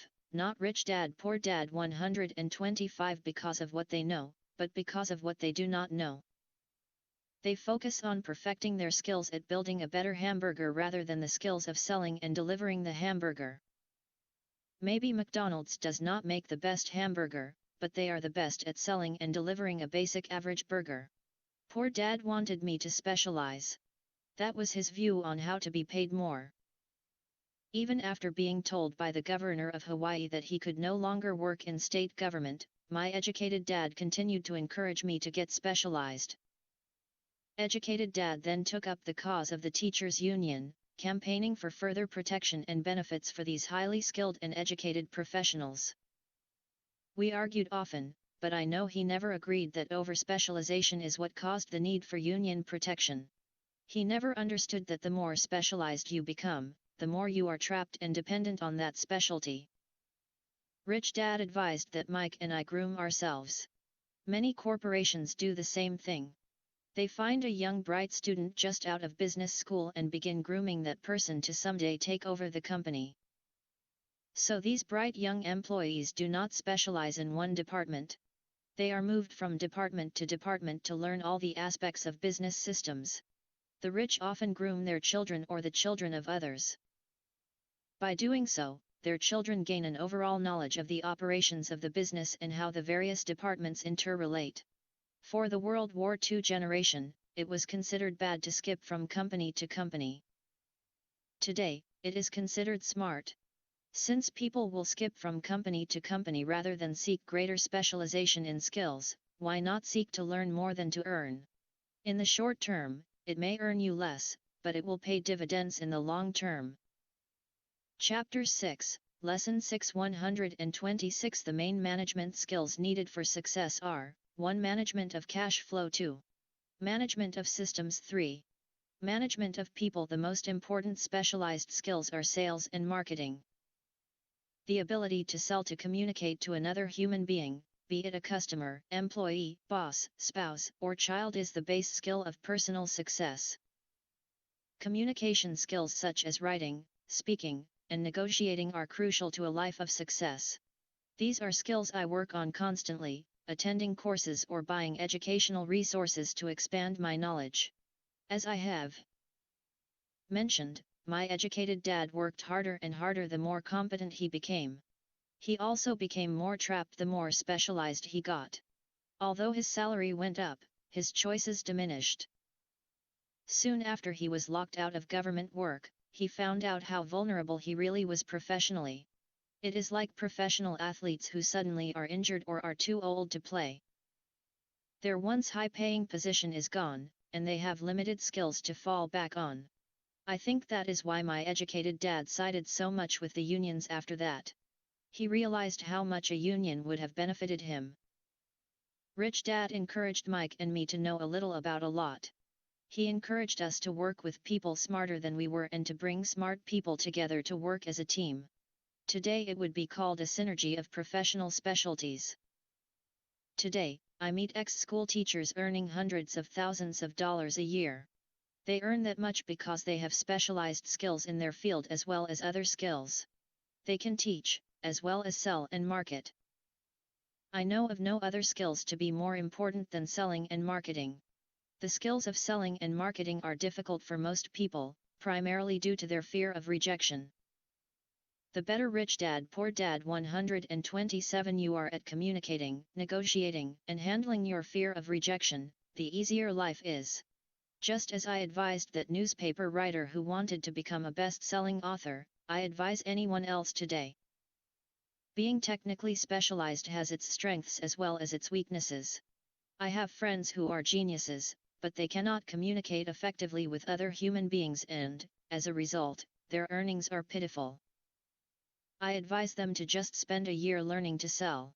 Even if they earn nothing, their communication skills will improve. And that is priceless. In addition to being good learners, sellers, and marketers, we need to be good teachers as well as good students. To be truly rich, we need to be able to give as well as to receive.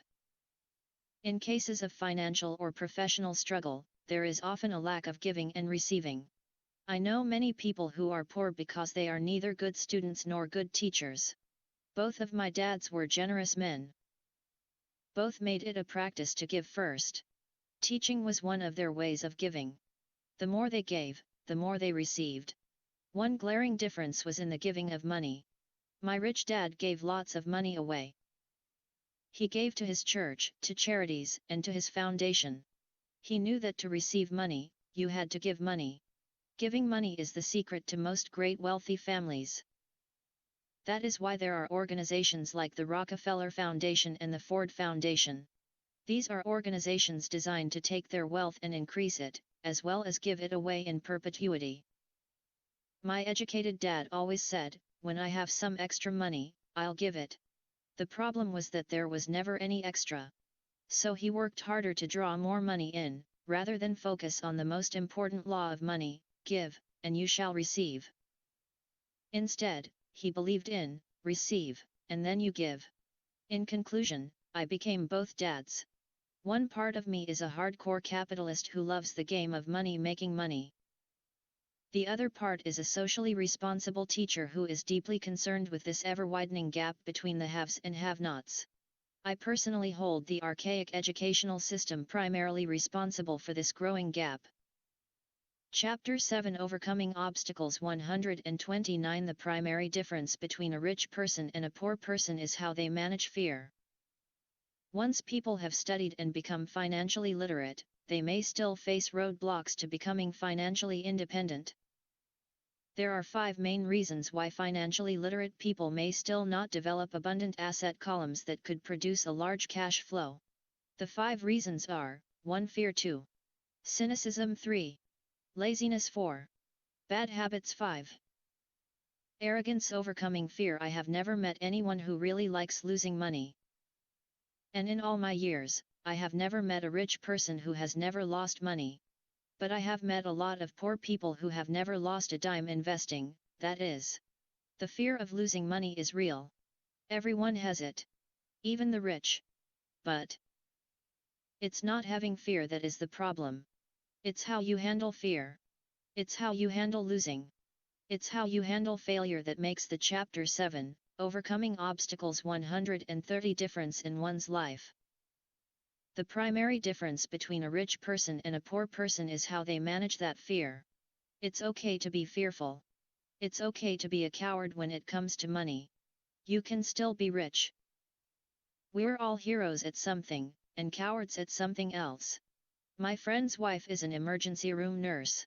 When she sees blood, she flies into action. When I mention investing, she runs away. When I see blood, I don't run. I pass out. My rich dad understood phobias about money. Some people are terrified of snakes. Some people are terrified about losing money. Both are phobias, he would say. So his solution to the phobia of losing money was this little rhyme: if you hate risk and worry, start early. If you start young, it's easier to be rich. I won't go into it here, but there is a staggering difference between a person who starts investing at age 20 versus age 30. The purchase of Manhattan Island is said to be one of the greatest bargains of all time. New York was purchased for $24 in trinkets and beads. Yet if that $24 had been invested at 8% annually, that $24 would have been worth more than $28 trillion by 1995. Manhattan could be repurchased with money left over to buy much of Los Angeles. But what if you don't have much time left or would like to retire early? How do you handle the fear of losing money? My poor dad did nothing. He simply avoided the issue, refusing to discuss the subject. My rich dad, on the other hand, recommended that I think like a Texan. I like Texas and Texans, he used to say. In Texas, everything is bigger. When Texans win, they win big. And when they lose, it's spectacular. They like losing. I asked. That's not what I'm saying. Nobody likes losing. Show me a happy loser, and I'll show you a loser, said Rich Dad. It's a Texan's attitude toward risk, reward, and failure I'm talking about. It's how they handle life. They live it big. Not like most of the people around here, living like roaches when it comes to money, terrified that someone will shine a light on them, and whimpering when the grocery clerk shortchanges them a quarter. Rich Dad Poor Dad 131. Rich Dad went on. What I like best is the Texas attitude. They're proud when they win, and they brag when they lose. Texans have a saying: if you're going to go broke, go big. You don't want to admit you went broke over a duplex. He constantly told Mike and me that the greatest reason for lack of financial success was because most people played it too safe. People are so afraid of losing that they lose, were his words. Fran Tarkenton, a one-time great NFL quarterback, says it's still another way: winning means being unafraid to lose. In my own life, I've noticed that winning usually follows losing. Before I finally learned to ride a bike, I first fell down many times. I've never met a golfer who has never lost a golf ball. I've never met people who have fallen in love who have never had their heart broken. And I've never met someone rich who has never lost money. So for most people, the reason they don't win financially is because the pain of losing money is far greater than the joy of being rich. Another saying in Texas is, everyone wants to go to heaven. For most people, the reason they don't win financially is because the pain of losing money is far greater than the joy of being rich. But no one wants to die. Most people dream of being rich, but are terrified of losing money. So they never get to heaven. Rich Dad used to tell Mike and me stories about his trips to Texas.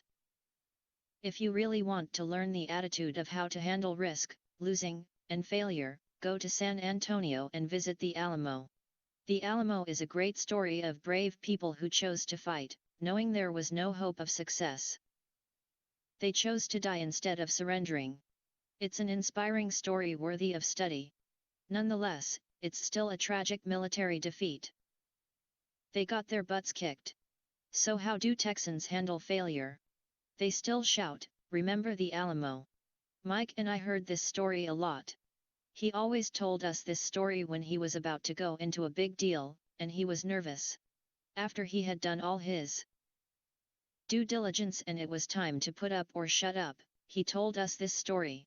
Every time he was afraid of making a mistake or losing Chapter 7, Overcoming Obstacles 132 Money, he told us this story. It gave him strength, for it reminded him that he could always turn a financial loss into a financial win. Rich Dad knew that failure would only make him stronger and smarter. It's not that he wanted to lose. He just knew who he was and how he would take a loss. He would take a loss and make it a win. That's what made him a winner and others losers. It gave him the courage to cross the line when others backed out. "That's why I like Texans so much," he would say. "They took a great failure and turned it into inspiration. As well, a tourist destination that makes them millions." But probably his words that mean the most to me today are these: Texans don't bury their failures. They get inspired by them. They take their failures and turn them into rallying cries. Failure inspires Texans to become winners.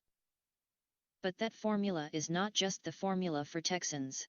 It is the formula for all winners. I've said that falling off my bike was part of learning to ride. I remember falling off only made me more determined to learn to ride. Failure inspires winners. Failure defeats losers. Not less. I also said that I have never met a golfer who has never lost a ball. For top professional golfers, losing a ball or a tournament provides the inspiration to be better, to practice harder, to study more. That's what makes them better. For winners, losing inspires them. For losers, losing defeats them. I like to quote John D. Rockefeller, who said, "I always tried to turn every disaster into an opportunity." And being Japanese American, I can say this. Many people say that Pearl Harbor was an American mistake. I say it was a Japanese mistake.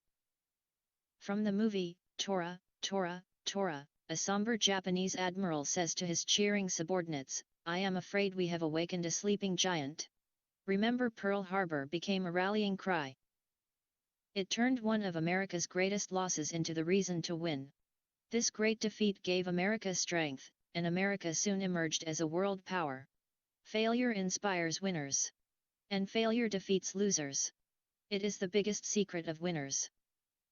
It's the secret that losers do not know. The greatest Rich Dad Poor Dad 133 secret of winners is that failure inspires winning, thus, they're not afraid of losing. Repeating Fran Tarkenton's quote, "Winning means being unafraid to lose." People like Fran Tarkenton are not afraid of losing, because they know who they are. They hate losing, so they know that losing will only inspire them to become better. There is a big difference between hating losing and being afraid to lose. Most people are so afraid of losing money that they lose. They go broke over a duplex. Financially, they play life too safe and too small. They buy big houses and big cars, but not big investments. The main reason that over 90% of the American public struggles financially is because they play not to lose.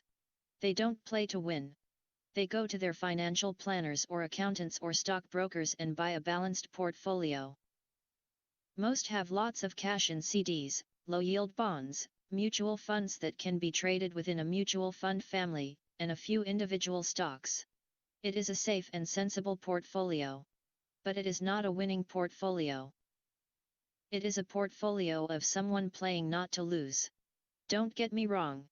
It's probably a better portfolio than more than 70% of the population has, and that's frightening. It's a great portfolio for someone who loves safety. But playing it safe and balanced on your investment portfolio is not the way successful investors play the game. If you have little money and you want to be rich, you must first be focused, not balanced. If you look at any successful person, at the start they were not balanced. Balanced people go nowhere. They stay in one spot. To make progress, you must first go unbalanced. Just look at how you make progress walking. Thomas Edison was not balanced. He was focused. Bill Gates was not balanced. He was focused. Donald Trump is focused. George Soros is focused. George Patton did not take his tanks wide. He focused them and blew through the weak spots in the German line. The French went wide with the Maginot Line, and you know what happened to them. If you have any desire to be rich, you must focus. Do not do what poor and middle-class people do, put their few eggs in many baskets. Put a lot of your eggs in a few baskets and focus, follow one course until successful. Chapter 7, Overcoming Obstacles 134. If you hate losing, play it safe. If losing makes you weak, play it safe. Go with balanced investments. If you're over 25 years old and are terrified of taking risks, don't change. Play it safe, but start early. Start accumulating your nest egg early because it will take time.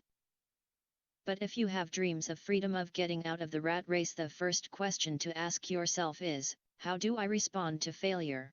If failure inspires you to win, maybe you should go for it, but only maybe. If failure makes you weak or causes you to throw temper tantrums like spoiled brats who call attorneys to file lawsuits every time something doesn't go their way, then play it safe. Keep your daytime job. Or buy bonds or mutual funds. But remember, there is risk in those financial instruments also, even though they may appear safe. I say all this, mentioning Texas and Fran Tarkenton, because stacking the asset column is easy. It's really a low aptitude game. It doesn't take much education. 5th grade math will do. But building your asset column is a game in which attitude plays a major role. It takes guts, patience, and a great attitude toward failure. Losers avoid failing. And failure turns losers into winners. Just remember the Alamo. Overcoming cynicism. The sky is falling. The sky is falling. Most of us know the story of Chicken Little, who ran around warning the barnyard of impending doom. We all know people who are that way. There's a Chicken Little inside each of us. As I stated earlier, the cynic is really a little chicken. We all get a little chicken when fear and doubt cloud our thoughts. All of us have doubts. I'm not smart. I'm not good enough. So and so is better than me. Our doubts often paralyze us. We play the what if game. What if the economy crashes right after I invest? What if I lose control and I can't pay the money back? What if things don't go as I planned? Or we have friends or loved ones who will remind us of our shortcomings. They often say, "What makes you think you can do that? If it's such a good idea, how come someone else hasn't done it? That will never work. You don't know what you're talking about." These words of doubt often get so loud. Rich Dad Poor Dad 135 that we fail to act. A horrible feeling builds in our stomach. Sometimes we can't sleep. We fail to move forward. So we stay with what is safe, and opportunities pass us by. We watch life passing by as we sit immobilized with a cold knot in our body. We have all felt this at one time in our lives, some more than others. Peter Lynch of Fidelity Magellan Mutual Fund fame refers to warnings about the sky falling as noise, and we all hear it. Noise is either created inside our heads or comes from outside, often from friends, family, co-workers, and the media. Lynch recalls the time during the 1950s when the threat of nuclear war was so prevalent in the news that people began building fallout shelters and storing food and water. If they had invested that money wisely in the market, instead of building a fallout shelter, they'd probably be financially independent today. When violence breaks out in a city, gun sales go up all over the country. A person dies from rare hamburger meat in the state of Washington, and the Arizona Health Department orders restaurants to have all beef cooked well done. A drug company runs a TV commercial in February showing people catching the flu. Colds go up as well as sales of cold medicine. Most people are poor because, when it comes to investing, the world is filled with Chicken Littles running around yelling, "The sky is falling! The sky is falling!" And Chicken Littles are effective, because every one of us is a little chicken. It often takes great courage to not let rumors and talk of doom and gloom affect your doubts and fears. But a savvy investor knows that the seemingly worst of times is actually the best of times to make money. When everyone else is too afraid to act, they pull the trigger and are rewarded. Some time ago, a friend named Richard came from Boston to visit Kim and me in Phoenix. He was impressed with what we had done through stocks and real estate. The Phoenix real estate prices were depressed. We spent 2 days showing him what we thought were excellent opportunities for cash flow and capital appreciation. Chapter 7, Overcoming Obstacles 136. Kim and I are not real estate agents. We are strictly investors. After identifying a unit in a resort community, we called an agent who sold it to him that afternoon. The price was a mere $42,000 for a 2-bedroom townhome. Similar units were going for $65,000. He had found a bargain. Excited, he bought it and returned to Boston. 2 weeks later, the agent called to say that our friend had backed out. I called immediately to find out why. All he said was that he talked to his neighbor, and his neighbor told him it was a bad deal. He was paying too much. I asked Richard if his neighbor was an investor. Richard said he was not. When I asked why he listened to him, Richard got defensive and simply said he wanted to keep looking. The real estate market in Phoenix turned, and a few years later, that little unit was renting for $1,000 a month $2,500 in the peak winter months. The unit was worth $95,000. All Richard had to put down was $5,000 and he would have had a start at getting out of the rat race. Today, he still has done nothing. Richard's backing out did not surprise me. It's called buyer's remorse, and it affects all of us. The little chicken won, and a chance at freedom was lost. In another example, I hold a small portion of my assets in tax lien certificates instead of CDs. I earn 16% per year on my money, which certainly beats the interest rates banks offer on CDs. The certificates are secured by real estate and enforced by state law, which is also better than most banks. The formula they're bought on makes them safe. They just lack liquidity. So I look at them as 2 to 7 year CDs almost every time I tell someone that I hold my money this way, especially if they have money in CDs, they will tell me it's risky. They tell me why I should not do it. When I ask them where they get their information, they say from a friend or an investment magazine. They've never done it, and they're telling someone who's doing it why they shouldn't. The lowest yield I look for is 16%, but people who are filled with doubt are willing to accept a far lower return. Doubt is expensive. Rich Dad Poor Dad 137. My point is that it's those doubts and cynicism that keep most people poor and playing it safe. The real world is simply waiting for you to get rich. Only a person's doubts keep them poor. As I said, getting out of the rat race is technically easy. It doesn't take much education, but those doubts are cripplers for most people. Cynics never win, said Rich Dad. Unchecked doubt and fear creates a cynic. Cynics criticize, and winners analyze was another of his favorite sayings. Rich Dad explained that criticism blinded while analysis opened eyes.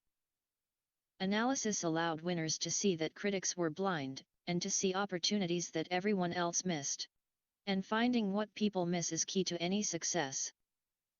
Real estate is a powerful investment tool for anyone seeking financial independence or freedom. It is a unique investment tool. Yet every time I mention real estate as a vehicle, I often hear, "I don't want to fix toilets." That's what Peter Lynch calls noise. That's what my rich dad would say is the cynic talking, someone who criticizes and does not analyze, someone who lets their doubts and fears close their mind instead of open their eyes. So when someone says, "I don't want to fix toilets," I want to fire back, "What makes you think I want to?" They're saying a toilet is more important than what they want. I talk about freedom from the rat race, and they focus on toilets. That is the thought pattern that keeps most people poor. They criticize instead of analyze. "I don't want hold the key to your success," Rich Dad would say. Because I, too, do not want to fix toilets, I shop hard for a property manager who does fix toilets. And by finding a great property manager who runs houses or apartments, well, my cash flow goes up. But, more importantly, a great property manager allows me to buy a lot more real estate since I don't have to fix toilets. A great property manager is key to success in real estate. Finding a good manager is more important to me than the real estate. A great property manager often hears of great deals before real estate agents do, which makes them even more valuable. That is what Rich Dad meant by "I don't want hold the key to your success." Because I do not want to fix toilets either, I figured out Chapter 7, Overcoming Obstacles 138, how to buy more real estate and expedite my getting out of the rat race. The people who continue to say "I don't want to fix toilets" often deny themselves the use of this powerful investment vehicle. Toilets are more important than their freedom. In the stock market, I often hear people say, I don't want to lose money. Well, what makes them think I or anyone else likes losing money? They don't make money because they choose to not lose money. Instead of analyzing, they close their minds to another powerful investment vehicle, the stock market. I was riding with a friend past our neighborhood gas station. He looked up and saw that the price of gas was going up and thus the price of oil. My friend is a worrywart or a chicken little.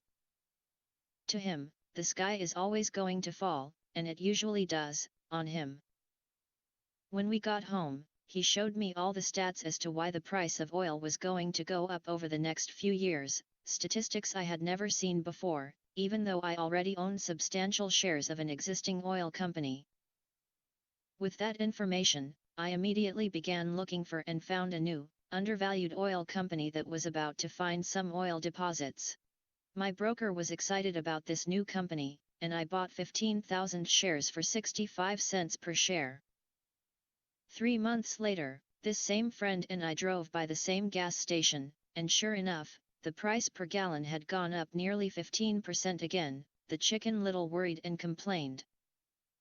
I smiled because, a month earlier, that little oil company hit oil and those 15,000 shares went up to more than $3 per share since he had first given me the tip. And the price of gas will continue to go up if what my friend says is true. If most people understood how a stop worked in stock market investing, there would be more people investing to win instead of investing not to lose. A stop is simply a computer command that sells your stock automatically if the price begins to drop, helping to minimize your losses and maximize some gains. It's a great tool for those who are terrified of losing. So whenever I hear people focusing on their identity wants, rather than what they do want, I know the noise in their head must be loud. Chicken Little has taken over their brain and is yelling, "The sky is rich, Dad Poor Dad 139 falling, and toilets are breaking." So they avoid their daunty wants, but they pay a huge price. They may never get what they want in life. Instead of analyzing, their inner Chicken Little closes their mind.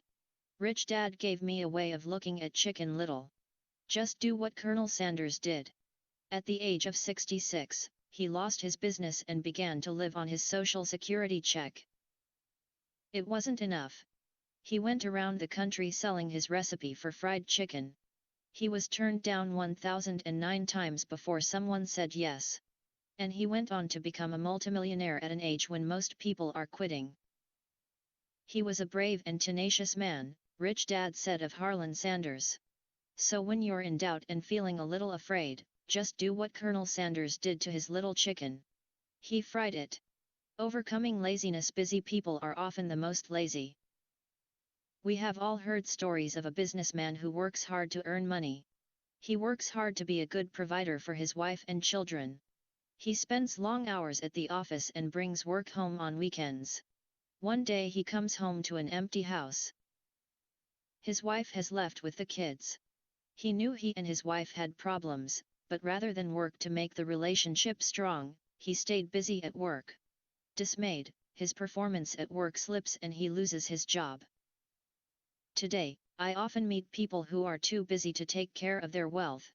And there are people too busy to take care of their health. The cause is the same. They're busy, and they stay busy as a way of avoiding something they do not want to face. Nobody has to tell them. Deep down they know.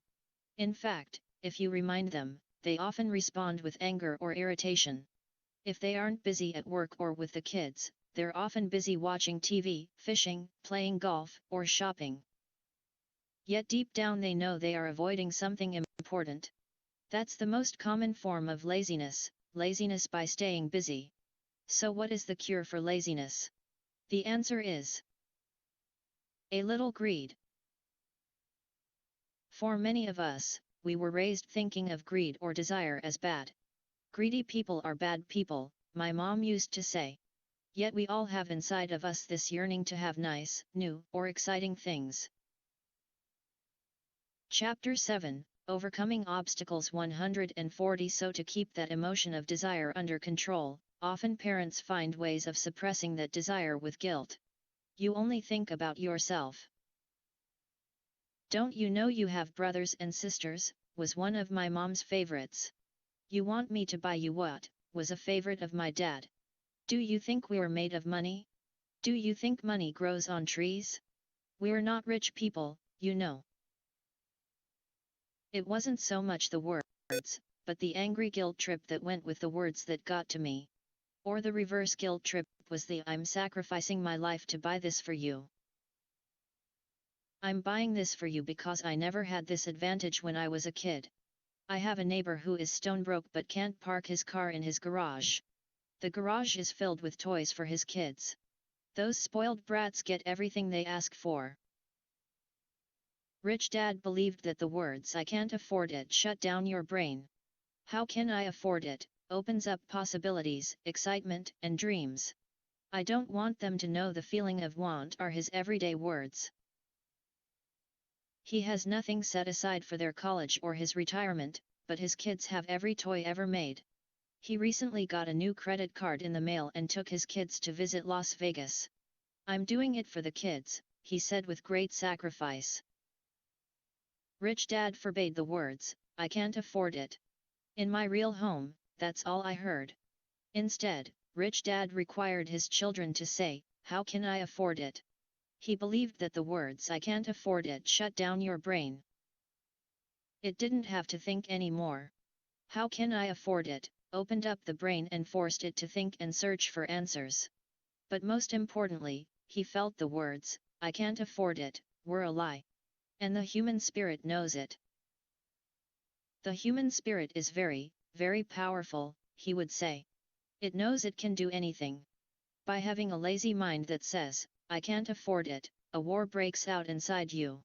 Your spirit is angry, and your lazy mind must defend its lie. The spirit is screaming, "Come on. Let's go to the gym and work out." And the lazy mind says, "But I'm tired. I worked really hard today." Or the human Rich Dad Poor Dad 141 spirit says, "I'm sick and tired of being poor. Let's get out there and get rich." To which the lazy mind says, "Rich people are greedy. Besides, it's too much bother. It's not safe. I might lose money. I'm working hard enough as it is. I've got too much to do at work anyway. Look at what I have to do tonight. My boss wants it finished by morning. I can't afford it" also causes sadness, a helplessness that leads to despondency and often depression. "How can I afford it" opens up possibilities, excitement, and dreams. So Rich Dad was not so concerned about what we wanted to buy as long as we understood that "how can I afford it" creates a stronger mind and a dynamic spirit. Thus he rarely gave Mike or me anything. He would instead ask, "How can you afford it?" and that included college, which we paid for ourselves. It was not the goal, but the process of attaining the goal that he wanted us to learn. The problem I see today is that there are millions of people who feel guilty about their desire or their greed. It's old conditioning from their childhood. While they desire to have the finer things that life offers, most have been conditioned subconsciously to say, "I can't have that," or "I'll never be able to afford that." When I decided to exit the rat race, it was simply a question of how can I afford to never work again? And my mind began to kick out answers and solutions. The hardest part was fighting my real parents' dogma, "We can't afford that. Stop thinking only about yourself. Why don't you think about others," and other similar sentiments designed to instill guilt to suppress my greed. So how do you beat laziness? Once again, the answer is a little greed. It's that radio station WeFM, which stands for What's in it for me. A person needs to sit down and ask, what would my life be like if I never had to work again? What would I do if I had all the money I needed? Without that little greed, the desire to have something better, progress is not made. Our world progresses because we all desire a better life. New inventions are made because we desire something better. We go to school and study hard because we want something better. So whenever you find yourself avoiding something, Chapter 7, Overcoming Obstacles 142, you know you should be doing, then the only thing to ask yourself is, what's in it for me? Be a little greedy. It's the best cure for laziness. Too much greed, however, as anything in excess can be, is not good. But just remember what Michael Douglas said in the movie Wall Street, greed is good. Rich Dad said it differently, guilt is worse than greed, for guilt robs the body of its soul. I think Eleanor Roosevelt said it best, do what you feel in your heart to be right, for you'll be criticized anyway. You'll be damned if you do, and damned if you don't. Overcoming bad habits. Our lives are a reflection of our habits more than our education. After seeing the movie Conan the Barbarian, starring Arnold Schwarzenegger, a friend said, "I'd love to have a body like Schwarzenegger." Most of the guys nodded in agreement. "I even heard he was really puny and skinny at one time," another friend added. "Yeah, I heard that too," another one said. "I heard he has a habit of working out almost every day in the gym." "Yeah, I'll bet he has too." "Nah," said the group cynic. "I'll bet he was born that way. Besides, let's stop talking about Arnold and get some beers." This is an example of habits controlling behavior. I remember asking my rich dad about the habits of the rich. Instead of answering me outright, he wanted me to learn through example, as usual. "When does your dad pay his bills?" Rich Dad asked. "The first of the month," I said. "Does he have anything left over?" he asked. "Very little," I said. "That's the main reason he struggles," said Rich Dad. "He has bad habits. Your dad pays everyone else first. He pays himself last, but only if he has anything left over." "Which he usually doesn't," I said. "But he has to pay his bills, doesn't he?" "You're saying he shouldn't pay his bills?" Rich Dad Poor Dad 143. "Of course not," said Rich Dad. "I firmly believe in paying my bills on time. I just pay myself first, before I pay even the government." "But what happens if you don't have enough money?" I asked. "What do you do then?" "The same," said Rich Dad. "I still pay myself first, even if I'm short of money. My asset column is far more important to me than the government." "But," I said, "don't they come after you?" "Yes, if you don't pay," said Rich Dad. "Look, I did not say not to pay. I just said I pay myself first, even if I'm short of money." "But," I replied, "how do you do that?" "It's not how. The question is why," Rich Dad said. "Okay, why?" "Motivation," said Rich Dad. "Who do you think will complain louder if I don't pay them, me, or my creditors?"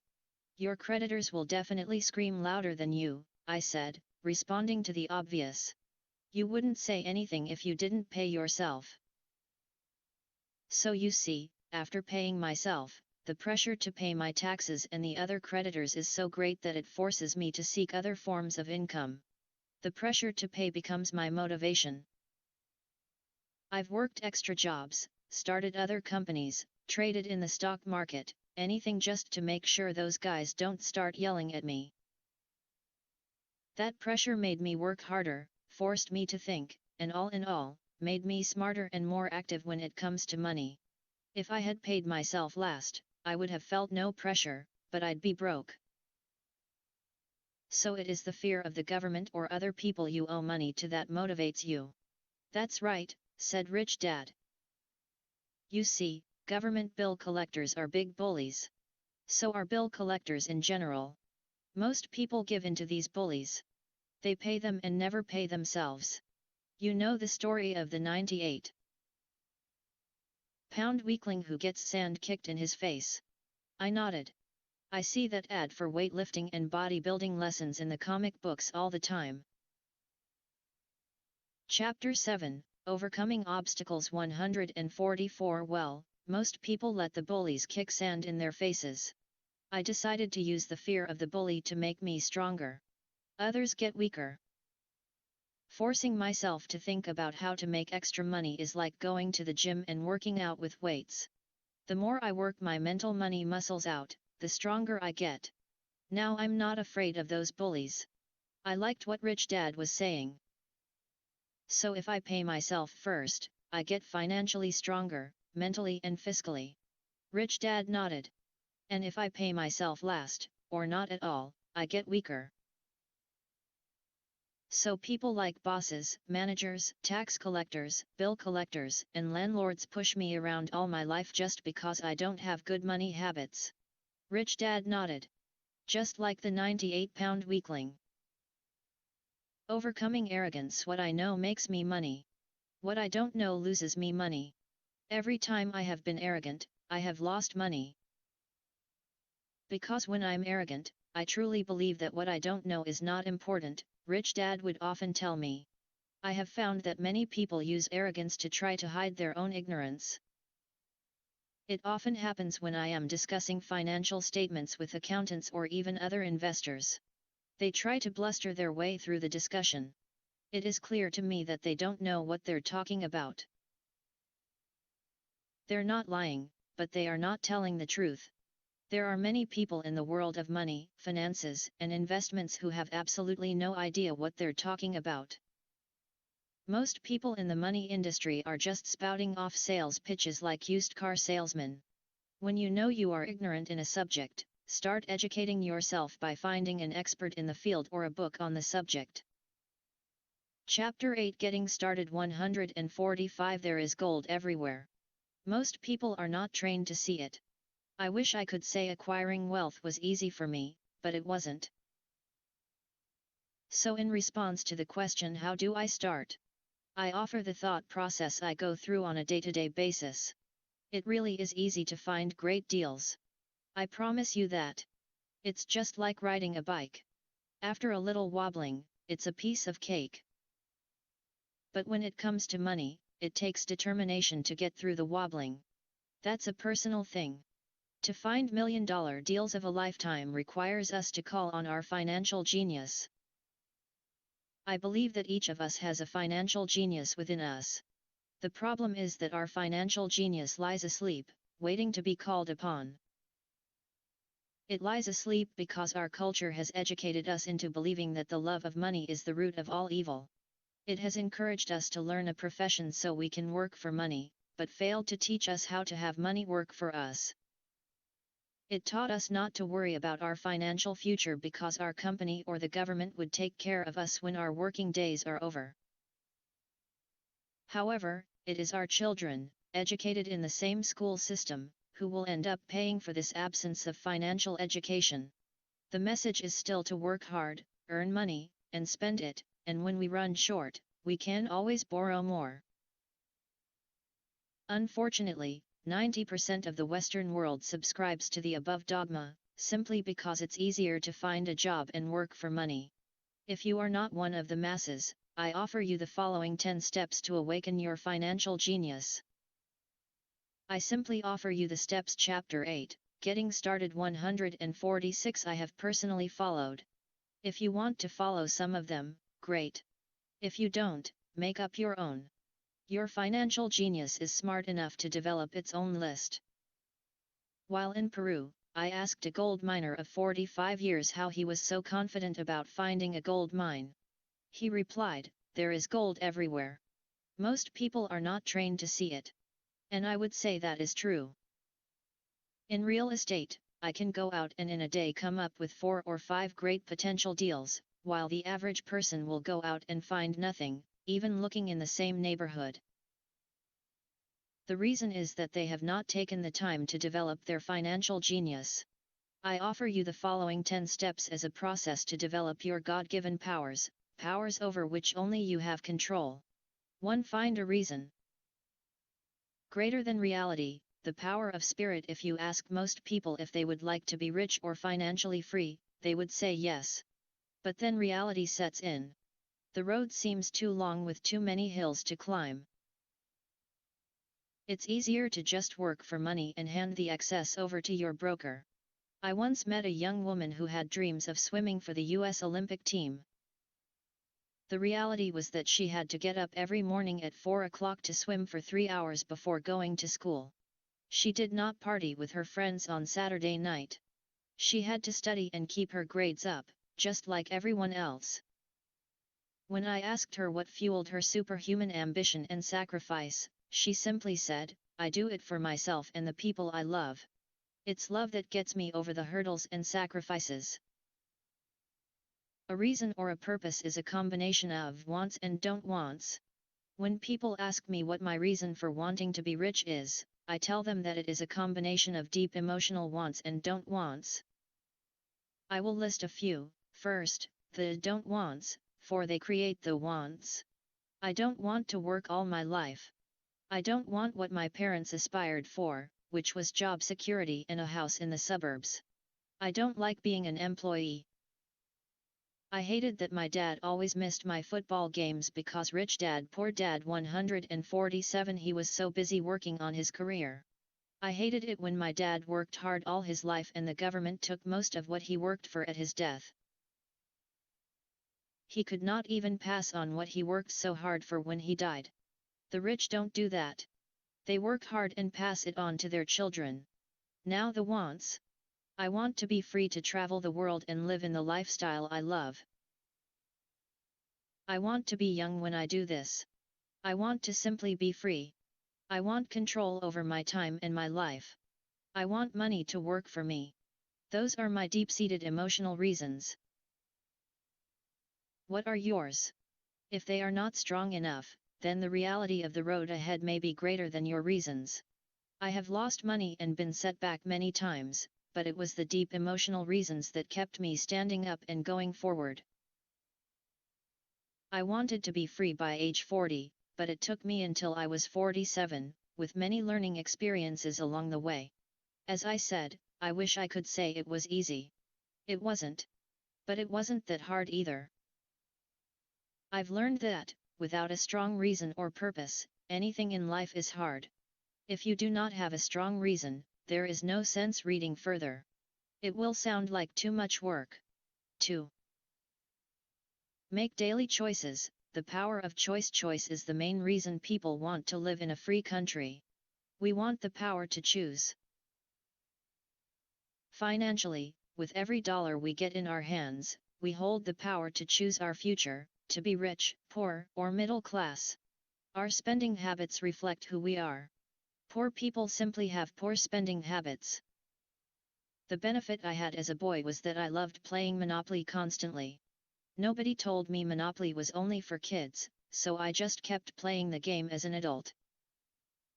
I also had a rich dad who pointed out to me the difference between an asset and a liability. So a long time ago, as a little boy, I chose to be rich, and I knew that all I had to do was learn to acquire assets, real assets.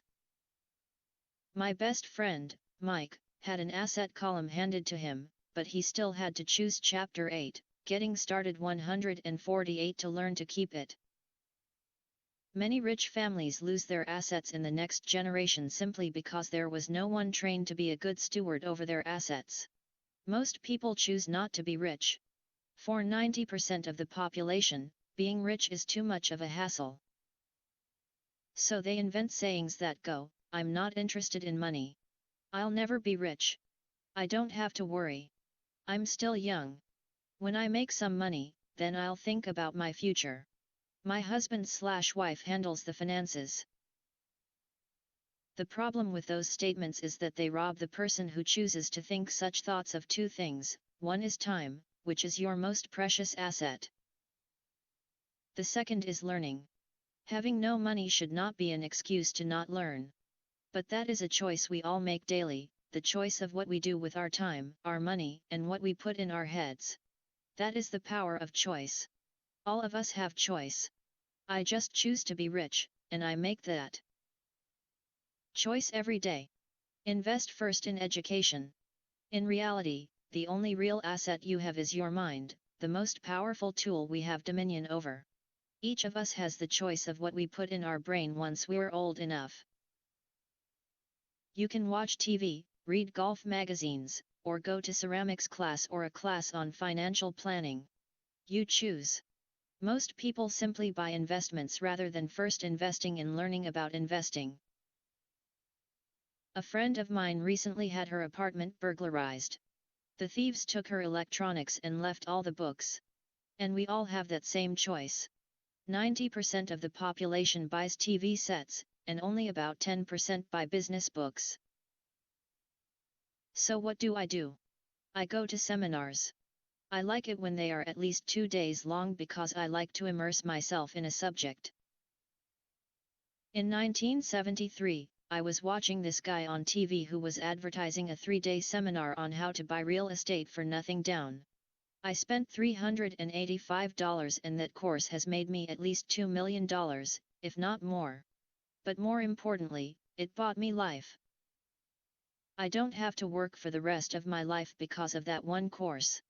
I go to at least 2 such courses every year. I love CDs and audiobooks. The reason, I can easily review what I just heard. I was listening to an investor say something I completely disagreed with. Instead of becoming arrogant and critical, I simply Rich Dad Poor Dad 149 listened to that 5-minute stretch at least 20 times, maybe more. But suddenly, by keeping my mind open, I understood why he said what he said. It was like magic. I felt like I had a window into the mind of one of the greatest investors of our time. I gained tremendous insight into the vast resources of his education and experience. The net result, I still have the old way I used to think, and I now have a new way of looking at the same problem or situation.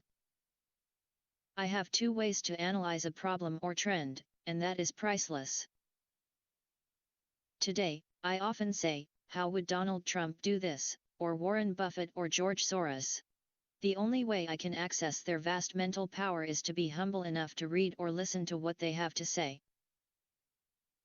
Arrogant or critical people are often people with low self-esteem who are afraid of taking risks.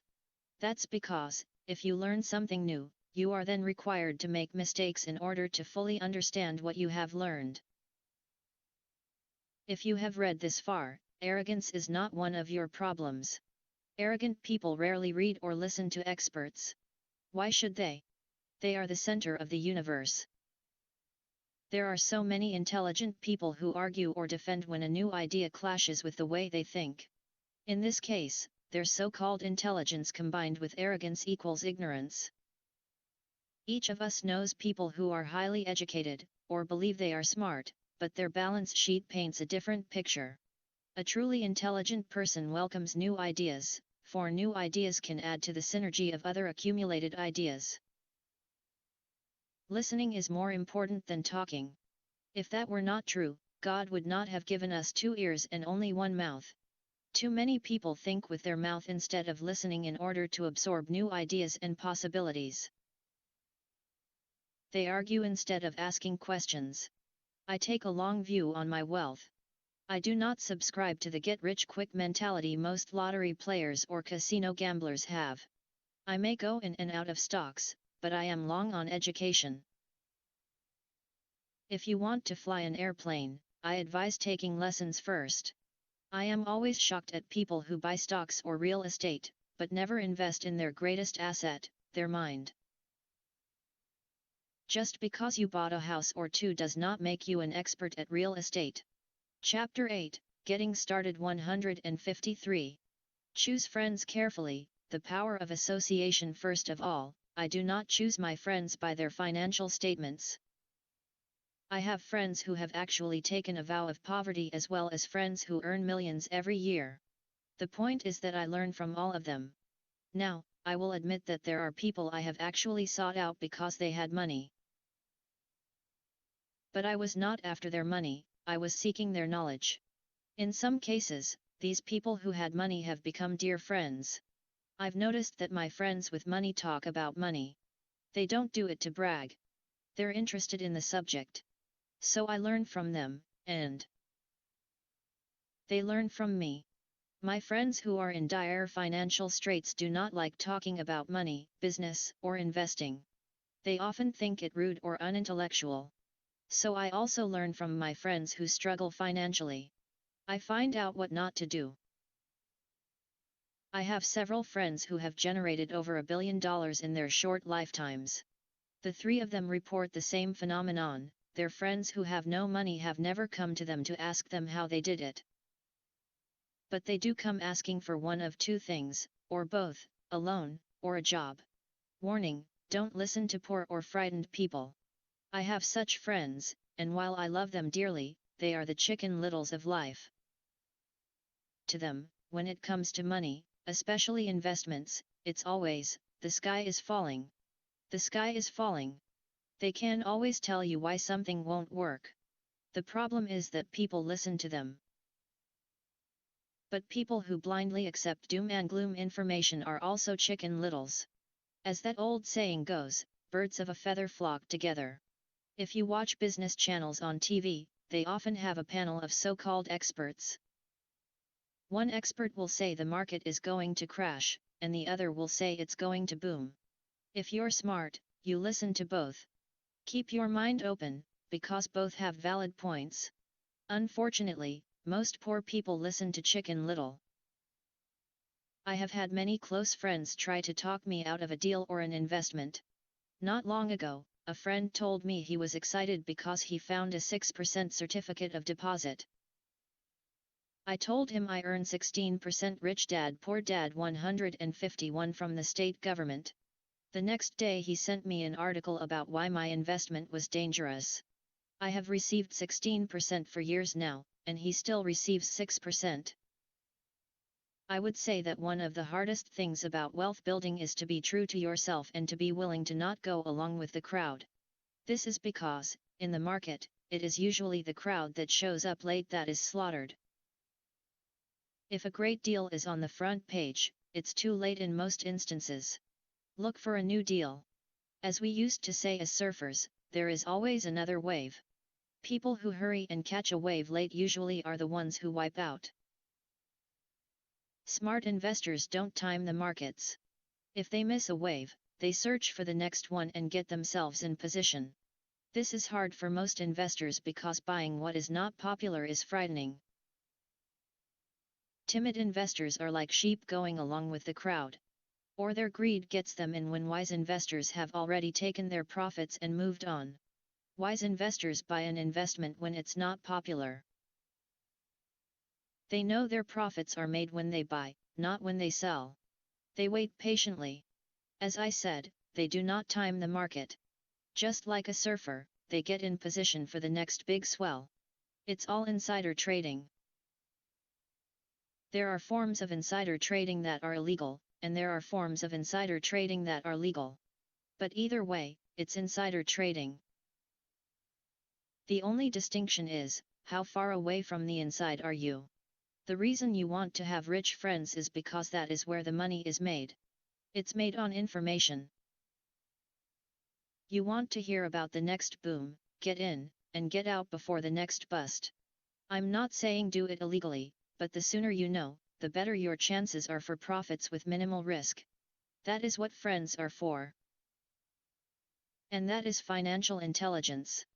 Master a formula and then learn a new one, the power of learning quickly in order to make bread. Every baker follows a recipe, even if it's only held in their head. The same is true for making money. Most of us have heard the saying, you are what you eat. I have a different slant. I say, you become what you study. In other words, Chapter 8, Getting Started 152. Be careful what you learn, because your mind is so powerful that you become what you put in your head. For example, if you study cooking, you then tend to cook. If you don't want to be a cook anymore, then you need to study something else. When it comes to money, the masses generally have one basic formula they learned in school, and it's this: work for money. The predominant formula I see in the world is that every day millions of people get up, go to work, earn money, pay bills, balance checkbooks, buy some mutual funds, and go back to work. That is the basic formula, or recipe. If you're tired of what you're doing, or you're not making enough, it's simply a case of changing the formula via which you make money. Years ago, when I was 26, I took a weekend class called How to Buy Real Estate Foreclosures. I learned a formula. The next trick was to have the discipline to actually put into action what I had learned. That is where most people stop. For 3 years, while working for Xerox, I spent my spare time learning to master the art of buying foreclosures. I've made several $1 million using that formula. So after I mastered that formula, I went in search of other formulas. For many of the classes, I did not directly use the information I learned, but I always learned something new. I have attended classes designed for derivative traders, commodity option traders, and chaologists. I was way out of my league, being in a room full of people with doctorates in nuclear physics and space science. Yet, I learned a lot that made my stock and real estate investing more meaningful and lucrative. Most junior colleges and community colleges have classes on financial planning and buying traditional investments. They are good places to start, but I always search for a faster formula. That is why, on a fairly regular basis, I make more in a day than many people will make in their lifetime. Another side note, in today's fast-changing world, it's not so much what you know anymore that counts, because often what you know is old. It is how fast you learn. That skill is priceless. It's priceless in finding faster formulas, recipes, if you will, for making dough.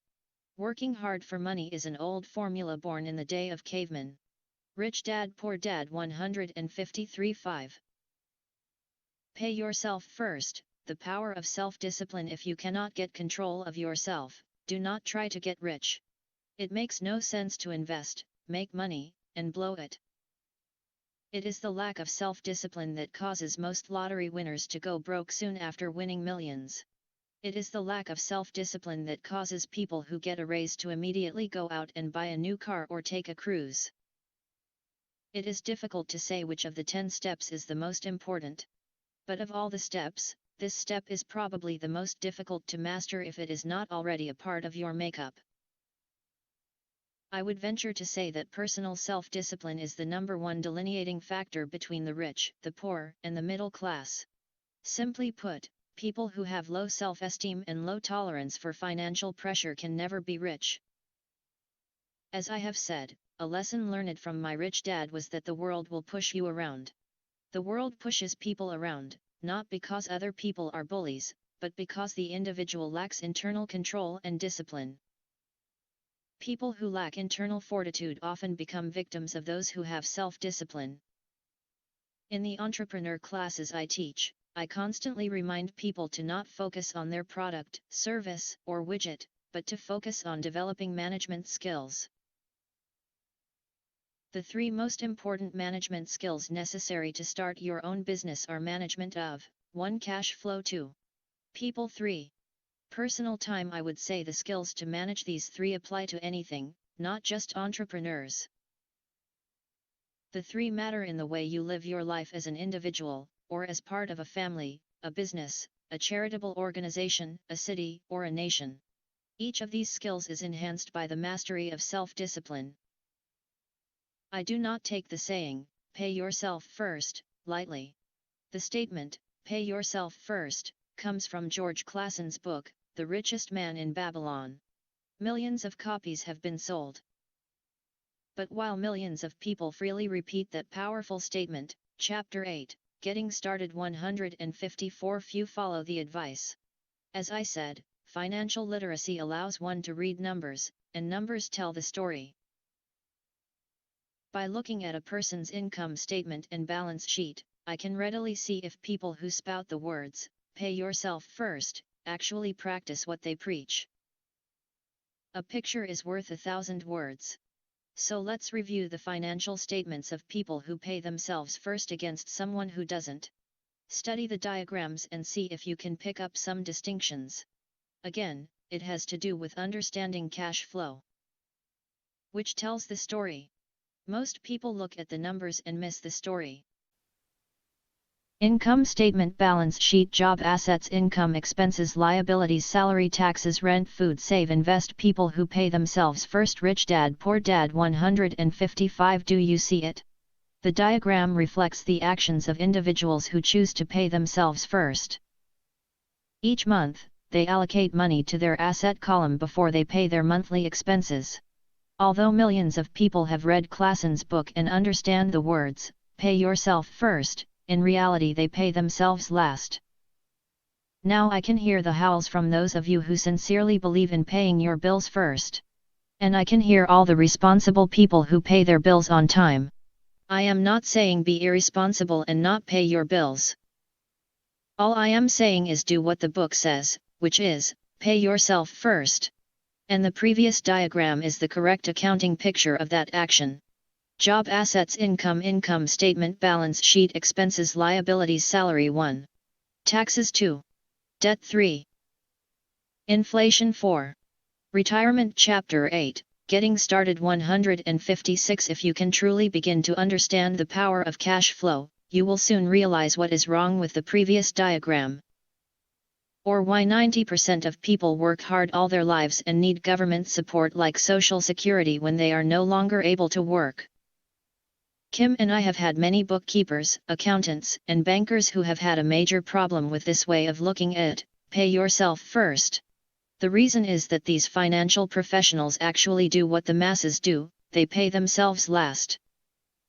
There have been times in my life when, for whatever reason, cash flow was far less than my bills. I still paid myself first. My accountant and bookkeeper screamed in panic, "They're going to come after you. The IRS is going to put you in jail. You're going to ruin your credit rating. They'll cut off the electricity." I still paid myself first. Why, you ask? Because that's what the story, The Richest Man in Babylon, was all about, the power of self-discipline and the power of internal fortitude. As my rich dad taught me the first month I worked for him, most people allow the world to push them around. A bill collector calls and you pay, or else. A sales clerk says, "Oh, just put it on your charge card." Your real estate agent tells you, "Go ahead." The government allows you a tax deduction on your home. That is what the book is really about, having the guts to go against the tide and get rich. You may not be weak, but when it comes to money, many people get wimpy. I am not saying be irresponsible. The reason I don't have high credit card debt, and dad debt, is because I pay myself first. The reason I minimize my income is because I don't want to pay it to the government. That is why my income comes from my asset column, through a Nevada corporation. If I work for money, the government takes it. Although I pay my bills last, I am financially astute enough to not get into a tough financial situation. I don't like consumer debt. I actually have liabilities that are higher than 99% of the population, but I don't pay for them. Other people pay for my liabilities. They're called tenants. So rule number 1 in paying yourself first is, don't get into consumer debt in the first place. Although I pay my bills last, I set it up to have only small unimportant bills that are due. Rich Dad Poor Dad 157. When I occasionally come up short, I still pay myself first. I let the creditors and even the government scream. I like it when they get tough. Why? Because those guys do me a favor. They inspire me to go out and create more money. So I pay myself first, invest the money, and let the creditors yell. I generally pay them right away anyway. Kim and I have excellent credit.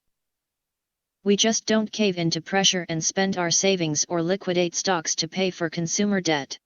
That is not too financially intelligent. To successfully pay yourself first, keep the following in mind. 1. Don't get into large debt positions that you have to pay for. Keep your expenses low. Build up assets first. Then buy the big house or nice car. Being stuck in the rat race is not intelligent. 2. When you come up short, let the pressure build and don't dip into your savings or investments. Use the pressure to inspire your financial genius to come up with new ways of making more money, and then pay your bills. You will have increased your ability to make more money as well as your financial intelligence. So many times I have gotten into financial hot water and used my brain to create more income while staunchly defending the assets in my asset column. My bookkeeper has screamed and dived for cover, but I was like a good soldier defending the fort assets. Poor people have poor habits. A common bad habit is innocently called dipping into savings. The rich know that savings are only used to create more money, not to pay bills. I know that sounds tough, but as I said, if you're not tough inside, the world will always push you around anyway. If you do not like financial pressure, then find a formula that works for you. A good one is to cut expenses, put your money in the bank, pay more than your fair share of income tax, buy safe mutual funds, and take the vow of the average. But this violates the pay yourself first rule. Chapter 8, Getting Started 158. This rule does not encourage self-sacrifice or financial abstinence. It doesn't mean pay yourself first and starve. Life was meant to be enjoyed. If you call on your financial genius, you can have all the goodies of life, get rich, and pay bills. And that is financial intelligence. 6.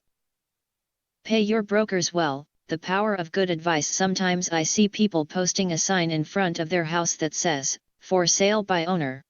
Or I see people on TV claiming to be discount brokers. My rich dad taught me to take the opposite approach. He believed in paying professionals well, and I have adopted that policy also. Today, I have expensive attorneys, accountants, real estate brokers, and stock brokers. Why? Because if, and I do mean if, the people are professionals, their services should make you money. And the more money they make, the more money I make. We live in the information age. Information is priceless. A good broker should provide you with information, as well as take the time to educate you. I have several brokers who do that for me. Some taught me when I had little or no money, and I am still with them today. What I pay a broker is tiny in comparison with what kind of money I can make because of the information they provide. I love it when my real estate broker or stock broker makes a lot of money because that usually means I made a lot of money. A good broker saves me time, in addition to making me money, like when I bought the vacant land for $9,000 and sold it immediately for over $25,000 so I could buy my Porsche quicker. A broker is my eyes and ears in the market. They're there every day so I do not have to be. I'd rather play golf. People who sell their house on their own must not value their time much. Why would I want to save a few bucks when I could use that time to make more money or spend it with those I love? What I find funny is that so many poor and middle-class people insist on tipping restaurant help 15 to 20%, even for bad service. But complain about paying a broker 3 to 7%. They enjoy tipping people in the expense column and stiffing people in the asset column. That is not financially intelligent. Rich Dad Poor Dad 159. Keep in mind that not all brokers are created equal. Unfortunately, most brokers are only salespeople. They sell, but they themselves own little or no real estate. There is a tremendous difference between a broker who sells houses and a broker who sells investments. The same is true for stock, bond, mutual fund, and insurance, brokers who call themselves financial planners. When I interview any paid professional, I first find out how much property or stocks they personally own and what percentage they pay in taxes. And that applies to my tax attorney as well as my accountant. I have an accountant who minds his own business. His profession is accounting, but his business is real estate. I used to have an accountant who was a small business accountant, but he had no real estate. I switched because we did not love the same business. Find a broker who has your best interests at heart. Many brokers will spend the time educating you, and they could be the best asset you find. Just be fair, and most of them will be fair to you. If all you can think about is cutting their commissions, then why should they want to help you? It's just simple logic. As I said earlier, one of the management skills is the management of people. Many people only manage people they feel smarter than and they have power over. Many middle managers remain middle managers, failing to get promoted, because they know how to work with people below them, but not with people above them. The real skill is to manage and reward the people who are smarter than you in some technical area. That is why companies have a board of directors. You should have one too. That is financial intelligence. 7.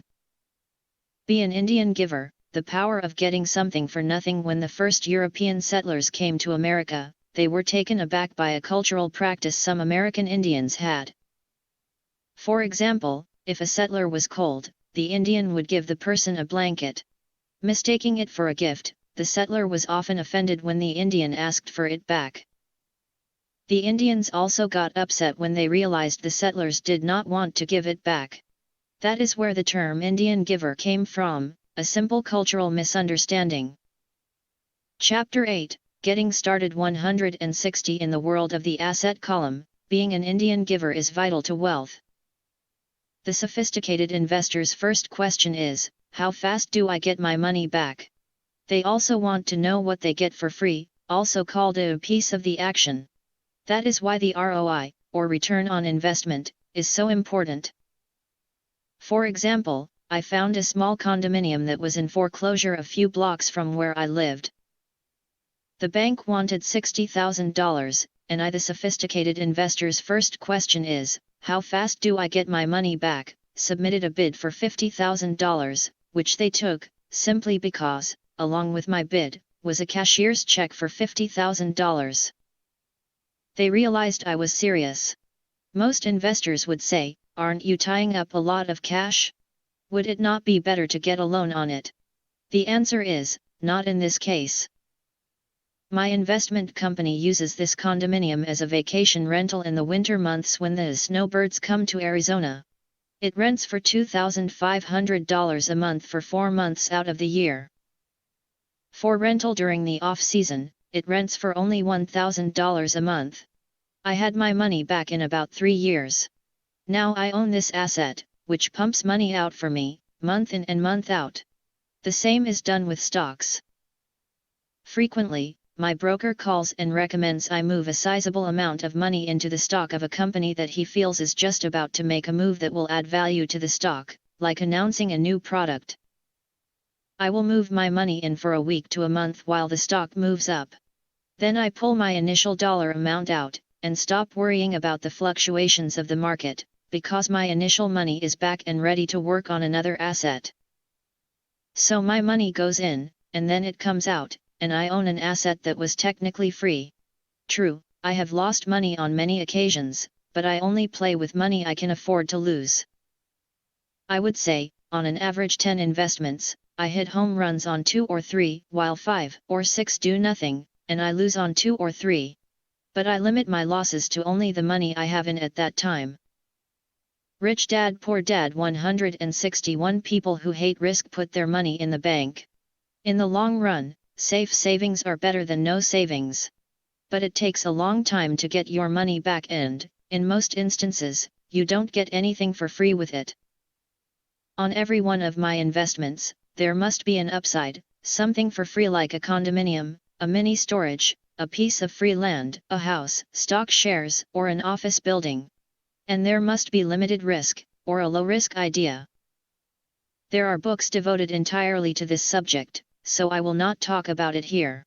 Ray Kroc, of McDonald's fame, sold hamburger franchises, not because he loved hamburgers, but because he wanted the real estate under the franchise for free. So wise investors must look at more than ROI. They look at the assets they get for free once they get their money back. That is financial intelligence.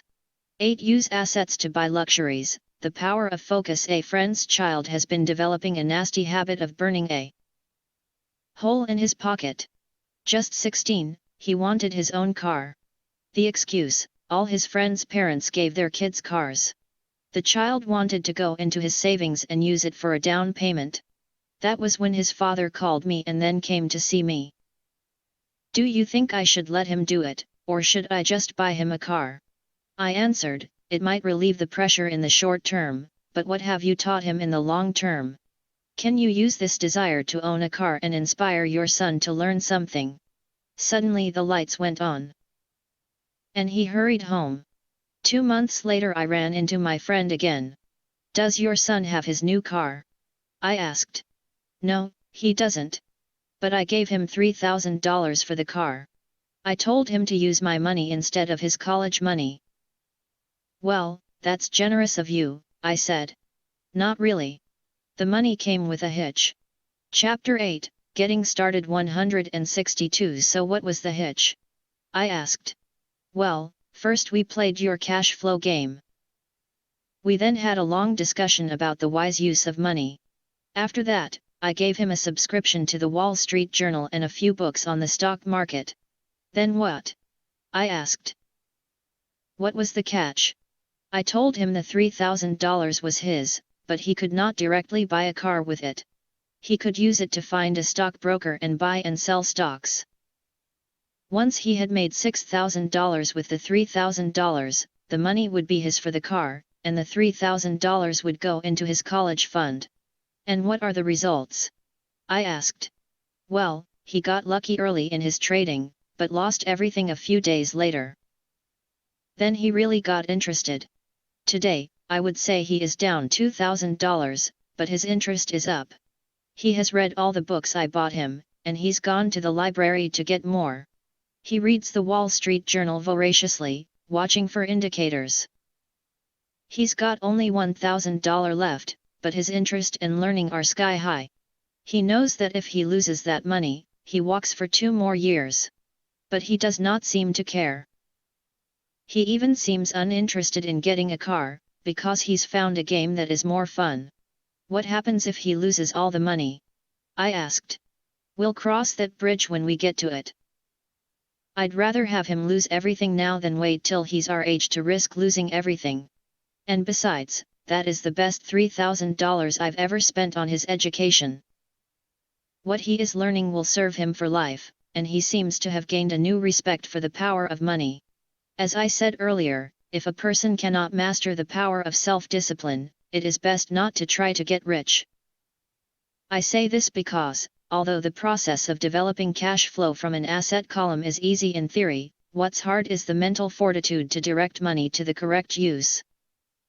Due to external temptations, it is much easier in today's consumer world to simply blow money out the expense column. With weak mental fortitude, that money flows into the paths of least resistance. That is the cause of poverty and financial struggle. The following example illustrates the financial intelligence needed to direct money to make more money.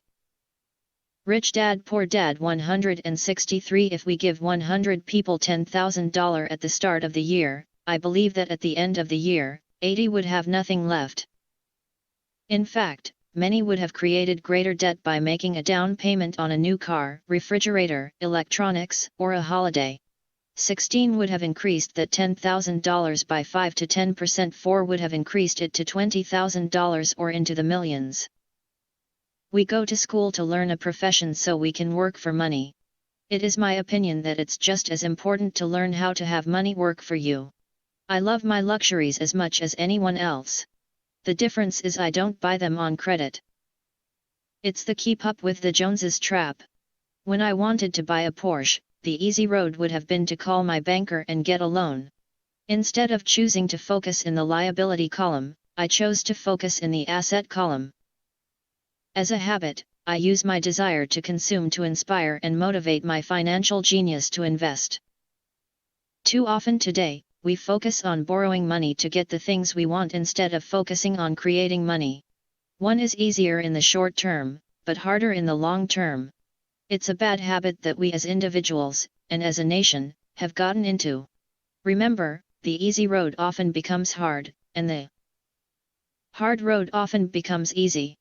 The earlier you can train yourself and those you love to be masters of money, the better. Money is a powerful force. Unfortunately, people use the power of money against themselves. If your financial intelligence is low, money will run all over you. It will be smarter than you. If money is smarter than you, you will work for it all your life. To be the master of money, you need to be smarter than it. Then money will do as it is told. It will obey you. Instead of being a slave to it, you will be the master of it. That is financial intelligence. Chapter 8, Getting Started 164-9. Choose Heroes, The Power of Myth. When I was a kid, I greatly admired Willie Mays, Hank Aaron, and Yogi Berra. They were my heroes, and I wanted to be just like them. I treasured their baseball cards, I knew their stats, the RBIs, the eras, their batting averages, how much they got paid, and how they came up from the minor leagues. As a 9-year-old kid, when I stepped up to bat or played first base or catcher, I wasn't me. I pretended I was a famous baseball player. It's one of the most powerful ways we learn, and we often lose that as adults. We lose our heroes. Today, I watch young kids playing basketball near my home. On the court they're not little Johnny. They're pretending to be their favorite basketball hero. Copying or emulating heroes is true power learning. I have new heroes as I grow older. I have golf heroes and I copy their swings and do my best to read everything I can about them. I also have heroes such as Donald Trump, Warren Buffett, Peter Lynch, George Soros, and Jim Rogers. I know their stats just like I knew the eras and RBIs of my childhood baseball heroes. I follow what Warren Buffett invests in, and I read anything I can about his point of view on the market and how he chooses stocks. And I read about Donald Trump, trying to find out how he negotiates and puts deals together. Just as I was not me when I was up to bat, when I'm in the market or I'm negotiating a deal, I am subconsciously acting with the bravado of Trump. Or when analyzing a trend, I look at it as though Warren Buffett were doing it. By having heroes, we tap into a tremendous source of raw genius. But heroes do more than simply inspire us. Heroes make things look easy. Making it look easy convinces us to want to be just like them. If they can do it, so can I. When it comes to investing, too many people make it sound hard. Instead, find heroes who make it look easy. Rich Dad Poor Dad 165:10. Teach and you shall receive. The power of giving. Both of my dads were teachers. My rich dad taught me a lesson I have carried all my life, the necessity of being charitable or giving. My educated dad gave a lot of his time and knowledge, but almost never gave away money. He usually said that he would give when he had some extra money, but of course there was rarely any extra. My rich dad gave money as well as education. He believed firmly in tithing. If you want something, you first need to give, he would always say. When he was short of money, he gave money to his church or to his favorite charity. If I could leave one single idea with you, it is that idea. Whenever you feel short or in need of something, give what you want first and it will come back in buckets. That is true for money, a smile, love, or friendship. I know it is often the last thing a person may want to do, but it has always worked for me. I trust that the principle of reciprocity is true, and I give what I want. I want money, so I give money, and it comes back in multiples. I want sales, so I help someone else sell something, and sales come to me. I want contacts, and I help someone else get contacts. Like magic, contacts come to me. I heard a saying years ago that went, God does not need to receive, but humans need to give. My rich dad would often say, poor people are more greedy than rich people. He would explain that if a person was rich, that person was providing something that other people wanted. In my life, whenever I have felt needy or short of money or short of help, I simply went out or found in my heart what I wanted, and decided to give it first. And when I gave, it always came back. It reminds me of the story of the guy sitting with firewood in his arms on a cold, freezing night. He is yelling at the pot-bellied stove, when you give me some heat, then I'll put some wood in you. And when it comes to money, love, happiness, sales, and contacts, all one needs to remember is to give first. Chapter 8, Getting Started 166. Often just the process of thinking of what I want, and how I could give that to someone else, breaks free a torrent of bounty. Whenever I feel that people aren't smiling at me, I simply begin smiling and saying hello. Like magic, the next thing I know I'm surrounded by smiling people. It is true that your world is only a mirror of you. So that's why I say, teach, and you shall receive. I have found that the more I teach those who want to learn, the more I learn. If you want to learn about money, teach it to someone else. A torrent of new ideas and finer distinctions will come in. There are times when I have given and nothing has come back, or what I have received is not what I wanted. But upon closer inspection and soul searching, I was often giving to receive in those instances, instead of giving for the joy that giving itself brings. My dad taught teachers, and he became a master teacher. My rich dad always taught young people his way of doing business. In retrospect, it was their generosity with what they knew that made them smarter. There are powers in this world that are much smarter than we are. You can get there on your own, but it's easier with the help of the powers that be. You only need to be generous with what you have. Chapter 9. Still want more? Here are some to-dos. 167. Many people may not be satisfied with my 10 steps. They see them more as philosophies than actions. I think understanding the philosophy is just as important as the action. There are many people who want to do instead of think, and then there are people who think but do not do. I would say that I am both. I love new ideas, and I love action. So for those who want a to-do list on how to get started, I will share with you some of the things I do, in abbreviated form. Stop doing what you're doing. In other words, take a break and assess what is working and what is not working. The definition of insanity is doing the same thing over and over and expecting a different result. Stop doing what is not working, and look for something new. Look for new ideas. For new investing ideas, I go to bookstores and search for books on different and unique subjects. I call them formulas. I buy how-to books on formulas I know nothing about. For example, in the bookstore I found the book The 16% Solution by Joel Moskowitz. I bought the book and read it, and the next Thursday, I did exactly as the book said. Most people do not take action, or they let someone talk them out of whatever new formula they are studying. My neighbor told me why 16% would not work. I did not listen to him because he's never done it. Chapter 9. Here are some to-dos. 168. Find someone who has done what you want to do. Take them to lunch and ask them for tips and tricks of the trade. As for 16% tax lien certificates, I went to the county tax office and found the government employee who worked in that office. I found out that she, too, invested in the tax liens. Immediately, I invited her to lunch.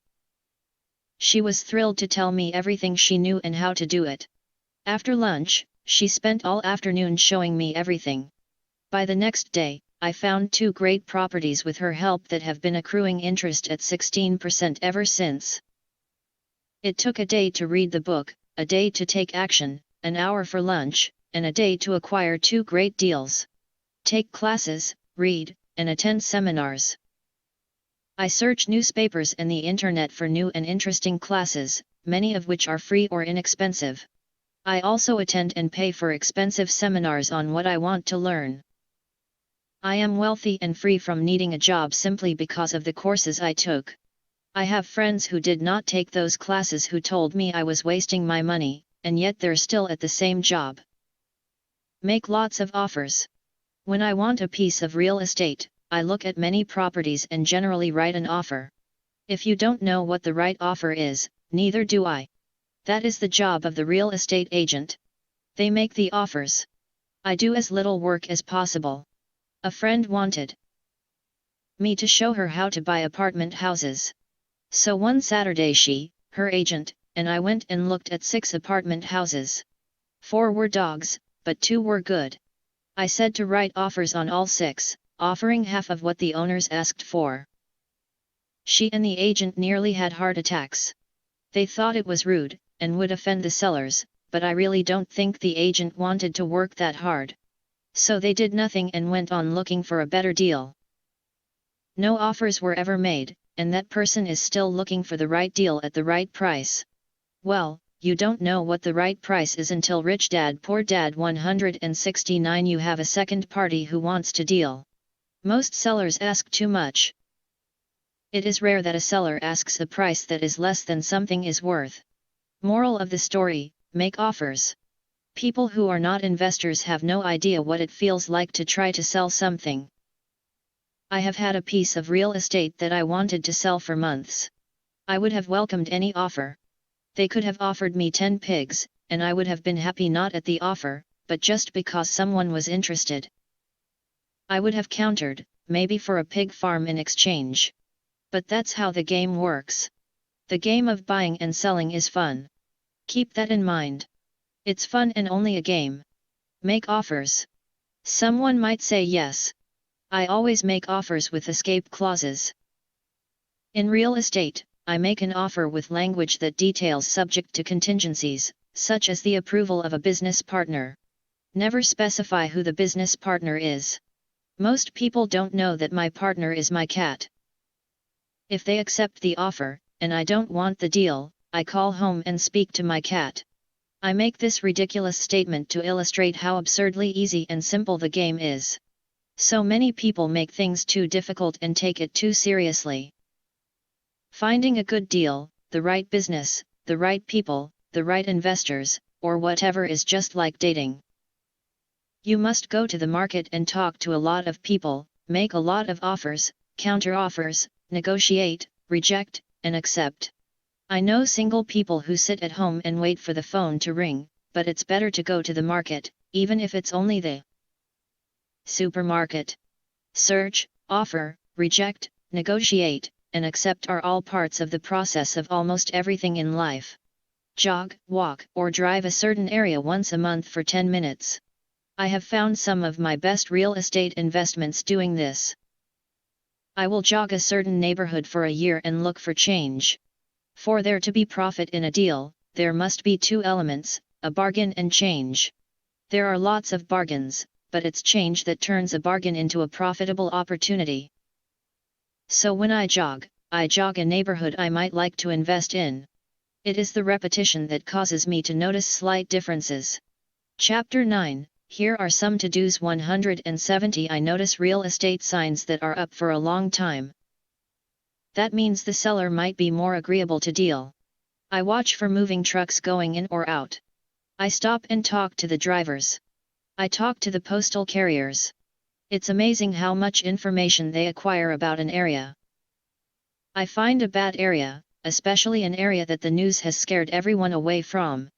I drive it for sometimes a year waiting for signs of something changing for the better. I talk to retailers, especially new ones, and find out why they're moving in. It takes only a few minutes a month, and I do it while doing something else, like exercising, or going to and from the store. Shop for bargains in all markets. Consumers will always be poor. When the supermarket has a sale, say on toilet paper, the consumer runs in and stocks up. But when the housing or stock market has a sale, most often called a crash or correction, the same consumer often runs away from it. When the supermarket raises its prices, the consumer shops somewhere else. But when housing or the stock market raise their prices, the same consumer often rushes in and starts buying. Always remember, profits are made in the buying, not in the selling. Look in the right places. A neighbor bought a condominium for $100,000. I bought the identical condo next door for $50,000.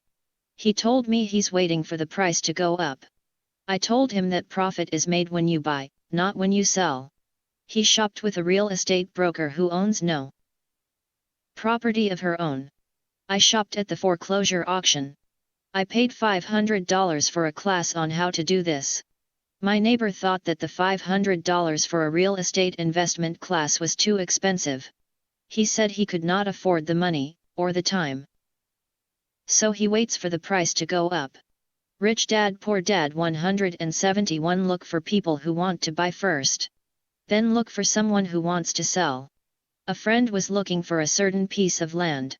He had the money but did not have the time.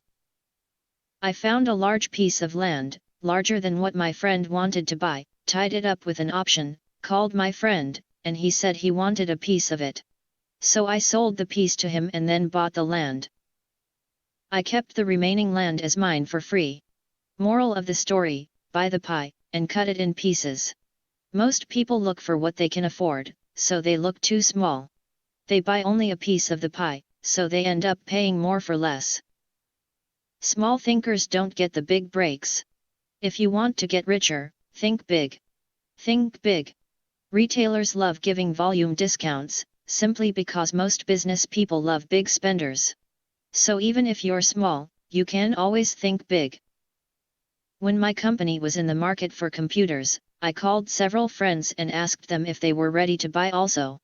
We then went to different dealers and negotiated a great deal because we wanted to buy so many. I have done the same with stocks.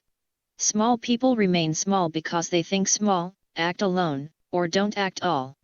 Learn from history. All the big companies on the stock exchange started out as small companies. Colonel Sanders did not get rich until after he lost everything in his 60s. Bill Gates was one of the richest men in the world before he was 30.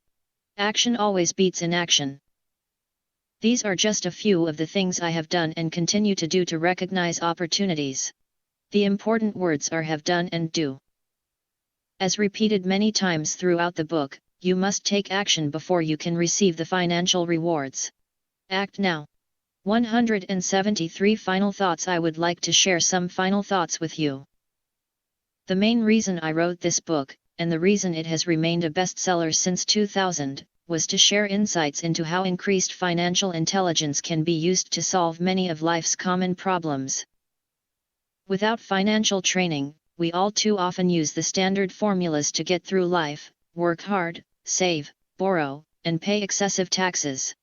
Today, more than ever, we need better information. I use the following story as an example of a financial problem that confronts many young families today. How do you afford a good education for your children and provide for your own retirement? It requires using financial intelligence instead of hard work. A friend of mine was griping one day about how hard it was to save money for his 4 children's college educations. He was putting $300 away in a college fund each month and had so far accumulated only about $12,000. He had about 12 more years to save for college since his oldest child was then 6 years old. At the time, the real estate market in Phoenix was terrible. People were giving houses away. I suggested to my friend that he buy a house with some of the money in his college fund. The idea intrigued him, and we began to discuss the possibility. His primary concern was that he did not have credit with the bank to buy another house since he was so overextended. I assured him that there were other ways to finance a property rather than through the bank. We looked for a house for 2 weeks, a house that would fit all our criteria. There were plenty to choose from, so shopping was fun. Finally, we found a 3-bedroom, 2-bath home in a prime neighborhood. The owner had been downsized and needed to sell that day because he final thoughts, using financial intelligence 174 and his family were moving to California where another job waited. The owner wanted $102,000, but we offered only $79,000. He took it immediately and agreed to carry back the loan with a 10% down payment. All my friend had to come up with was $7,900. As soon as the owner moved, my friend put the house up for rent. After all expenses were paid, including the mortgage, he put about $125 in his pocket each month. His plan was to keep the house for 12 years and let the mortgage get paid down faster by applying the extra $125 to the principal each month. We figured that in 12 years, a large portion of the mortgage would be paid off and he could possibly be clearing $800 a month by the time his first child went to college. He could also sell the house if it had appreciated in value. 3 years later, the real estate market greatly improved in Phoenix and he was offered $156,000 for the same house by the tenant who lived in it. Again, he asked me what I thought. I advised that he sell it, using a 1031 tax-deferred exchange. Suddenly, he had nearly $80,000 to operate with. I called another friend in Austin, Texas, who then moved this tax-deferred capital gain into a mini storage facility. Within 3 months, he began receiving checks for a little less than $1,000 a month, which he then poured back into the college fund. A couple of years later, the mini warehouse sold, and he received a check for nearly $330,000 as proceeds from the sale. He rolled those funds into a new project that would now generate over $3,000 a month in income, again, going into the college fund. He is now very confident that his goal will be met easily. It only took $7,900 to start and a little financial intelligence. His children will be able to afford the education they want, and he will then use the underlying asset, wrapped in his legal entity, to pay for his retirement. As a result of this successful investment strategy, he will be able to retire early. Thank you for reading this book. I hope it has provided some insights into utilizing the power of money to work for you. Today, Rich Dad Poor Dad 175. We need greater financial intelligence to simply survive. The idea that it takes money to make money is the thinking of financially unsophisticated people. It does not mean that they're not intelligent. They have simply not learned the science of money making money. Money is only an idea. If you want more money, simply change your thinking. Every self-made person started small with an idea, and then turned it into something big. The same applies to investing. It takes only a few dollars to start and grow it into something big. I meet so many people who spend their lives chasing the big deal, or trying to amass a lot of money to get into a big deal, but to me that is foolish. Too often I have seen unsophisticated investors put their large nest egg into one deal and lose most of it rapidly. They may have been good workers, but they were not good investors. Education and wisdom about money are important. Start early. Buy a book. Go to a seminar. Practice. Start small. I turned $5,000 cash into a $1 million asset, producing $5,000 a month cash flow in less than 6 years. But I started learning as a kid. I encourage you to learn, because it's not that hard. In fact, it's pretty easy once you get the hang of it. I think I have made my message clear. It's what is in your head that determines what is in your hands. Money is only an idea. There is a great book called Think and Grow Rich. The title is not Work Hard and Grow Rich. Learn to have money work hard for you, and your life will be easier and happier. Today, don't play it safe. Play it smart. The 3 incomes in the world of accounting. There are 3 different types of income, 1 ordinary earned, 2 portfolio, 3 passive. Final thoughts, using financial intelligence 176. When my poor dad said to me, go to school, get good grades, and find a safe, secure job, he was recommending I work for earned income.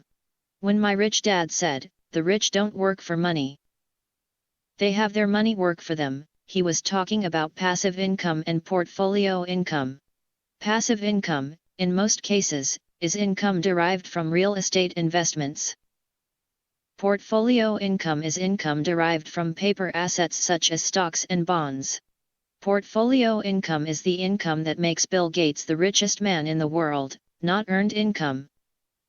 Rich Dad used to say, the key to becoming wealthy is the ability to convert earned income into passive income or portfolio income as quickly as possible. He would say, taxes are highest on earned income. The least taxed income is passive income. That is another reason why you want your money working hard for you. The government taxes the income you work hard for more than the income your money works hard for. In my second book, Rich Dad's Cash Flow Quadrant, I explain the 4 different types of people who make up the world of business. They are E, S, B, and I. Most people go to school to learn to be an E or an S. The cash flow quadrant is written about the core differences of these 4 types and how people can change their quadrant. In fact, most of our products are created for people in the B and I quadrants. In Rich Dad's Guide to Investing, book number 3 in the Rich Dad series, I go into more detail on the importance of converting earned income into passive and portfolio income. Rich Dad used to say, all a real investor does is convert earned income into passive and portfolio income. If you know what you're doing, investing is not risky. It's just common sense.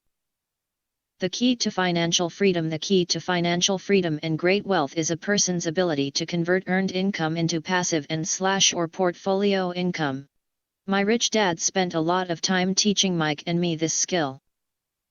Having this ability is Rich Dad Poor Dad 177. The reason my wife Kim and I are financially free, never needing to work again. We continue to work because we choose to. Today we own a real estate investment company for passive income and participate in private placements and initial public offerings of stock for portfolio income. We also went back to work to build a financial education company so that we can continue to create and publish books and games. All of our educational products are created to teach the same skills my rich dad taught me, the skills of converting earned income into passive and portfolio income. The games we create are important because they teach what books cannot teach.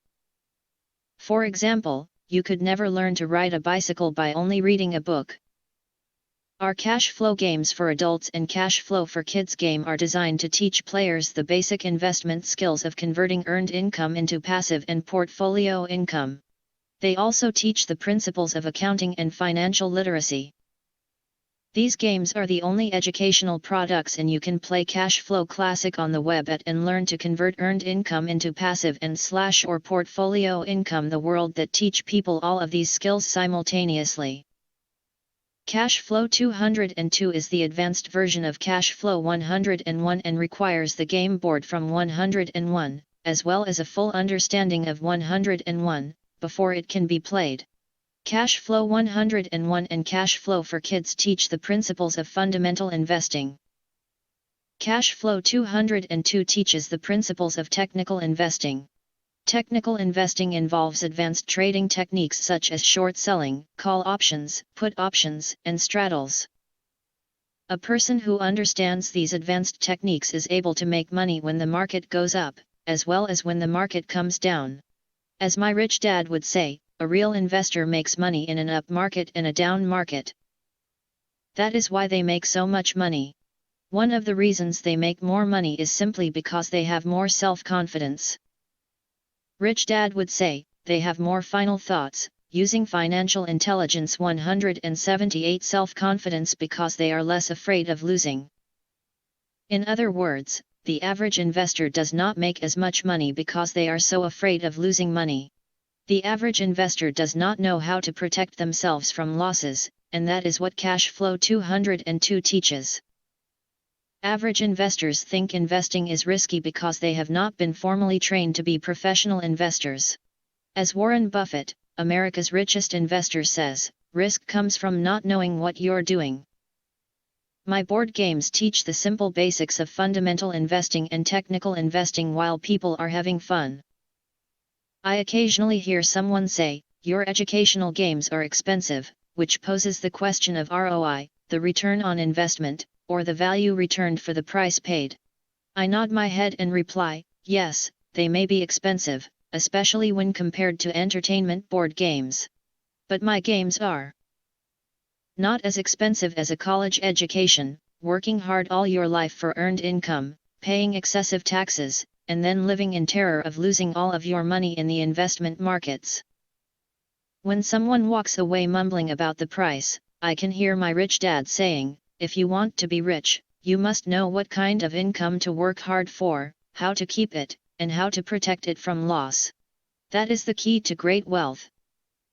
Rich Dad would also say, if you do not understand the differences in those three incomes and do not learn the skills on how to acquire and protect those incomes, you will probably spend your life earning less than you could and working harder than you should. My poor dad thought a good education, a good job, and years of hard work were all you needed to be successful. My rich dad also thought a good education was important. But to him it was also important that Mike and I know the differences in the three incomes and what kind of income to work hard for. To him, that was basic financial education. Knowing the differences in the three incomes and learning the investment skills of how to acquire the different incomes is basic education for anyone who strives to acquire great wealth and achieve financial freedom, a special kind of freedom that only a few will ever know. As Rich Dad states in lesson number 1, the rich do not work for money. They know how to have money work hard for them. Rich Dad Poor Dad 179. Rich Dad said, ordinary earned income is money you work for, and passive and portfolio income is money working for you. Knowing that little difference has been significant in my life. Or, as Robert Frost ends his poem, and that has made all the difference. Take action. All of you were given two great gifts, your mind and your time. It is up to you to do what you please with both. With each dollar bill that enters your hand, you, and only you, have the power to determine your destiny. Spend it foolishly, and you choose to be poor. Spend it on liabilities, and you join the middle class. Invest it in your mind and learn how to acquire assets, and you will be choosing wealth as your goal and your future. The choice is yours, and only yours. Every day with every dollar, you decide to be rich, poor, or middle class. Choose to share this knowledge with your children, and you choose to prepare them for the world that awaits. No one else will. You and your children's future will be determined by choices you make today, not tomorrow. I wish you great wealth and much happiness with this fabulous gift called life. Robert Kiyosaki, best known as the author of Rich Dad Poor Dad, the #1 personal finance book of all time. Robert Kiyosaki has challenged and changed the way tens of millions of people around the world think about money. He is an entrepreneur, educator, and investor who believes the world needs more entrepreneurs who will create jobs. With perspectives on money and investing that often contradict conventional wisdom, Robert has earned an international reputation for straight talk, irreverence, and courage, and has become a passionate and outspoken advocate for financial education. Robert and Kim Kiyosaki are founders of the Rich Dad Company, a financial education company, and creators of the cash flow registered games. In 2014, the company will leverage the global success of the Rich Dad games in the launch of a new and breakthrough offering in mobile and online gaming. Robert has been heralded as a visionary who has a gift for simplifying complex concepts. Ideas related to money, investing, finance, and economics, and has shared his personal journey to financial freedom in ways that resonate with audiences of all ages and backgrounds.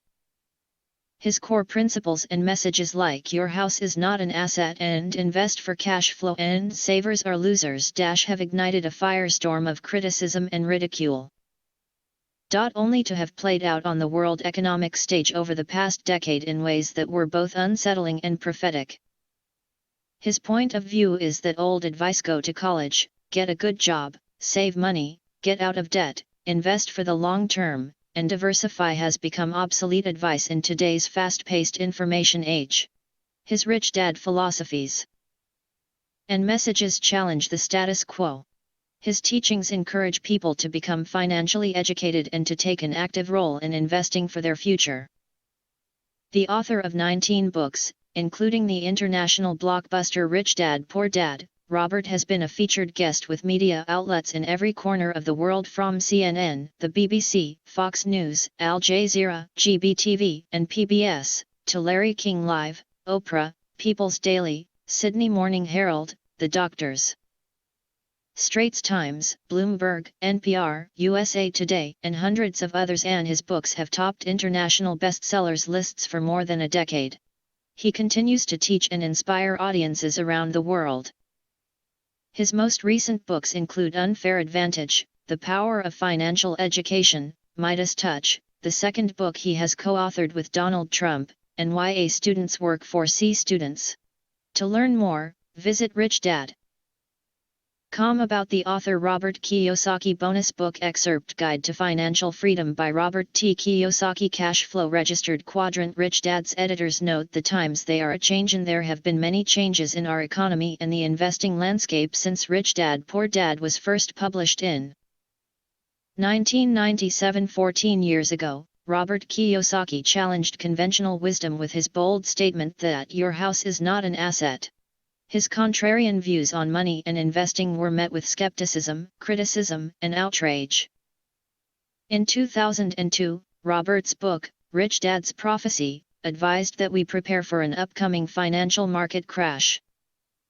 In 2006, Robert joined forces with Donald Trump to write Why We Want You to Be Rich, a book inspired by their concern for the shrinking middle class in America. Robert continues to be a passionate advocate for the importance and power of financial education. Today, in the wake of the subprime fiasco, record home foreclosures, and a global economic meltdown that is still raging, his words seem not only prophetic, but enlightened. Many skeptics have become believers. In preparing the 2011 edition of Rich Dad's Cash Flow Quadrant, Robert realized two things: that his message and teachings have withstood the test of time, and that the investment landscape, the world in which investors operate, has changed dramatically. These changes have affected, and will continue to affect, those in the I quadrant and have fueled Robert's decision to update an important section in this book. Chapter 5, The 5 Levels of Investors. 9. Introduction. Which quadrant are you in? Point 1. Part 1. The Cash Flow Quadrant. Chapter 1. Why don't you get a job? Point 11. Chapter 2. Different quadrants, different people. 23. Chapter 3. Why people choose security over freedom. 57. Chapter 4. The 3 kinds of business systems. 81. Chapter 5. The 5 levels of investors. Point 95. Chapter 6. You cannot see money with your eyes. Point 119. Part 2. Bringing out the best in you. Chapter 7. Becoming who you are. 149. Chapter 8. How do I get rich? 165. Chapter 9. Be the bank, not the banker. 187. Part 3. How to become a successful BNI. Chapter 10. Take baby steps. Point 217. The 7 steps to finding your financial fast track. Chapter 11. Step 1. It's time to mind your own business. Point 233. Chapter 12. Step 2. Take control of your cash flow. 239. Chapter 13. Step 3. Know the difference between risk and risky. Point 247. Chapter 14. Step 4. Decide what kind of investor you want to be. Point 251. Chapter 15. Step 5. Seek mentors. Point 259. Chapter 16. Step 6. Make disappointment your strength. 269. Chapter 17. Step 7. The power of faith. 275. Chapter 18. In summary. 281. Contents. What do you want to be when you grow up? That is a question most of us have been asked. I had many interests as a kid, and it was easy to choose. If it sounded exciting and glamorous, I wanted to do it. I wanted to be a marine biologist, an astronaut, a marine, a ship's officer, a pilot, and a professional football player. I was fortunate enough to achieve 3 of those goals: a Marine Corps officer, a ship's officer, and a pilot. I knew I did not want to become a teacher, a writer, or an accountant. I did not want to be a teacher because I did not like school. I did not want to be a writer because I failed English twice. And I dropped out of my MBA program because I could not stand accounting. Ironically, now that I have grown up, I have become everything I never wanted to become. Although I disliked school, today I own an education company. I personally teach around the world because I love teaching. Although I failed English twice because I could not write, today I am best known as an author. My book, Rich Dad Poor Dad, was on the New York Times bestsellers list for over 7 years and is one of the top 3 best-selling books in the United States.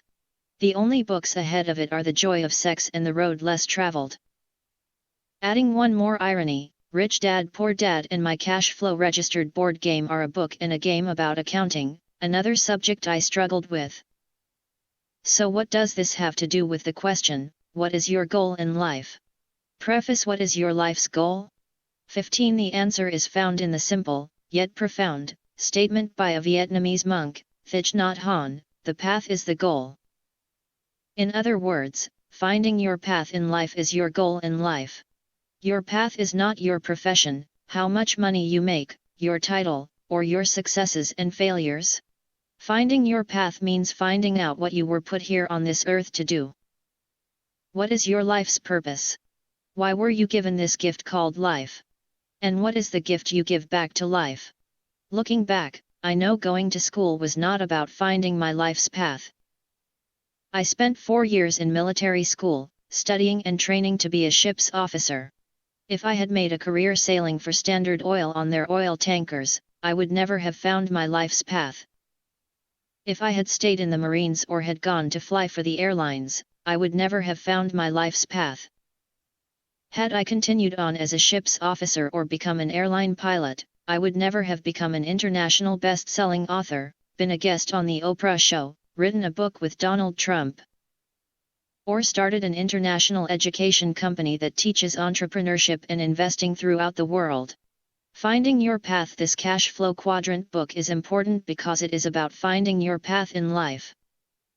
As you know, most people are programmed early in life to go to school and get a job. School is about finding a job in the E or S quadrant. It is not about finding your life's path. I realize there are people who know exactly what they are going to do early in life. They grow up knowing they are going to be a doctor, lawyer, musician, golfer, or actor. We have all heard about child prodigies, kids with exceptional talents. Yet you may notice, these are professions, not necessarily a life's path.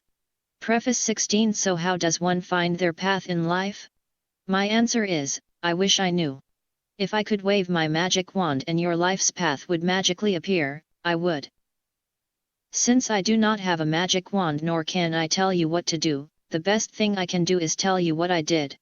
And what I did was trust my intuition, my heart, and my guts. For example, in 1973, returning from the war, when my poor dad suggested I go back to school, get my higher degrees, and work for the government, my brain went numb, my heart went heavy and my gut said, no way. When he suggested I get my old job back with Standard Oil or fly for the airlines, again my mind, heart, and gut said no. I knew I was through sailing and flying, although they were great professions and the pay was pretty good. In 1973, at the age of 26, I was growing up. I had followed my parents' advice and gone to school, received my college degree, and had two professions, a license to be a ship's officer and a license to fly. The problem was, they were professions and the dreams of a child. At the age of 26, I was old enough to know that education is a process. For example, when I wanted to be a ship's officer, I went to a school that turned out ship's officers.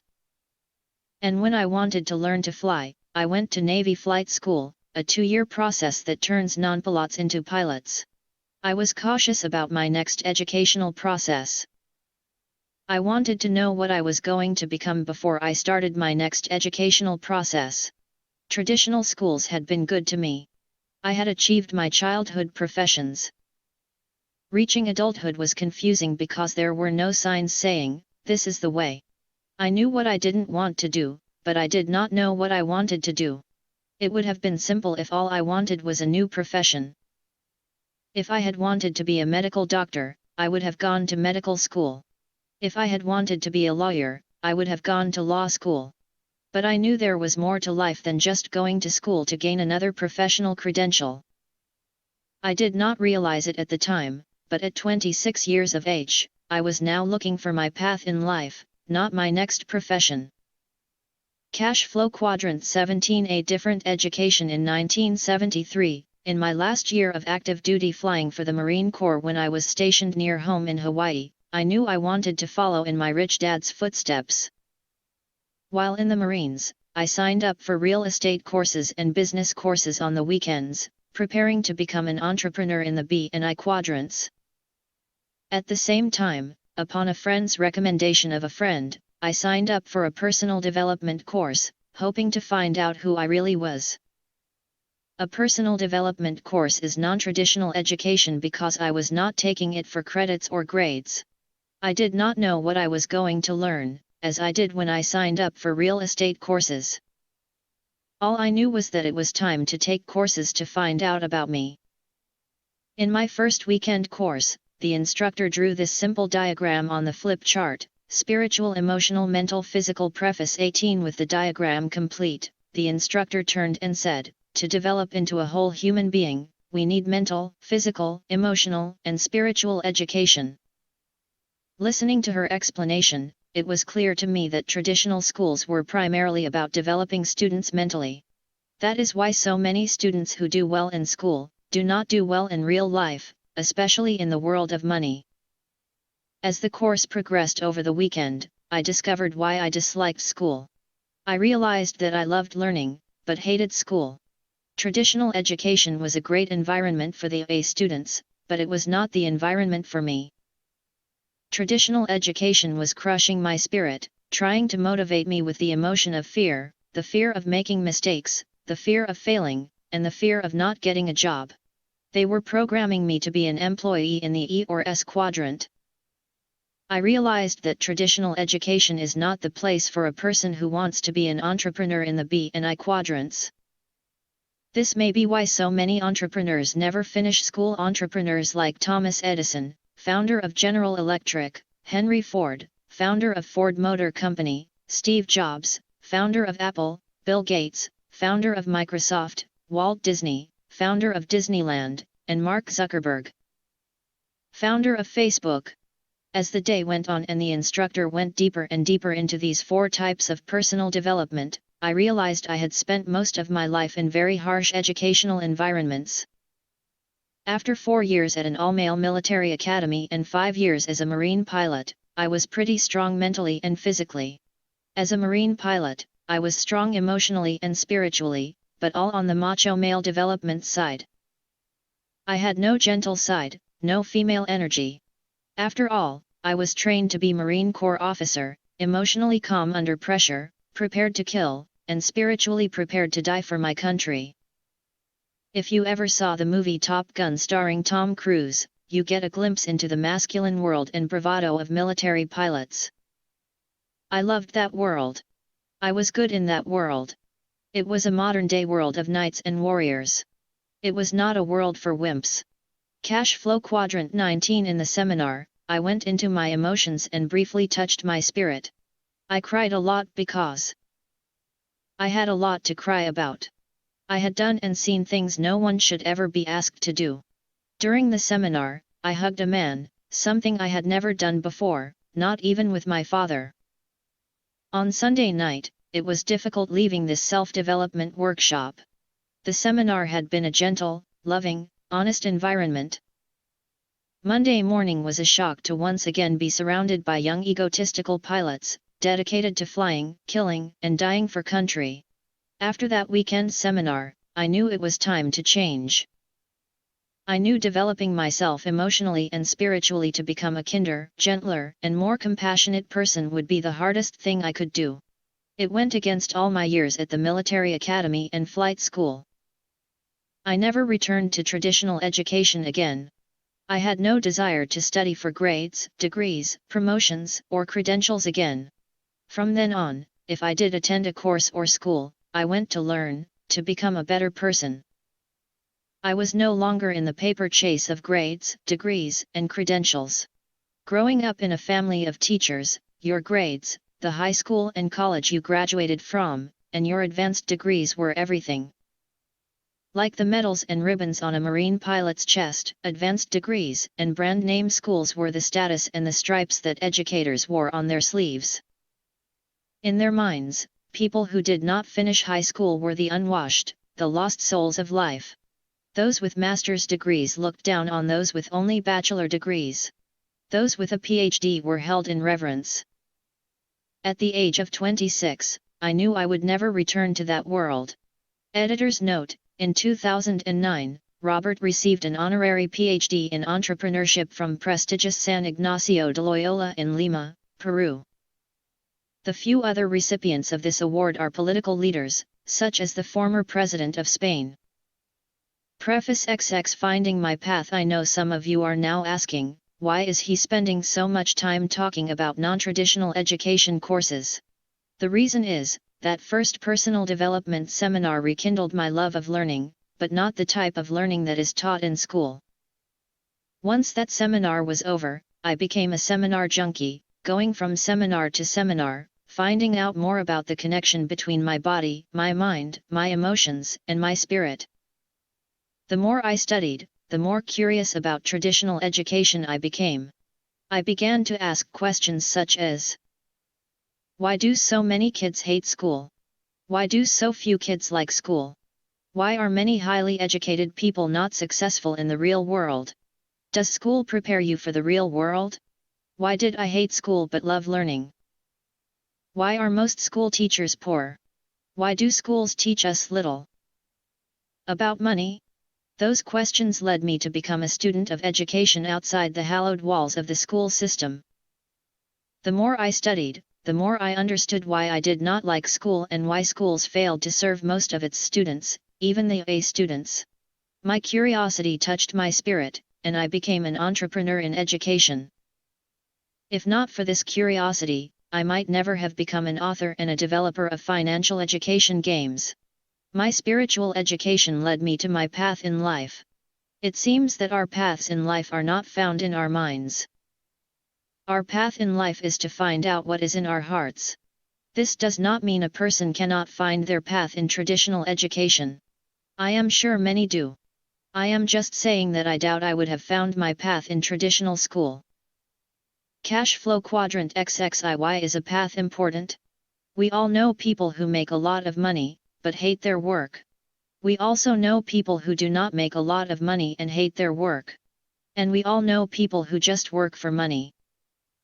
A classmate of mine from the Merchant Marine Academy also realized he did not want to spend his life at sea. Rather than sail for the rest of his life, he went to law school after graduation, spending 3 more years becoming a lawyer and entering private practice in the S quadrant.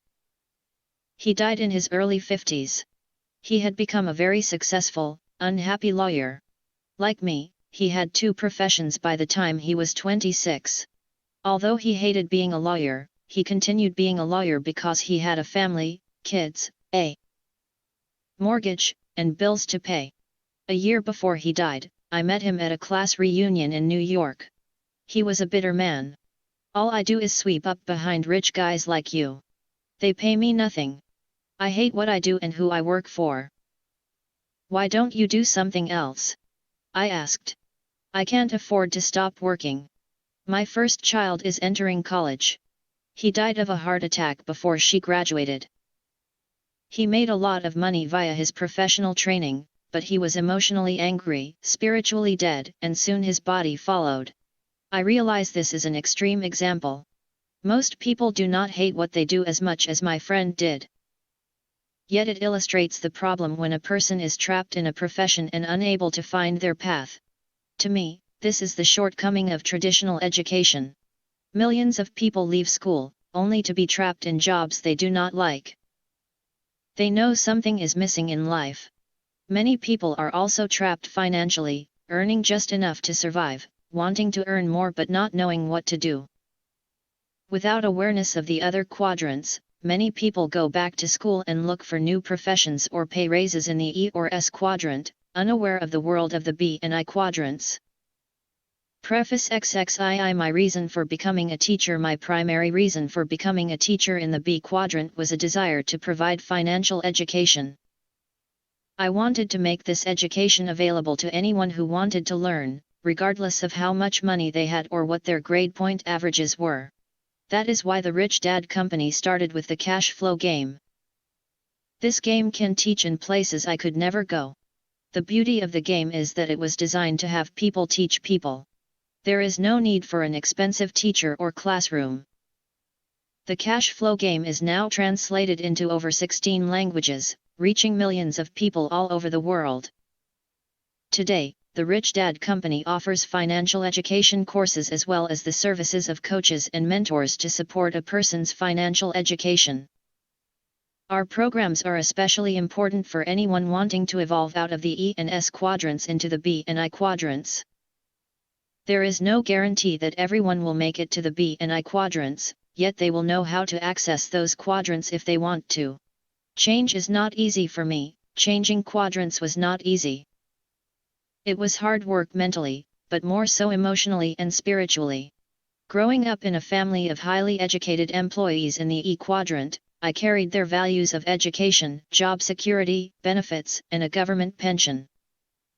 In many ways, my family values made my transition difficult. I had to shut out their warnings, concerns, and criticisms about becoming an entrepreneur and investor. Some of their values I had to discount were, "But you have to have a job.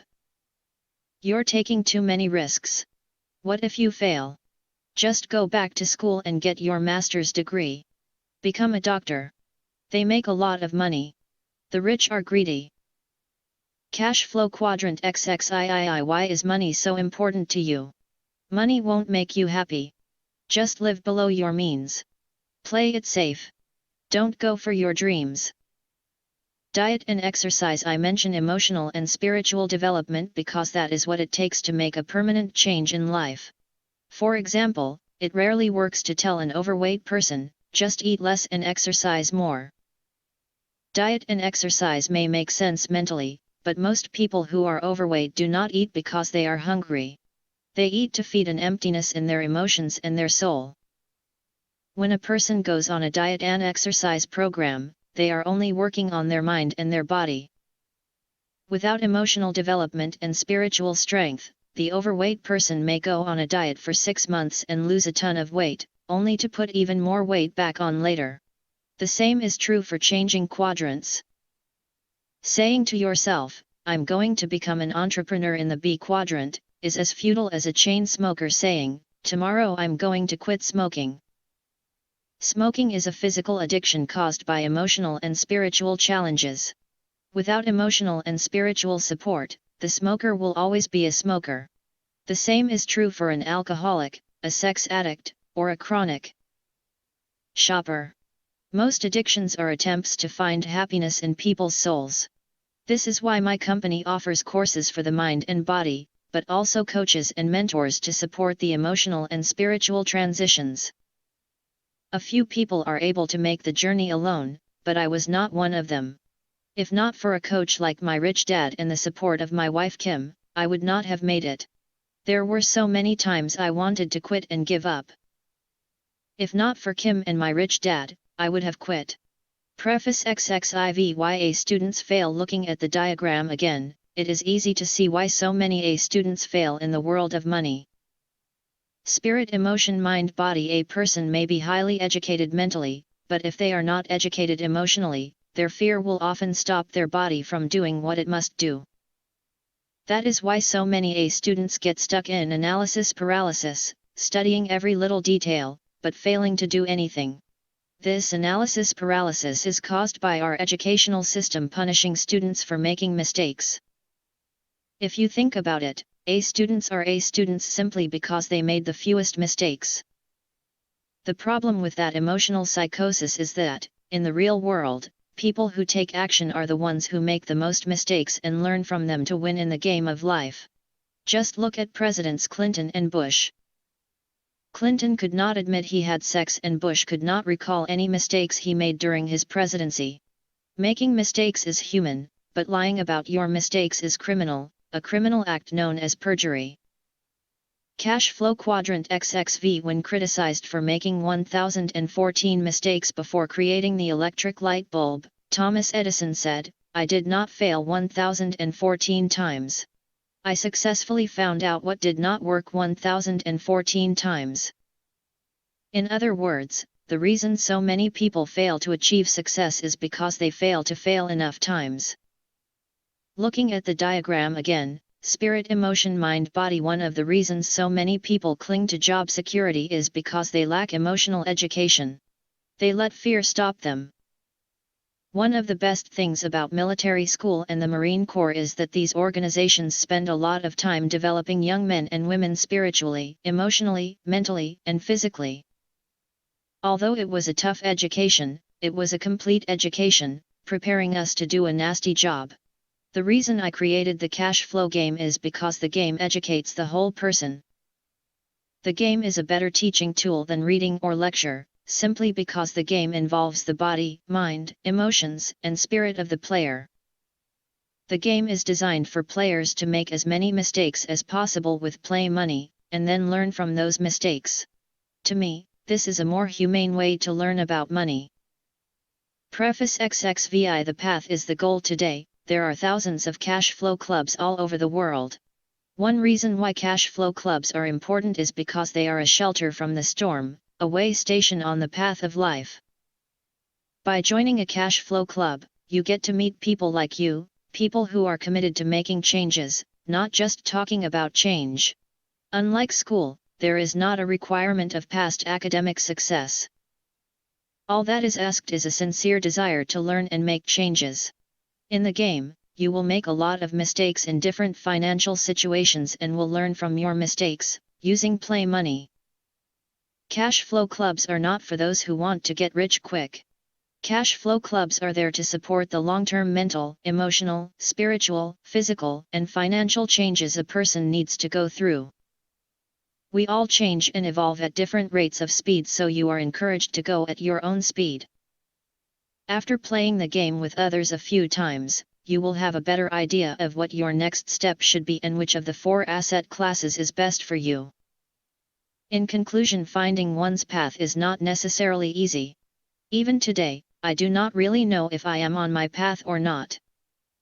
As you know, we all get lost at times, and it is not always easy to find our way back. If you feel you are not in the right quadrant for you, or you are not on your life's path, I encourage you to search your heart and find your path in life. You may know it is time to change. If you are saying things like the following statements: I'm working with dead people. I love what I do, but I wish I could make more money. I can't wait for the weekend. I want to do my own thing. Is it quitting time yet? Cash flow quadrant XXVII. My sister is a Buddhist nun.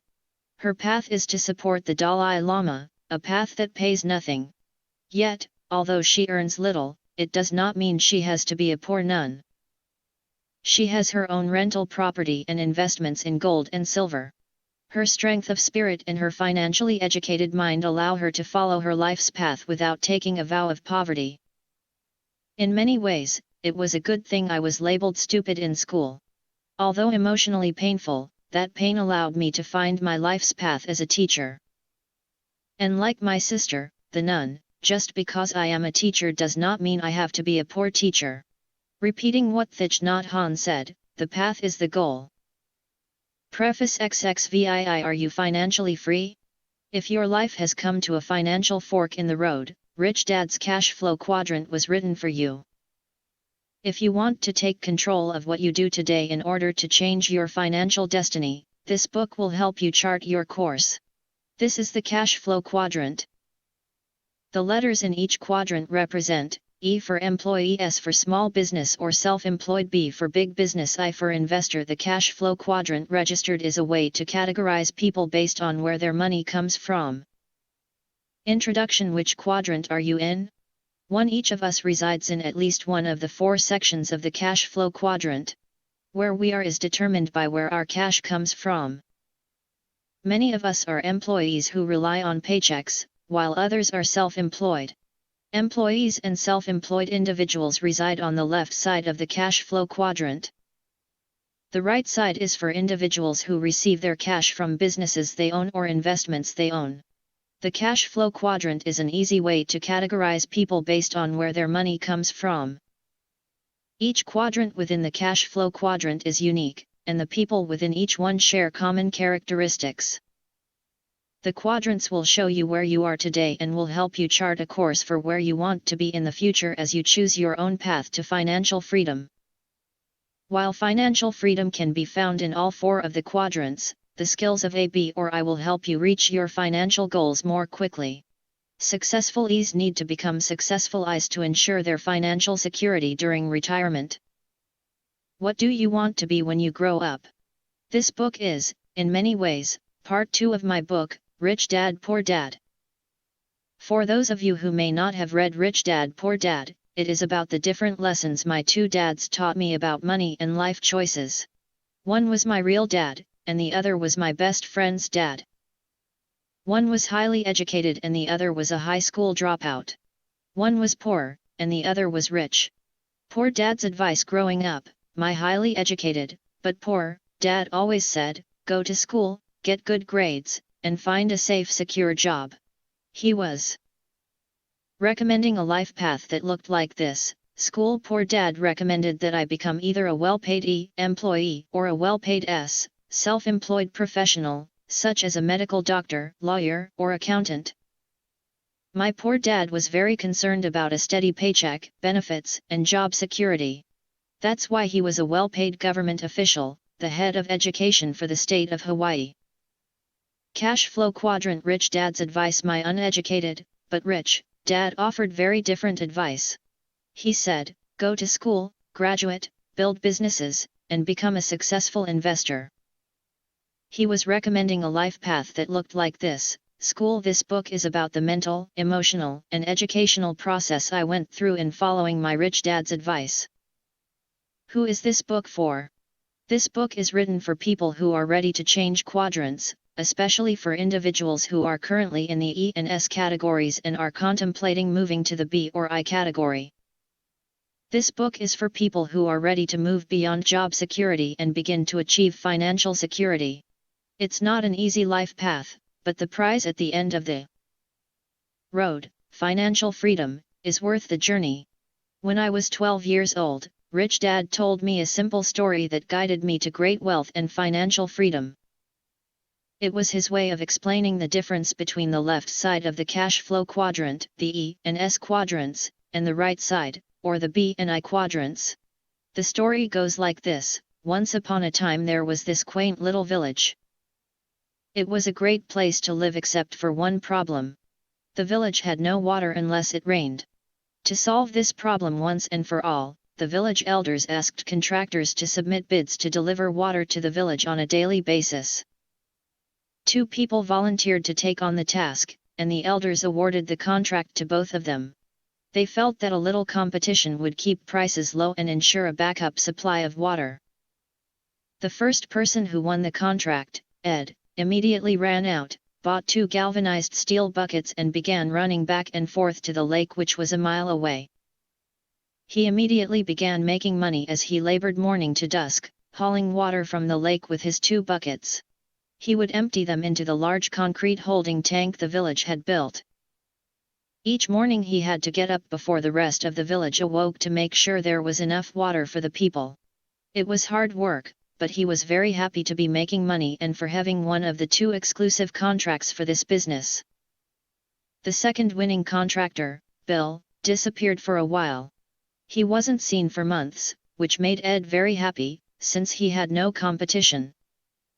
Instead of buying 2 buckets to compete with Ed, Bill wrote a business plan, created a corporation, found 4 investors, employed a president to do the work, and returned 6 months later with a construction crew. Within a year, his team had built a large volume stainless steel pipeline which connected the village to the lake.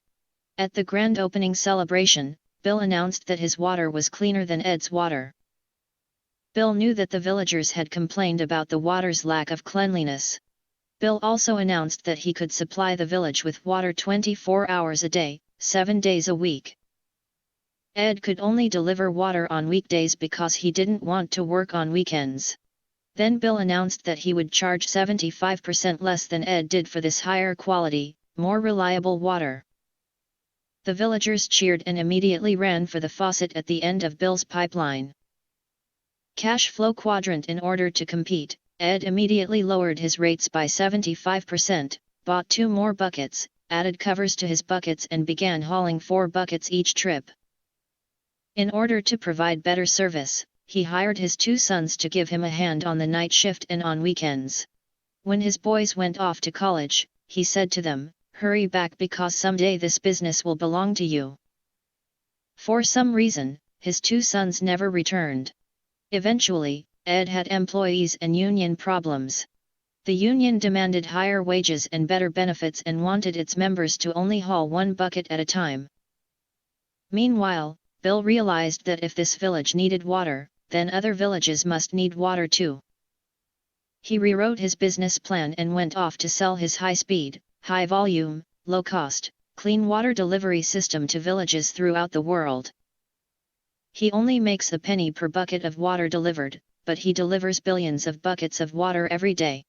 Whether he works or not, billions of people consume billions of buckets of water, and all that money pours into his bank account. Bill developed a pipeline to deliver money to himself, as well as water to the villages. Bill lived happily ever after. Ed worked hard for the rest of his life and had financial problems forever after. The end. That story about Bill and Ed has guided me for years. It has assisted me in my life's decision-making process. I often ask myself, am I building a pipeline or hauling buckets? Am I working hard, or am I working smart? And the answers to those questions have made me financially free. That is what this book is about. It's about what it takes to become a B and an I. It's for people who are tired of hauling buckets and are ready to build pipelines for cash to flow into their pockets. This book is divided into 3 parts. Part 1. The first part of this book focuses on the core differences between people in the 4 quadrants. It shows why certain people gravitate to certain quadrants and often get stuck there without realizing it. It will help you identify where you are today in the quadrant and where you want to be in 5 years. Part 2. The second part of this book is about personal change. It's more about who you have to be, instead of what you have to do. Part 3. The third part of this book explains how to find success on the right side of the cash flow quadrant. I will share more of my Rich Dad's secrets on the skills required to be a successful BNI. It will help you choose your own path to financial freedom. Throughout Rich Dad's cash flow quadrant, I continue to stress the importance of financial intelligence. If you want to operate on the right side, the BNE quadrant side, you must be smarter than if you choose to stay on the left side, the ENS quadrant side. To be a B or I, you must be able to control the direction of your cash flow. This book is written for people who are ready to make changes in their lives to move beyond job security and begin to build their own pipelines to achieve This book is written for people who are ready to make changes in their lives to move beyond job security and begin to build their own pipelines to achieve financial freedom. We are in the information age, which offers more opportunities for financial reward than ever before. Individuals with the skills of the B's and I's will be able to identify and seize those opportunities. To be successful in the information age, a person needs information from all 4 quadrants. Unfortunately, our schools are still in the industrial age and still prepare students for only the left side of the cash flow quadrant.